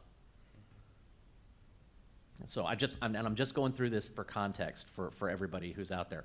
You know, anything that we're talking about is a tax rate. Staff is trying to fill the hole of almost $1 million in business personal property that has gone away. And then we're also trying to figure out how do we adjust for that 2.6% that we're trying to catch up with from last year. And oh, by the way, inflation hadn't stopped. So anything that we're dealing with this year is going to continue to put pressure on that spending throughout the remainder of the year. While I'm not a fan of anything that says increase, what we have to understand is that there are significant pressures all the way around. And so that business personal property is roughly 0.4 of a penny. When we look at it, as far as that 1 penny is $2.15 million in revenue generated. Well, I lost 0.43 cents just to business property. So that's, I think, the conversation, council, that we need to really be understanding when we're looking at all of this, is that staff has not only are they coming to us and they're saying, hey, we pulled everything back and we're trying to put stuff in to at least get the same level of services. And I'm sure there's a bunch of projects that have been killed that we haven't even seen. You know, so the question then becomes is, okay, we've come up with a budget, we're asking for this. In that ask that they're coming for, they're trying to cover the inflationary costs that we're seeing, and I don't know about you, but I don't see anything changing inflationary costs as long as we have this war that's going on in our Iran. That fuel drives everything. And so those are the pressures. So I want to be very, very clear. I think we have some very hard decisions to make. Last time we did this was back in 2011, and I sat in this room as a brand new city council member, and that was not fun. This is not anywhere near that. I'm still looking at maybe putting a body or two on. I'm not having to worry about early retirements or giving people now we didn't do a RIF, but we gave people a lot of opportunities to leave early. And we also didn't fill a lot of positions that year. So I want to give people some context as I'm doing my math and I'm trying to figure out, you know, what is the hole that we really have to be dealing with here. So that's the pressure that I think we all have to deal with. And I want to thank staff because I think you guys have done a great job of getting a whole lot out of very little, and understanding that this is not just asking for more to ask for more. There have been state and federal decisions that are impacting our budget, just like they're impacting my budget at home, just like they're impacting everybody's budget at home. So that's the balancing act that we have to come through. But I wanted to kind of walk through that because I've been seeing other cities talking about the BPP as well. And it's really moving the needle for us. So, I couldn't say that better myself.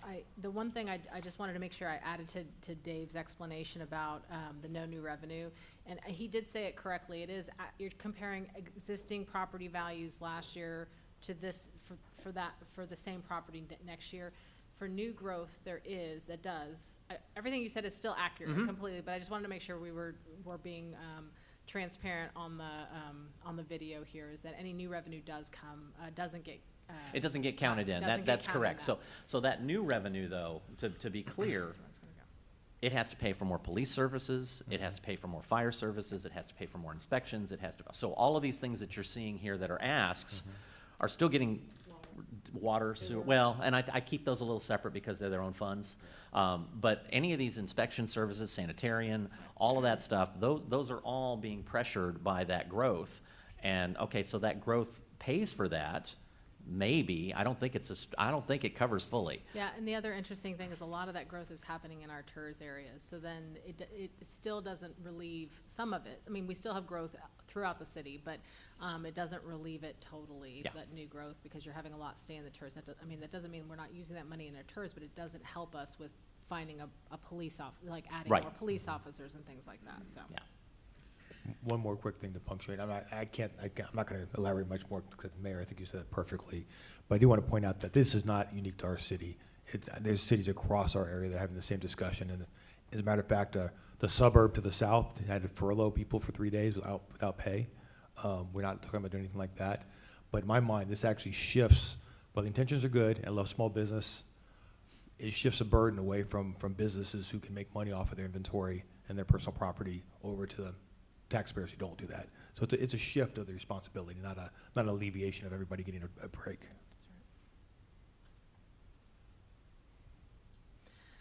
Before I give my recommendation, which I think you guys already know what it is, it's to go to the voter approval rate, I did want to walk through these future threats, because the other component, the flip side of this, is that we know coming up on a legislative year that there is definitely signals being made from legislators, including our governor, of things they want to try to achieve, top items, and it's really attacking cities' abilities to tax, putting us in a bigger smaller box with regard to spending of revenues. And I just wanted to go through some of those here. This is a new slide you haven't seen in past years. I just wanted to put a little bit more detail in it.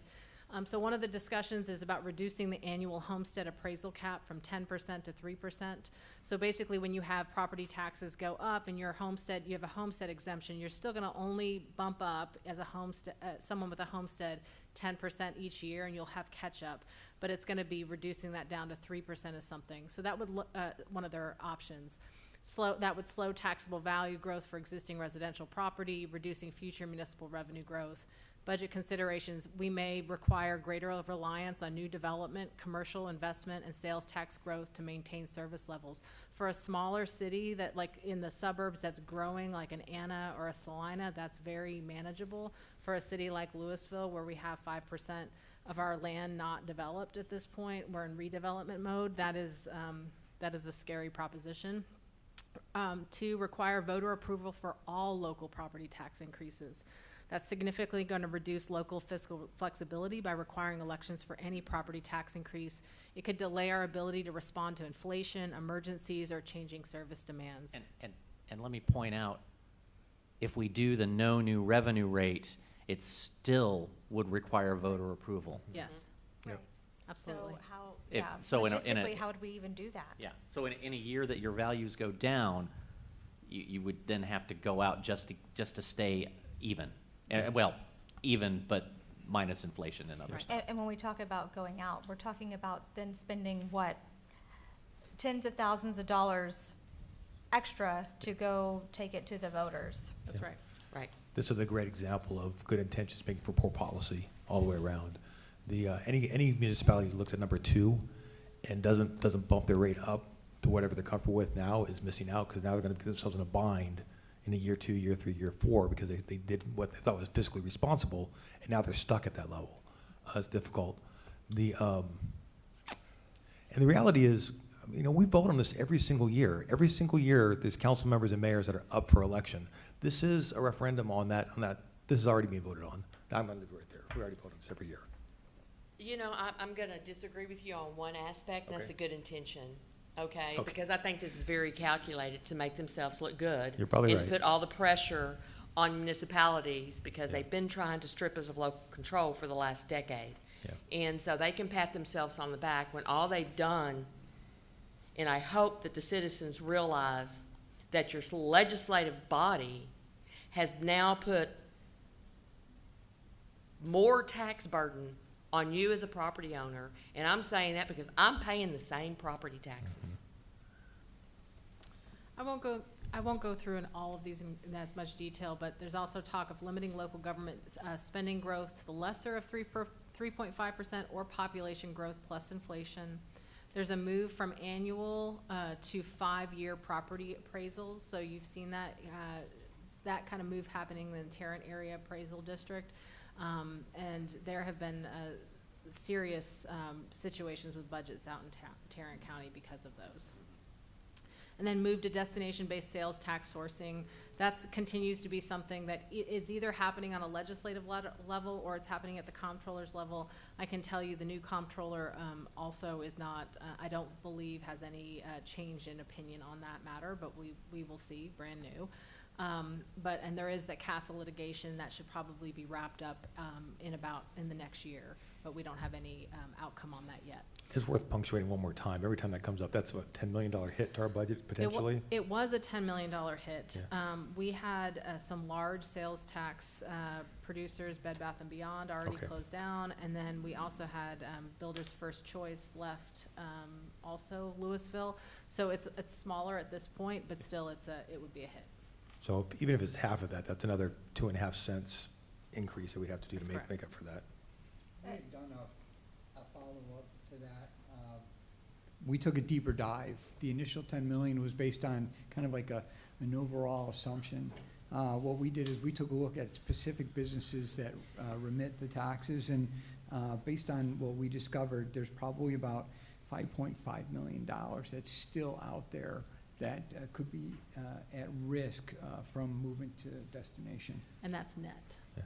And also for clarity, we're already paying for this today because we're being more conservative than we should have been otherwise in fear of this actually coming down. So money that could have been, is that not accurate anymore? That's not accurate anymore. Okay, well, I believe that was accurate last year. Yeah, we were doing that. We were basically taking sales tax and just saying, hey, this might come down the pike. And so what we're gonna do is say, we're only gonna spend this sales tax that we know we're getting more sales tax. We're only gonna put that towards one-time expenditures. At the end of the day, with the growth we're experiencing, the needs in the community, it was just a box we kept Okay. putting ourselves in, and then it just kept not happening. And we were like, we're tying our hands and not being able to provide the services we need to the community. Awesome. So now we're really, especially with this 5.5 million reduction, and then our conservative way of spending, and then the hope that they would, I hate relying on a hope, but hoping that there would be, if they did do it, have some type of phase-in approach that we could build into it. All right, thank you for that. Yeah. Appreciate the clarity. I still don't like it. I'm still happy, any of these cities, any of these organizations that feel like they're missing out on origin source taxing, I would be more than happy to show them how they could build facilities that would welcome businesses Yep. to get that. Yeah. That's, yeah. But the ones that are missing out, they're missing out by choice. Yep. Yeah. Because they blocked them to begin with. Yep. Until COVID hit, Yep. and then they were in trouble and saw that we were still, because we're proactive in our long-range Yep. planning. Right. They don't want to see tilt wall and diesel running through their streets. Or That's right. heavier duty streets. Yep. So with that, with all of those considerations and the needs that we have presented to you with our budget and our unfunded list, my recommendation is going to levy the voter approval rate of 0.436381. You can see, all the rest of the information there, but that would allow for an additional 3.4 million revenue to be allocated. And that would, sorry. Let me ask you a question, or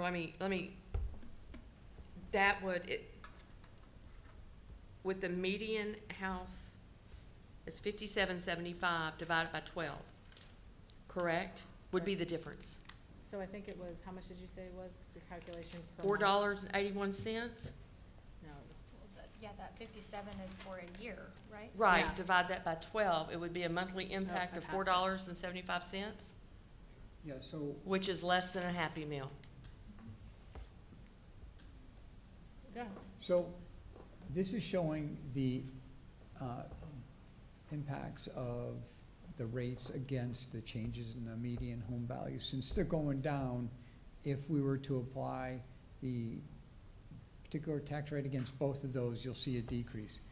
If we just want a straight change in the property tax levy, last year's median home value at $413,000 at 0.419009, the tax bill was $1731.48. At the voter approval rate of 0.436381 on a median home value of $400,000, that tax bill is $1,745.52. So the difference is about $14.04 increase a year, or just over $1 a month.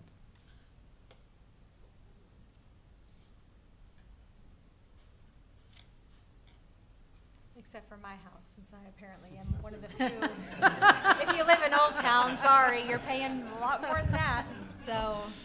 On behalf of 139,000 residents, I'm thank you, glad they Kristen. listened Appreciate to that. us Yeah. when they did that. So with that, with that tax rate comparison, if we're assuming everyone's holding their same tax rate steady, we know that they're not all gonna do that.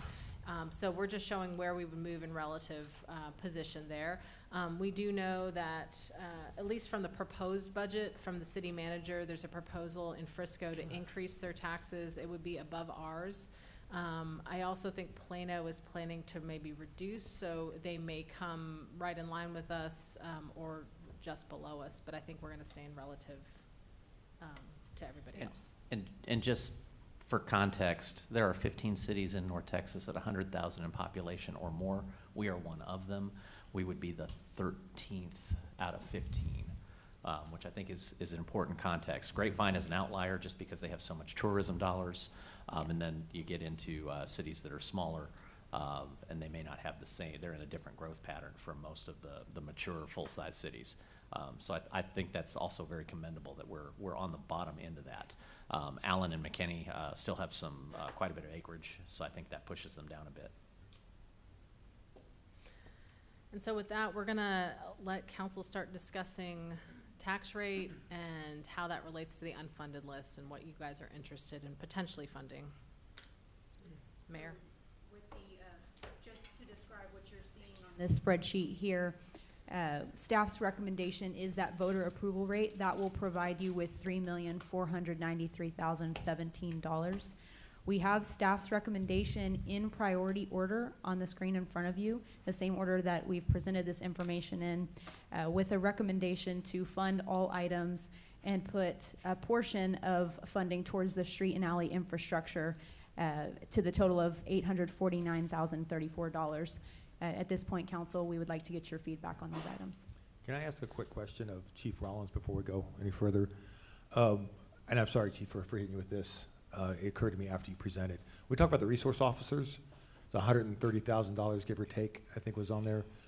And you'd mentioned that there's overtime being paid right now. So is this kind of a little bit of a shell game in a good way, in that we're going to pay for it? Is that $130,000 net that we'd see an increase? No, it would not. Would not be a net.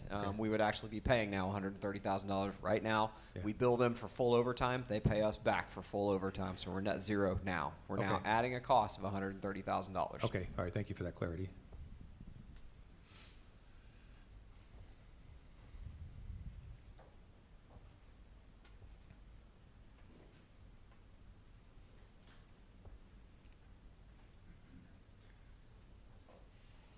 It's on us, guys. What do you think? So, did you get what you wanted on street and alley or not? I think that's where we left it. Can we change number 10 to say just like code blue shelter? Please. Yeah. Absolutely.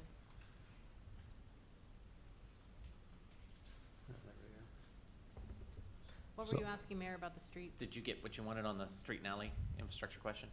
The question being, how much did we fund last year? No, I think, I don't remember what. 690. Yeah. Yeah. So, okay.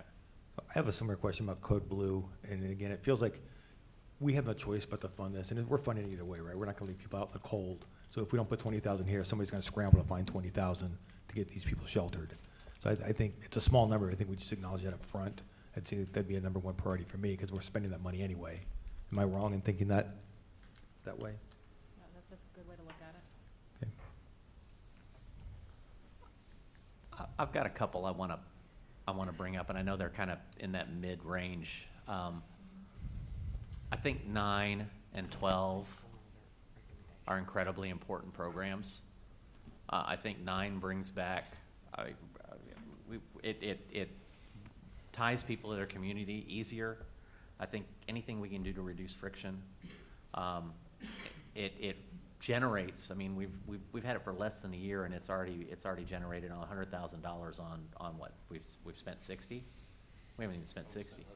Yeah. So. Yeah, so not only does it create incredible goodwill, not only does it provide ways to get people off of the doom scrolling and absolutely counteract this corrosive culture that we've got going on online, But it builds champions for your city, and it helps with just, I think, basic, you gotta get connected to the community. So I have a real hard time on jettisoning that one. The other one is our neighborhood vitality programs for similar reasons. I think we work really hard in this city to put a floor under people with our CDBG, with our home grants. We work really, really hard to help people not experience homelessness, to get people resources, because quite frankly, we know the minute they're out, it's the expenses on the system for the city, for them, just go through the roof. So for me, these are keeping seniors in their homes. These are making sure that you don't end up with a blighted home or a building within a neighborhood. You know, when these things get tied up, when people can't take care of their lawns or their trees or those types of things, it significantly impacts quality of life for everybody in that neighborhood. So I have a soft spot for item 12 as well. So I can argue about a whole bunch of the other ones, but I worry about those kind of being in the middle of the pack. I feel like from what they provide for residents is incredibly valuable, and there may be some soft costs in there that we're not really measuring.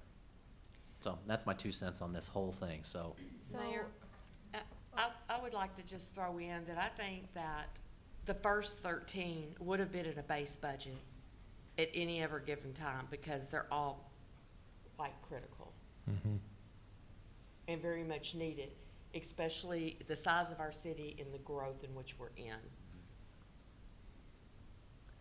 I agree. I also, so many of these, particularly the first, 13. well, I mean, I am. The first just go with it, Glenda. I was gonna say at least the first 12, but are critical. But there are also items all the way down. I'm looking at what is either something that we absolutely have to have in order to maintain a certain level of service to the community. What is a direct benefit to the community. Really the only one that's sticking out to me right now, even though I love the idea and support it, is the last one, the entry feature. I can't, in a year where we're talking about how tight the budget is, I can't directly tie that to, it's just something that looks nice.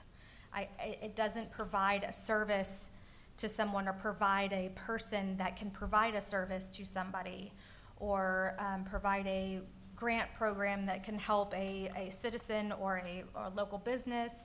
It's really just something that is kind of cool as a placemaking feature. And while I absolutely appreciate and think those are important, I'm not sure it's important enough to fund in a year where we're really, really struggling to come up with, funding for all the needs that we have.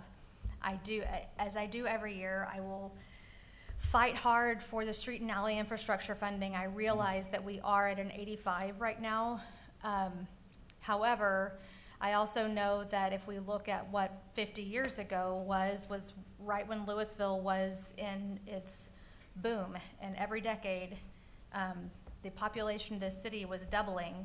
A lot of infrastructure was built back then, and it does not last forever. So while we may be at an 85 this year, a lot of that stuff was built in the same time frame, and it can start failing really fast, and we can really dig in a hole if we're not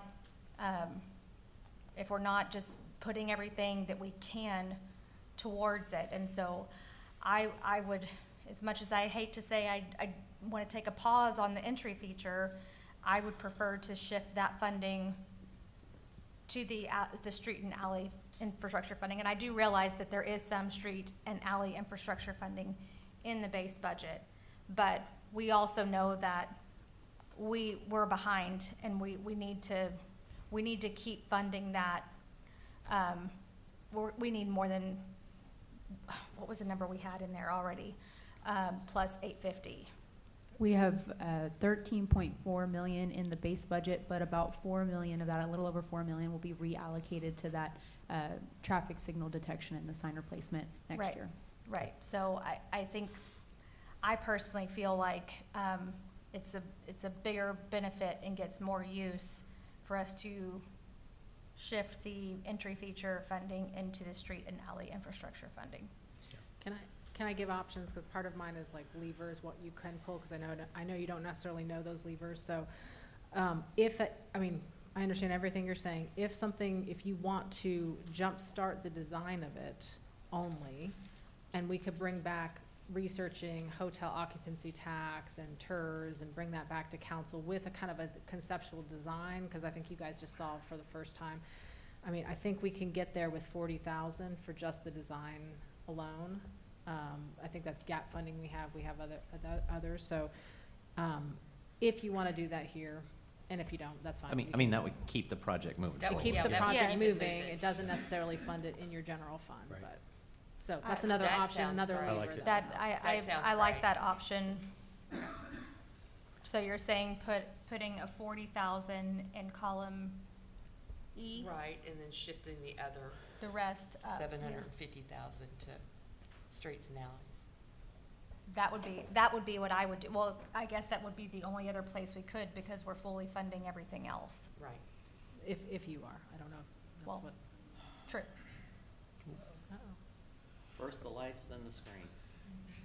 So I love what we just did there with that line. I keep thinking about health, safety, and welfare. Well, these are all great projects in a year like we're having now and projecting forward. And that's kind of my Maslow's hierarchy of needs. What's going to keep people healthy, safe, and provide for general welfare. And on the same token, line item 3, I don't think we have any choice but to replace these 10-year-old WAP devices. They're going out of warranty, which means they're not getting safety updates and security updates. I really appreciate Chris kind of giving us his priority for those, because I would have thought a little bit differently about that. But the WAP funding, I think, was, what was that down here somewhere? About 210K, right? Yeah, I think that was 200 and something for. It was $209,854. Look at you, 210. Yep. Right on the nose. So, I mean, that's I would like to fund at least that for the technology plan. I think that's important. I don't know what we'd do without having things that we can patch and keep secure. So anyway, I did want to add to that, or at least have a little more conversation about it. I know we have been, and I was one of the loudest voices on it, to put Wi-Fi in our parks and whatnot, and I think it does help some certain neighborhoods. But that was 10 years ago, and the nature of wireless has changed significantly. And I'm wondering if we can have a conversation around utilization in our parks, and is that an asset that is being utilized, or are we finding that it's basically baked into everybody's cell phone at this point and it's redundant? I'm understanding that we'll need Wi-Fi for employees possibly, or for certain technology resources that are deployed in our parks, but the concept of having municipal Wi-Fi available in those spaces, I don't know if it's still relevant or not. I'm asking the question. I think that's a really good question. This item here is not Wi-Fi. This is internal for Right. the city. Okay, I thought I saw somewhere in our budget conversation It's about. under 4B, so we funded Yeah. some additional parks, because that was a goal that was set in 2025, and then I think it's continued in 2035 as a desire. But I think that's an interesting point, that maybe we need to get you that data before we bring 2035, because that's one of the goals in there too. If the utilization's not there, then When we first had this conversation, wireless was expensive. People didn't have it, or they had it and it was consumption based on their cell phone, so it cost them more the more they downloaded it. I don't see a charge, and I run so much data through this thing, it's insane. Yeah, that's a good point. So I'm just curious if that's still an issue or not. It's a good point. That's a good point too, because I've been pretty, very, very supportive of that as well. And I think for me, that the conversation about having Wi-Fi in our parks was, it came from, From 2020. an equity piece, yeah. It came from 2020 when we had the school district coming and telling us that they, the kids were having to come in their cars and sit in the school parking lot so that they could get Wi-Fi, so they could do their homework assignments. So not only do we not have that going on anymore. Or do we? Well, I know the school district asks every year whenever you do your forms, they ask if you have Wi-Fi at home. I think they may provide some assistance to people who need Wi-Fi. And I don't know if the demand, I think they got inundated with demand when COVID happened. I don't know where that sits now, but it would be interesting to have an idea of, are people using this Wi-Fi that we're providing? Because if they're not, then, I certainly don't want to add costs there either. It's a great We point. can't afford to. And we can definitely do that analysis, just to clarify, that's not. That's not this. This is internal. This is internal, Yeah. end of life, Yeah. that type of thing. Thank you. Sorry for No, it's okay. creating confusion there. I think also going back to that kind of health, safety, and welfare, I think furthering our partnership with LISD to have resource officers out there is an important topic as well. It seems like every week you hear about some new shooting, and unfortunately some of those wind up being in schools as well. I'd suggest we fund that project too. Chief, would I be correct in assuming that this would effectively lower the cost for the school district? Yes. That's what I was looking for. We'll just pull up a chair. So this is also a fair share thing, because I heard earlier in the conversation that we're probably the only city not doing this. Right. Yeah, I'm in general agreement with what everybody has said. I do, also in item number 12, having done the Livewell thing last year, it was in 2 or 3 hours' time, we made a huge difference on that family's property. I mean, it was just a huge impact. Yeah, just the one family, and I'll tell the story. I mean, he couldn't lift, he couldn't move things, he had major back issues. His wife was elderly, and she couldn't be doing anything around. So I mean, what a dozen of us could do in an afternoon to make somebody's life better for the next 2 or 3 years was incredible. And we're doing that for dozens of homes, and we're providing the ability for our churches and our other community members to get plugged in, our businesses. And this is not anything that I think could be managed by somebody not the city. This is one of those places where we kind of are the hub for that. And I think our social services community, our church communities, and they've really likened it and plugged into it. So I see it doing nothing but growing, and at which point it's, okay, I'm the hub for the information, but the businesses are investing, the people are putting the hours in. It is a huge force multiplier, because our staff would end up having to deal with this, and then what would we do? We'd go put a lien on their home. I mean, when we talk about property tax and not owning your home, you've got seniors that you're going to do this to. That's not right. I think this helps with that.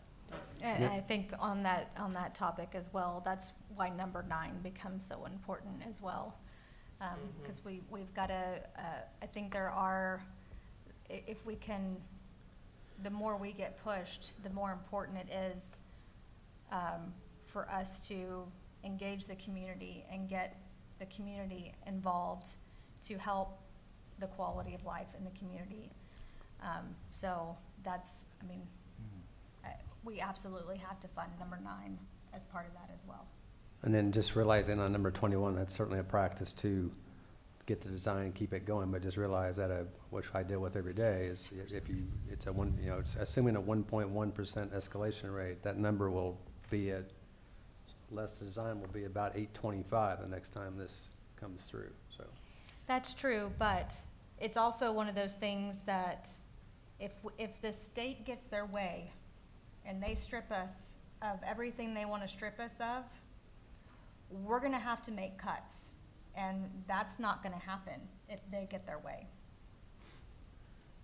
But it also gives us a chance to look at the other funding mechanisms there and to put that into the streets and alley infrastructure, which talk about crumbling. No, I'm in agreement. I'm just, Yeah, this is math. yeah. Yep. I think number 14, the annual report, this isn't about, do we have a video? This is about, do we have an annual report? Right? Correct. So I think we have to have an annual report. So I would, I'd suggest 14 is a must-have.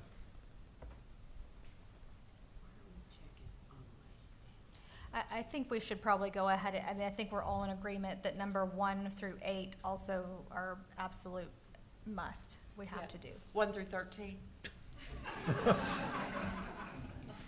Just hold on, Ronnie. We got to discuss number 11.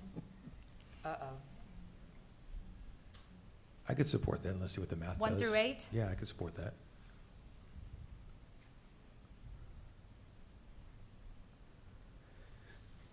That would leave you with $2,079,793 left. Could you please check 13? I can agree with 13. I don't have a problem with 13. Then that would leave you with $1,952,915. In the drone program is a must in today's time, and it's going to So is save it Samsara? safety of our employees and the expedience for the residents in getting the problem tackled, and the Samsara. Please. Yes, I would agree with that. 16 and 17? 16 and 17.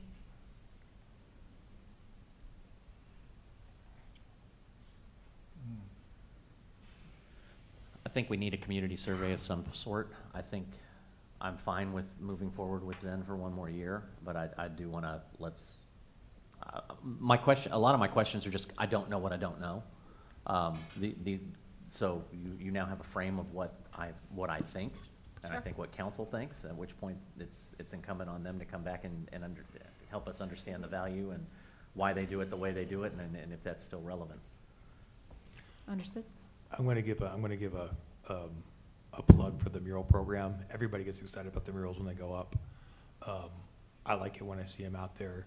I hate to see that stop. I'd love to see that enhanced and move forward. But I put that on the table for discussion. Well, I mean, to be fair, the mural grant program is up to $10,000 per mural if the property owner chooses to ask for assistance. They can still do a mural. This is just for us to help them pay for a portion of it. Right.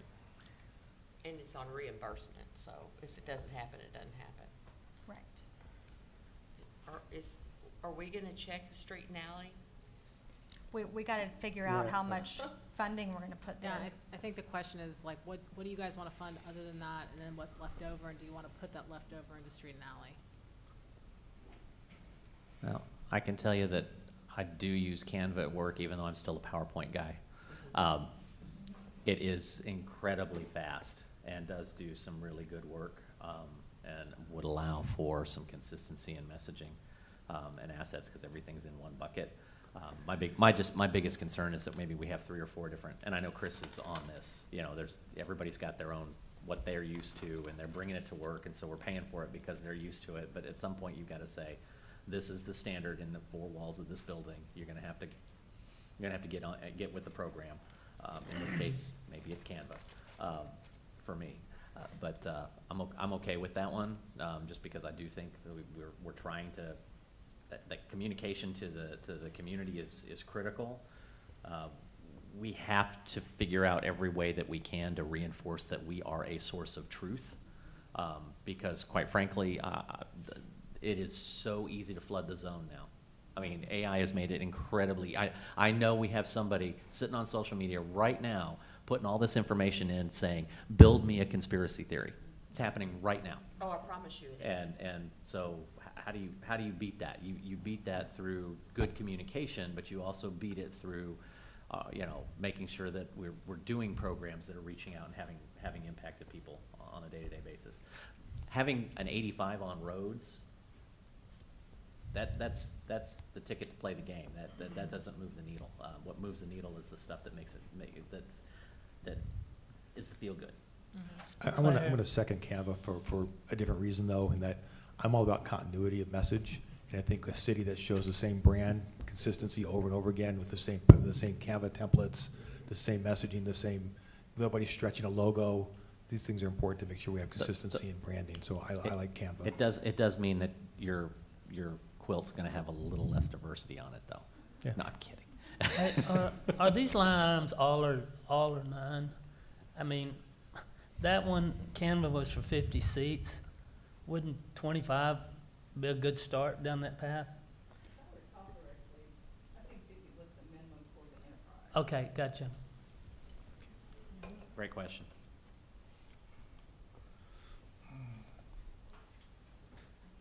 I would support funding the Canva. There we go, okay.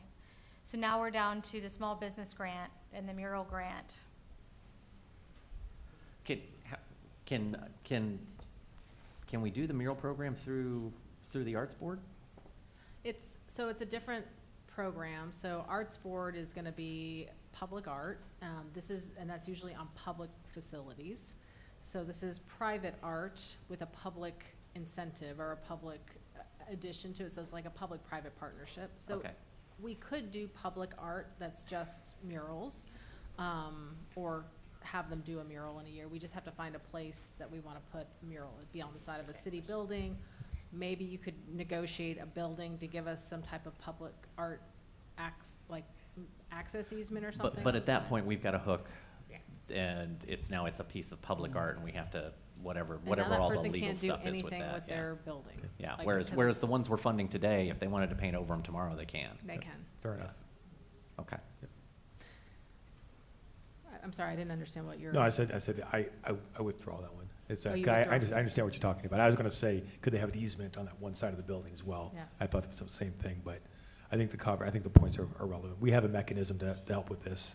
Well, and I'm sorry, I think I wasn't necessarily clear. The mechanism to deal with this is if you want to have those flexibility like you've seen in Old Town throughout our kind of key areas that you've identified in economic development, it's best, my recommendation is to stick with some type of, if it's either a mural program or just doing economic development grants for them on a case-by-case basis where you're giving them money to do something with their building. It's an incentive for us to have beautification, but also for them to beautify their building and to help them with the expenses. Thank you. I'm in support of the mural program, and I think it's really important to do the small business grant. We've had a lot of people ask about that, and I just think that's a really important thing to try to start that. All right, click those two, see what we got. That would leave $1,599,034 to put towards street and alley infrastructure. Can you click the Old Town entry feature at 40K? So the math behind that, just to show you behind the curtain, that checking that box would mean funding it as recommended, which was the $790,000. Okay. I could do that, but it sounds like what I've heard is that you would prefer to do the $40,000, which we are taking into account. Right. So Here. we're at. Does that 1893 include that 40? Yes, sir. So that leaves you a remainder of $1,599,034. Okay. So consider 21 half checked. Right, exactly.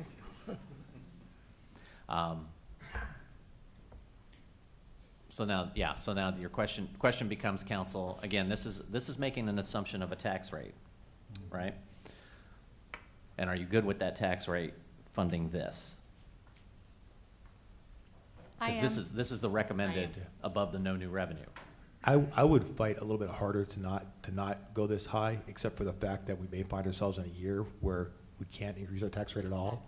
So it's a conservative viewpoint to move that tax rate to where we're comfortable now, for fear we can't change it again later. Exactly. So it's an incentive that's become a disincentive for me to do the fiscally thing that I would typically do.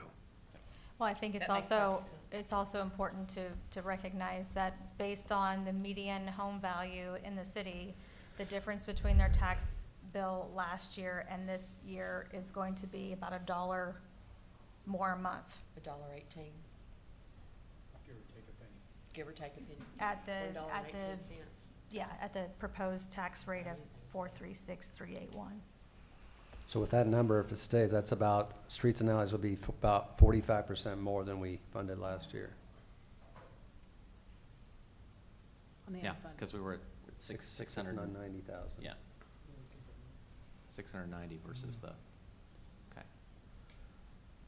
Are we there? So, All right, I'm and this good. is an assumption of, just so we're clear, so everybody's here and we're not making any, and we got new faces in the room as well. So this is an assumption of the proposed tax rate. The voter approval tax rate of 0.436381. Yeah.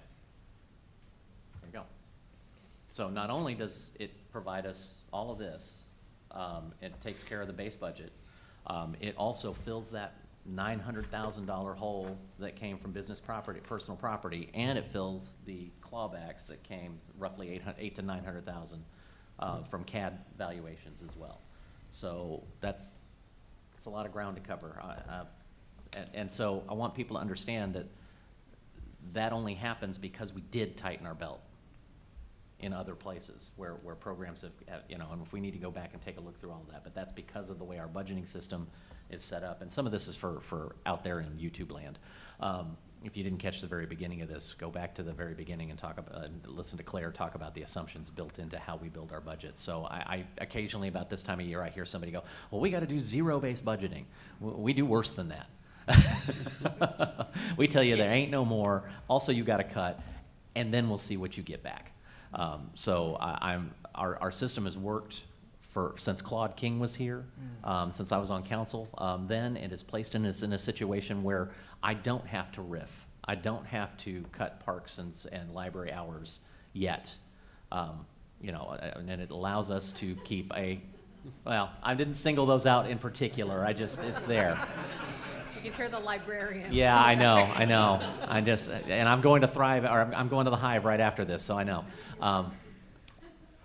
Understand that this process that we go through, if you look at one particular number and you take it out of context, things get misread through this whole entire process. So sit down, watch this whole video, spend the amount of time that we have to spend on it, and then I'm really interested in where you can find opportunities for us to do better. But I think staff has done an amazing job, and this is not an easy year, and I don't think next year is going to be an easy year. I think we've got 2 or 3 of these, so we're going to have to continue to figure out where we can do better. So I appreciate the work. Council, are there other questions here? All right. So are we? We go to the next part. We ready for a motion, or we need some more conversation? We need more conversation. Or do we need to go into? You can do your motions at the end. We do have a few more slides to still go got water through, and- particularly on the water and sewer rates. Yeah. So let's get those done. Thank you, Mayor and Council, again. I'm going to introduce Chris Eckroot from NewGen Strategies and Solutions. I think you remember him from past retreats and budget workshops. Chris is president and CEO of NewGen. We've been working with them for the last 7 years on the retail rate calculations, which is basically the rates that we determine for our residents. We even have a longer history with Chris and his team. Prior to that, when we were selling water to Castle Hills, when they were not part of us, we were required to do a wholesale rate study, again, to justify the rates that we were being charged to them. So one of the advantages of working with Chris and his team for so long is they really know us, they understand the city and the business, they understand the interactions with council. So as we go through, as we provide input for the studies, they will question things before they even start doing the analysis. So we really like that about them. I think we end up with a really strong product in the end. So I'm just gonna step aside. I've got a clicker here for Chris. He can walk you through, and then Chris or I can answer any questions you have regarding the rate study results. Well, good afternoon, Mayor, Council. I know it's been a long day already. I'll try and keep this as brief as I can as we go through this, but it's always a pleasure to be with you. We've heard already it's been some tough decisions this year. That's the same way as we look at water and sewer as well. Again, as we look at our water and sewer rates, reminding you this is a proprietary fund, an enterprise fund that is reserved for business type activities of government. So we have to make sure that we are looking at the water and sewer utility as a business. In order to do that, we have to look at those basic business metrics. We have to make sure that our rates are generating sufficient revenue, that we're monitoring our reserves, that we're reinvesting in the system. And that's really one of the big things we're going to be talking about today, is that business reinvestment into the water and sewer system.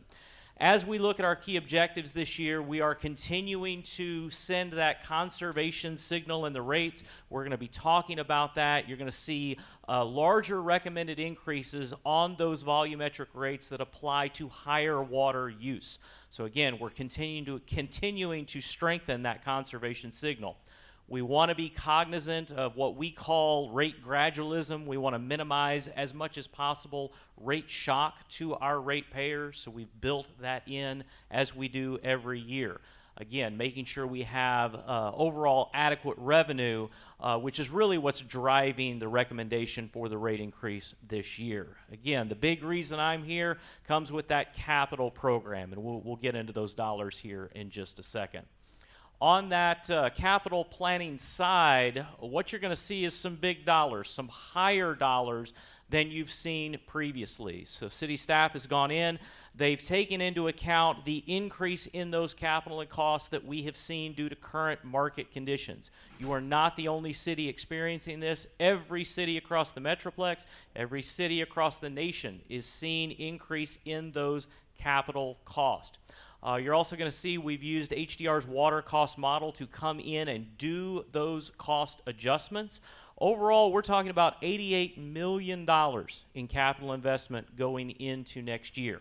This capital program, what's really driving this is both growth, but also regulatory requirements. We have to meet the requirements that are set out by the Texas Commission on Environmental Quality. We don't have a choice. We have to comply with the Safe Drinking Water Act. We have to comply with the Clean Water Act. We don't have a choice in those matters, and so a number of these capital projects that you're going to see are all compliance related.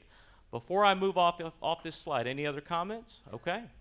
All right, so looking at those projects, I believe there's about 18 projects here on our list split between these two slides. Want to point out just some big dollars here. $8.5 million there for the 27-inch sewer line. Going down below that, you've got $1.5 million there for the gravity sewer, $2.7 million for the 15-inch there, that street sewer line, the upsize on Mill Street. The even larger dollars, though, come on this next sheet. Here you see the wastewater treatment plant aeration basin, $32.2 million. Then looking down as well, that combined pump station in Clearwell, almost $6 million there. 83, I'm sorry, I think I said 88 earlier. 83, almost $84 million in total capital investment going into next year.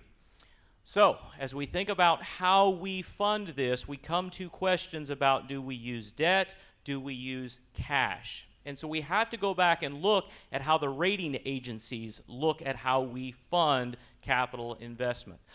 Fitch, back in April 2019, placed more emphasis on the leverage that cities were utilizing in funding these projects. When we say leverage, we simply mean debt.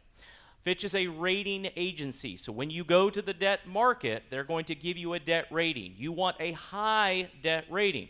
A high debt rating results in a lower borrowing cost. So you want a high credit rating, lower borrowing costs. That's going to help keep rates lower for customers long term.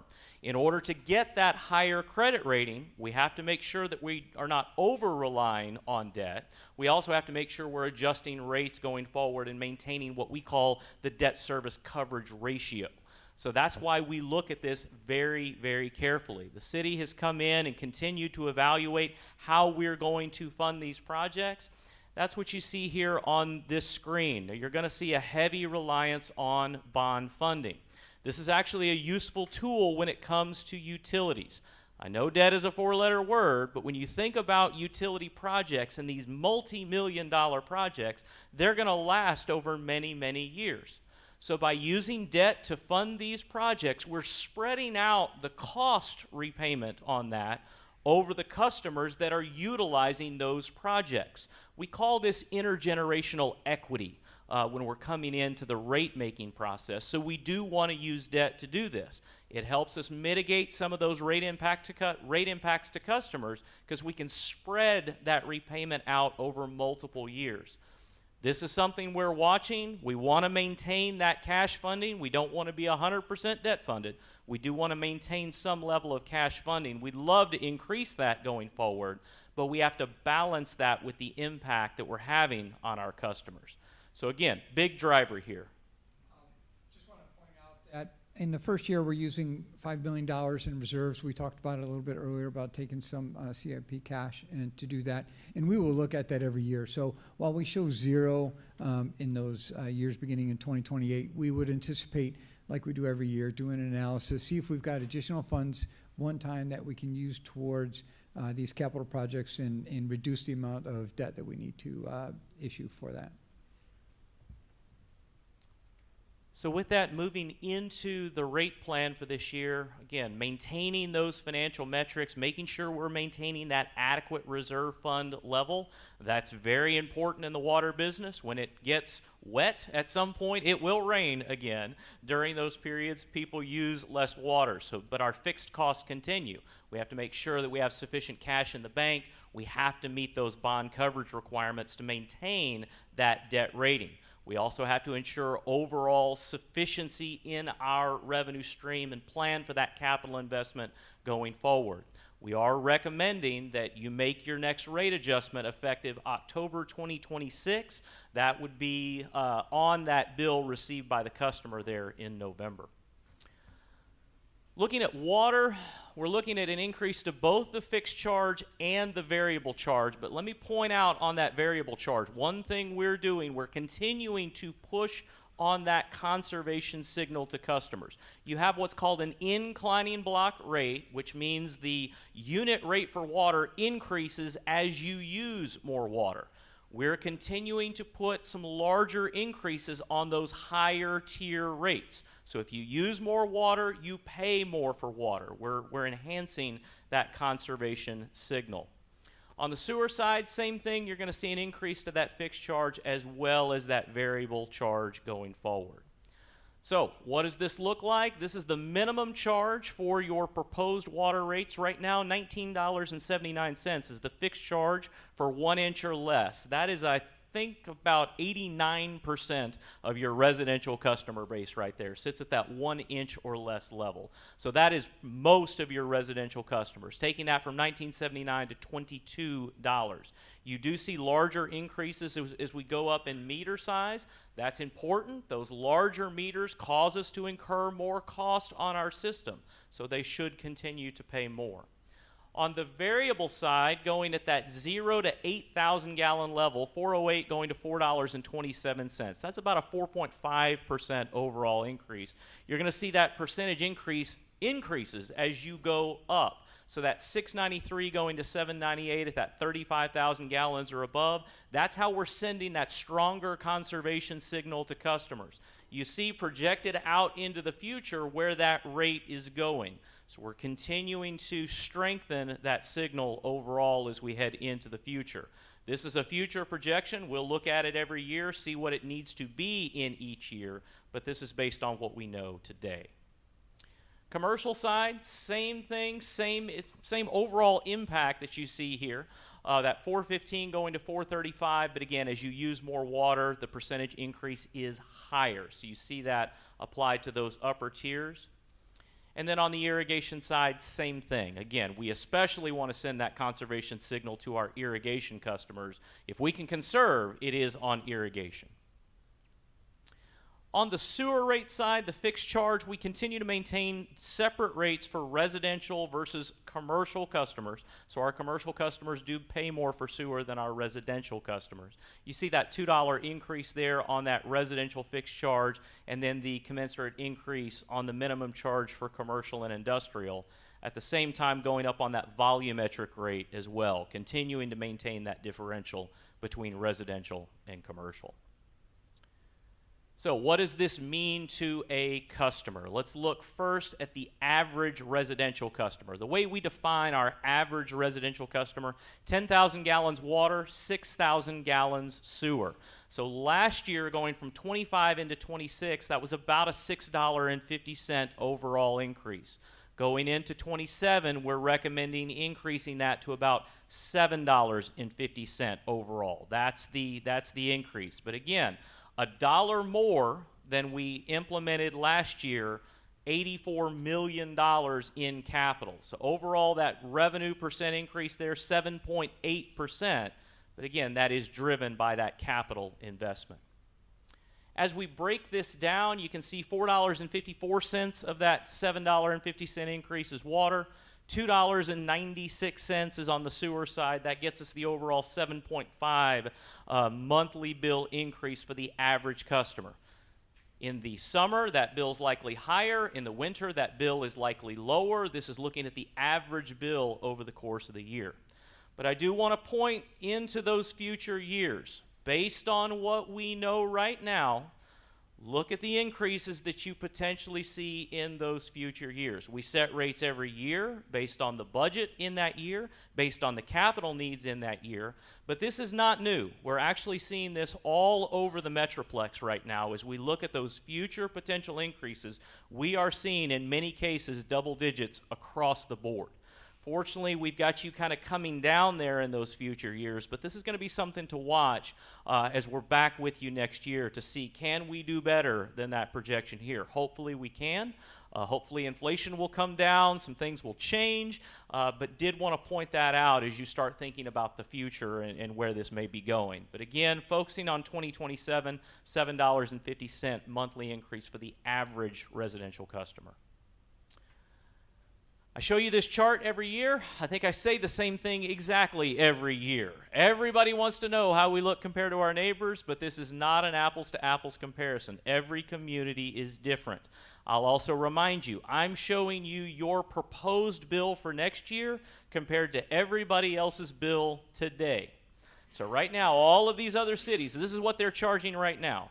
You can look at my calendar for about the next 4 weeks. I guarantee other cities on this chart are also going to be changing going into next year. So if we rerun this in October, if we rerun it in January, your relative position probably will have not changed because every city is experiencing the same thing you are. Their costs are also going up. But you see, overall, no real change here. You're still sitting towards the bottom as one of the more cost-effective providers of water and sewer service within the Metroplex. As we look at the commercial customer, same thing here. $63.98 is the overall monthly increase. This bill is higher because the volumes are higher. 70,000 gallons is the average over your commercial group. 70,000 gallons water, 70,000 gallons sewer. The proposed bill for next year, almost $905 for that 70,000 gallon bill. That same comparison, you actually do see a little bit of a change here, but again, we'll see what the other cities do. We don't know exactly what action will be taken by all of your comparator group yet, but you do see a slight bump there. What's causing that?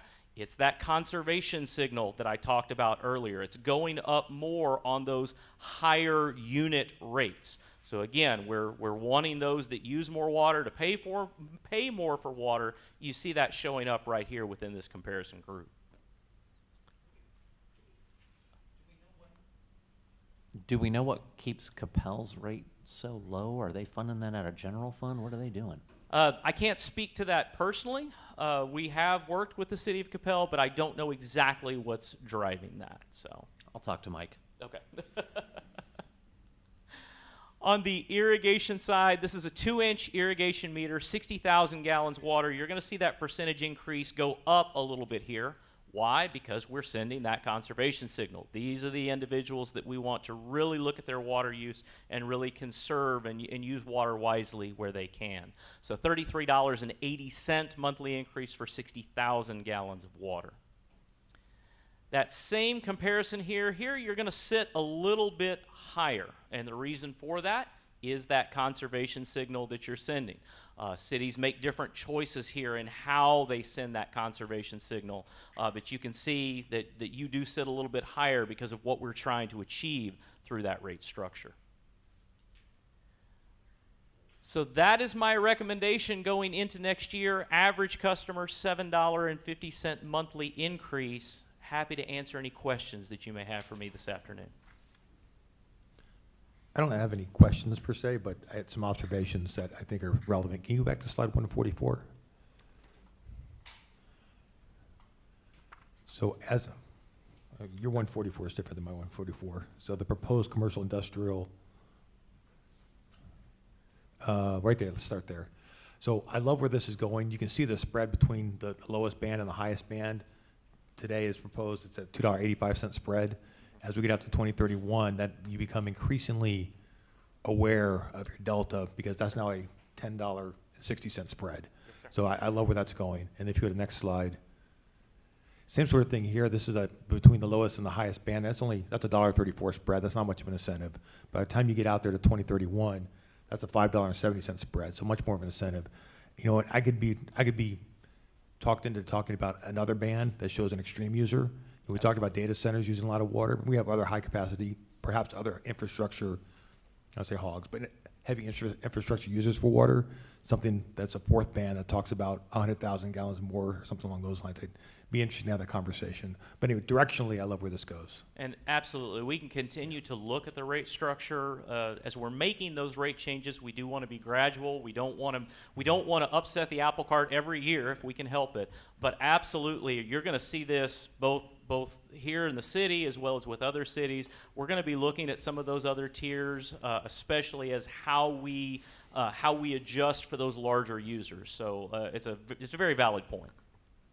I'd be fascinated to see what our users break, like from smallest to largest. We have that, and Yeah. we can get that to you. Yeah, I'd love to see that. Because I'd be curious what that next break level might make sense. I mean, so if Yeah. you set it at 100,000 gallons, is that one company? Yeah, yeah. I think I'd like to see that as well by residential as well, maybe even by district. Yes. I have the numbers back from when I was over at the water district work in Castle Hills. I want to say we were all in the 30,000 plus gallons for whatever reason. I don't know why that Especially is. in the summer. Yeah. So, but yeah, anyway. Just dump in a swimming pool in your yard. Yeah. So I don't have a question either, but I do just have a comment.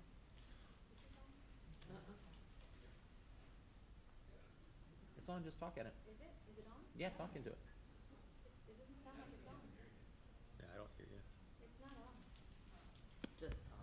Keep talking. 1, 2, 3, 4, 5. See, this one's on. This one's on. Okay. So, see, what'd you say? Oh, I thought you said I'm right. I thought TJ said I was right. I was like, can you repeat that? Sorry. Anyway. Never say that. Anyway, not in public. So, this is one of those things where everything that we're talking about here, we absolutely, for so many reasons, for our bonding capacity and rating and all of the things, this is critical infrastructure. We have to have this. When people turn the faucet on, water has to come out. When they flush the toilet, it's got to go down. So, but this is the cost of not only the growth that we've had in the city, but also, like I said about the streets and alleys, infrastructure doesn't last forever. So we have stuff that we have to put money into it. And this is kind of all piling up on us at one time with the capacity increases and the stuff that just needs to be replaced because it's just reached the end of its life. And so, the rate increase that we're talking about a 7.8% increase in water and sewer rates. And, that in understanding what everybody on a personal level is facing as far as rising costs, I do understand that this sounds, I've heard of people saying there's some sort of money grab going on. This is, that's not what this is. But I do understand that it's hard to absorb, but just to change, to talk about a different perspective of it, my slide 150, I don't know which one it is, the residential customer monthly bill impact. That one. That one. So if we're looking at what we're proposing for next year, which is a 7.8% increase, we're talking about an average monthly bill of $103.33. That is $3.50 a day to have water come out of your faucet and to have the ability to do your laundry, to flush the toilet. If you think about how much we use water and sewer services on a daily basis, $3.50 is an absolute bargain. And then even looking out into fiscal year 2031, that's $5.15 a day for the use of something that, I mean, we're so fortunate that we do have water readily available to us. This is the cost of that, and that's the fact that we were able to manage this so that we have the service, and it's good service. We have great water for that cheap of a cost per day to a home. That's phenomenal. So there's tremendous value in it. So if, you know, all of that to say, I know 7.8% is tough, but it's absolutely necessary, and it's still an incredible bargain. I'll get off my soapbox now. I would like to just point out the fact that Dallas Water Utilities alone in the non-treated, was it non-treated water or treated water, that they're going up over 9%. Their rates to us are going up over 9%. Yeah. So, and we're talking about a 7.8% combined. Yeah, because we diversified in our water Right. sources, it allows So- us to soften this a little bit. It allows us to soften that blow, although they will keep going up. Yeah, they will, because, And- we don't have any water that's truly ours. Absolutely, Yeah. because we gave that away. Yeah, well, and I think it's important to understand, with 220,000 people moving into North Texas, there's 8.9 million people here. You're adding another Irving every year to Yes. North Texas. So the cost of water resources, that pressure is just going to continue to increase. And for those who sit there and say, well, this is a profit generating, where's that profit going? It's not coming to the general fund. This is all its own fund. This all is self-funded. So whatever additional money is going into this is paying down the extra concrete, steel, chemicals, all the stuff that we have to do so that you have clean and safe water coming to your house. So this narrative that gets out there that this is, making money for somebody, it's not for us. It's making sure that we got clean water, because this stuff isn't getting any cheaper. And it actually has its own CPI, which if you go water, sewer, and trash, it's a completely different escalator, which is much higher than the 2.6 that we look at for North Texas, or the 3.5 that we look at for the country. All right, any other questions I can answer for you this afternoon? All right. Okay. with Appreciate the that- data. No, thank you so much. All right, so with that, I agree with Chris. With an overall rate adjustment of 7.8% increase in our utility rates for next year, as outlined in the rate study. With that, there is one item on the unfunded list, that is the essentially the $6 million that the rate increases generate. At this point, we need to allocate this funding towards the water and sewer infrastructure items that we've talked about today. So similar to what you said, Mayor, it's just going straight into the projects to get the work done. But, it has to. Yep. If we're doing this correctly, we do not want to end up with the City of Dallas City Hall situation. And if we keep putting things off, it's going to crumble. All right. Stormwater. Okay, just one quick slide. In addition to doing the water and sewer rate study, we're also conducting a stormwater rate study. We did this last time, I believe 4 years ago. We took a pause on any adjustments to the stormwater rates for fiscal year 26. We're also pausing again for 2027. The current monthly fee to a residential property is $7. There's an equivalent for commercial based on square footage of impervious surface. We're currently wrapping up that rate study, and once we have that completed, we anticipate bringing it to council at the 2027 retreat. All right, with that, Mayor, we'll hand it off to you. I think we're under regular hearings 1, and I think you have some motions that you're. Yep, we should be consideration of the preliminary budget for fiscal year 26-27 as submitted by the city manager, including discussion of the property tax rate, water and sewer rates, and storm water rate study. It's recommended that council approve for discussion the city manager's preliminary budget is presented and amended, which includes consideration of the tax rate increases in water and sewer rates. Council, there are a list of 4 different motions. I think the one that, based on the spreadsheet that we all have leaned towards is the first of the 4, is that right? No, these are 4 separate. Oh, I'm sorry, we gotta make 4 They're separate. 4 separate So, items. yeah, sorry, there it is. So the first one, though, is the tax rate that we would be. That was my recommended. Was the recommended one that we built the so that's spreadsheet your voter around. approval rate and the 7.8%. Yeah.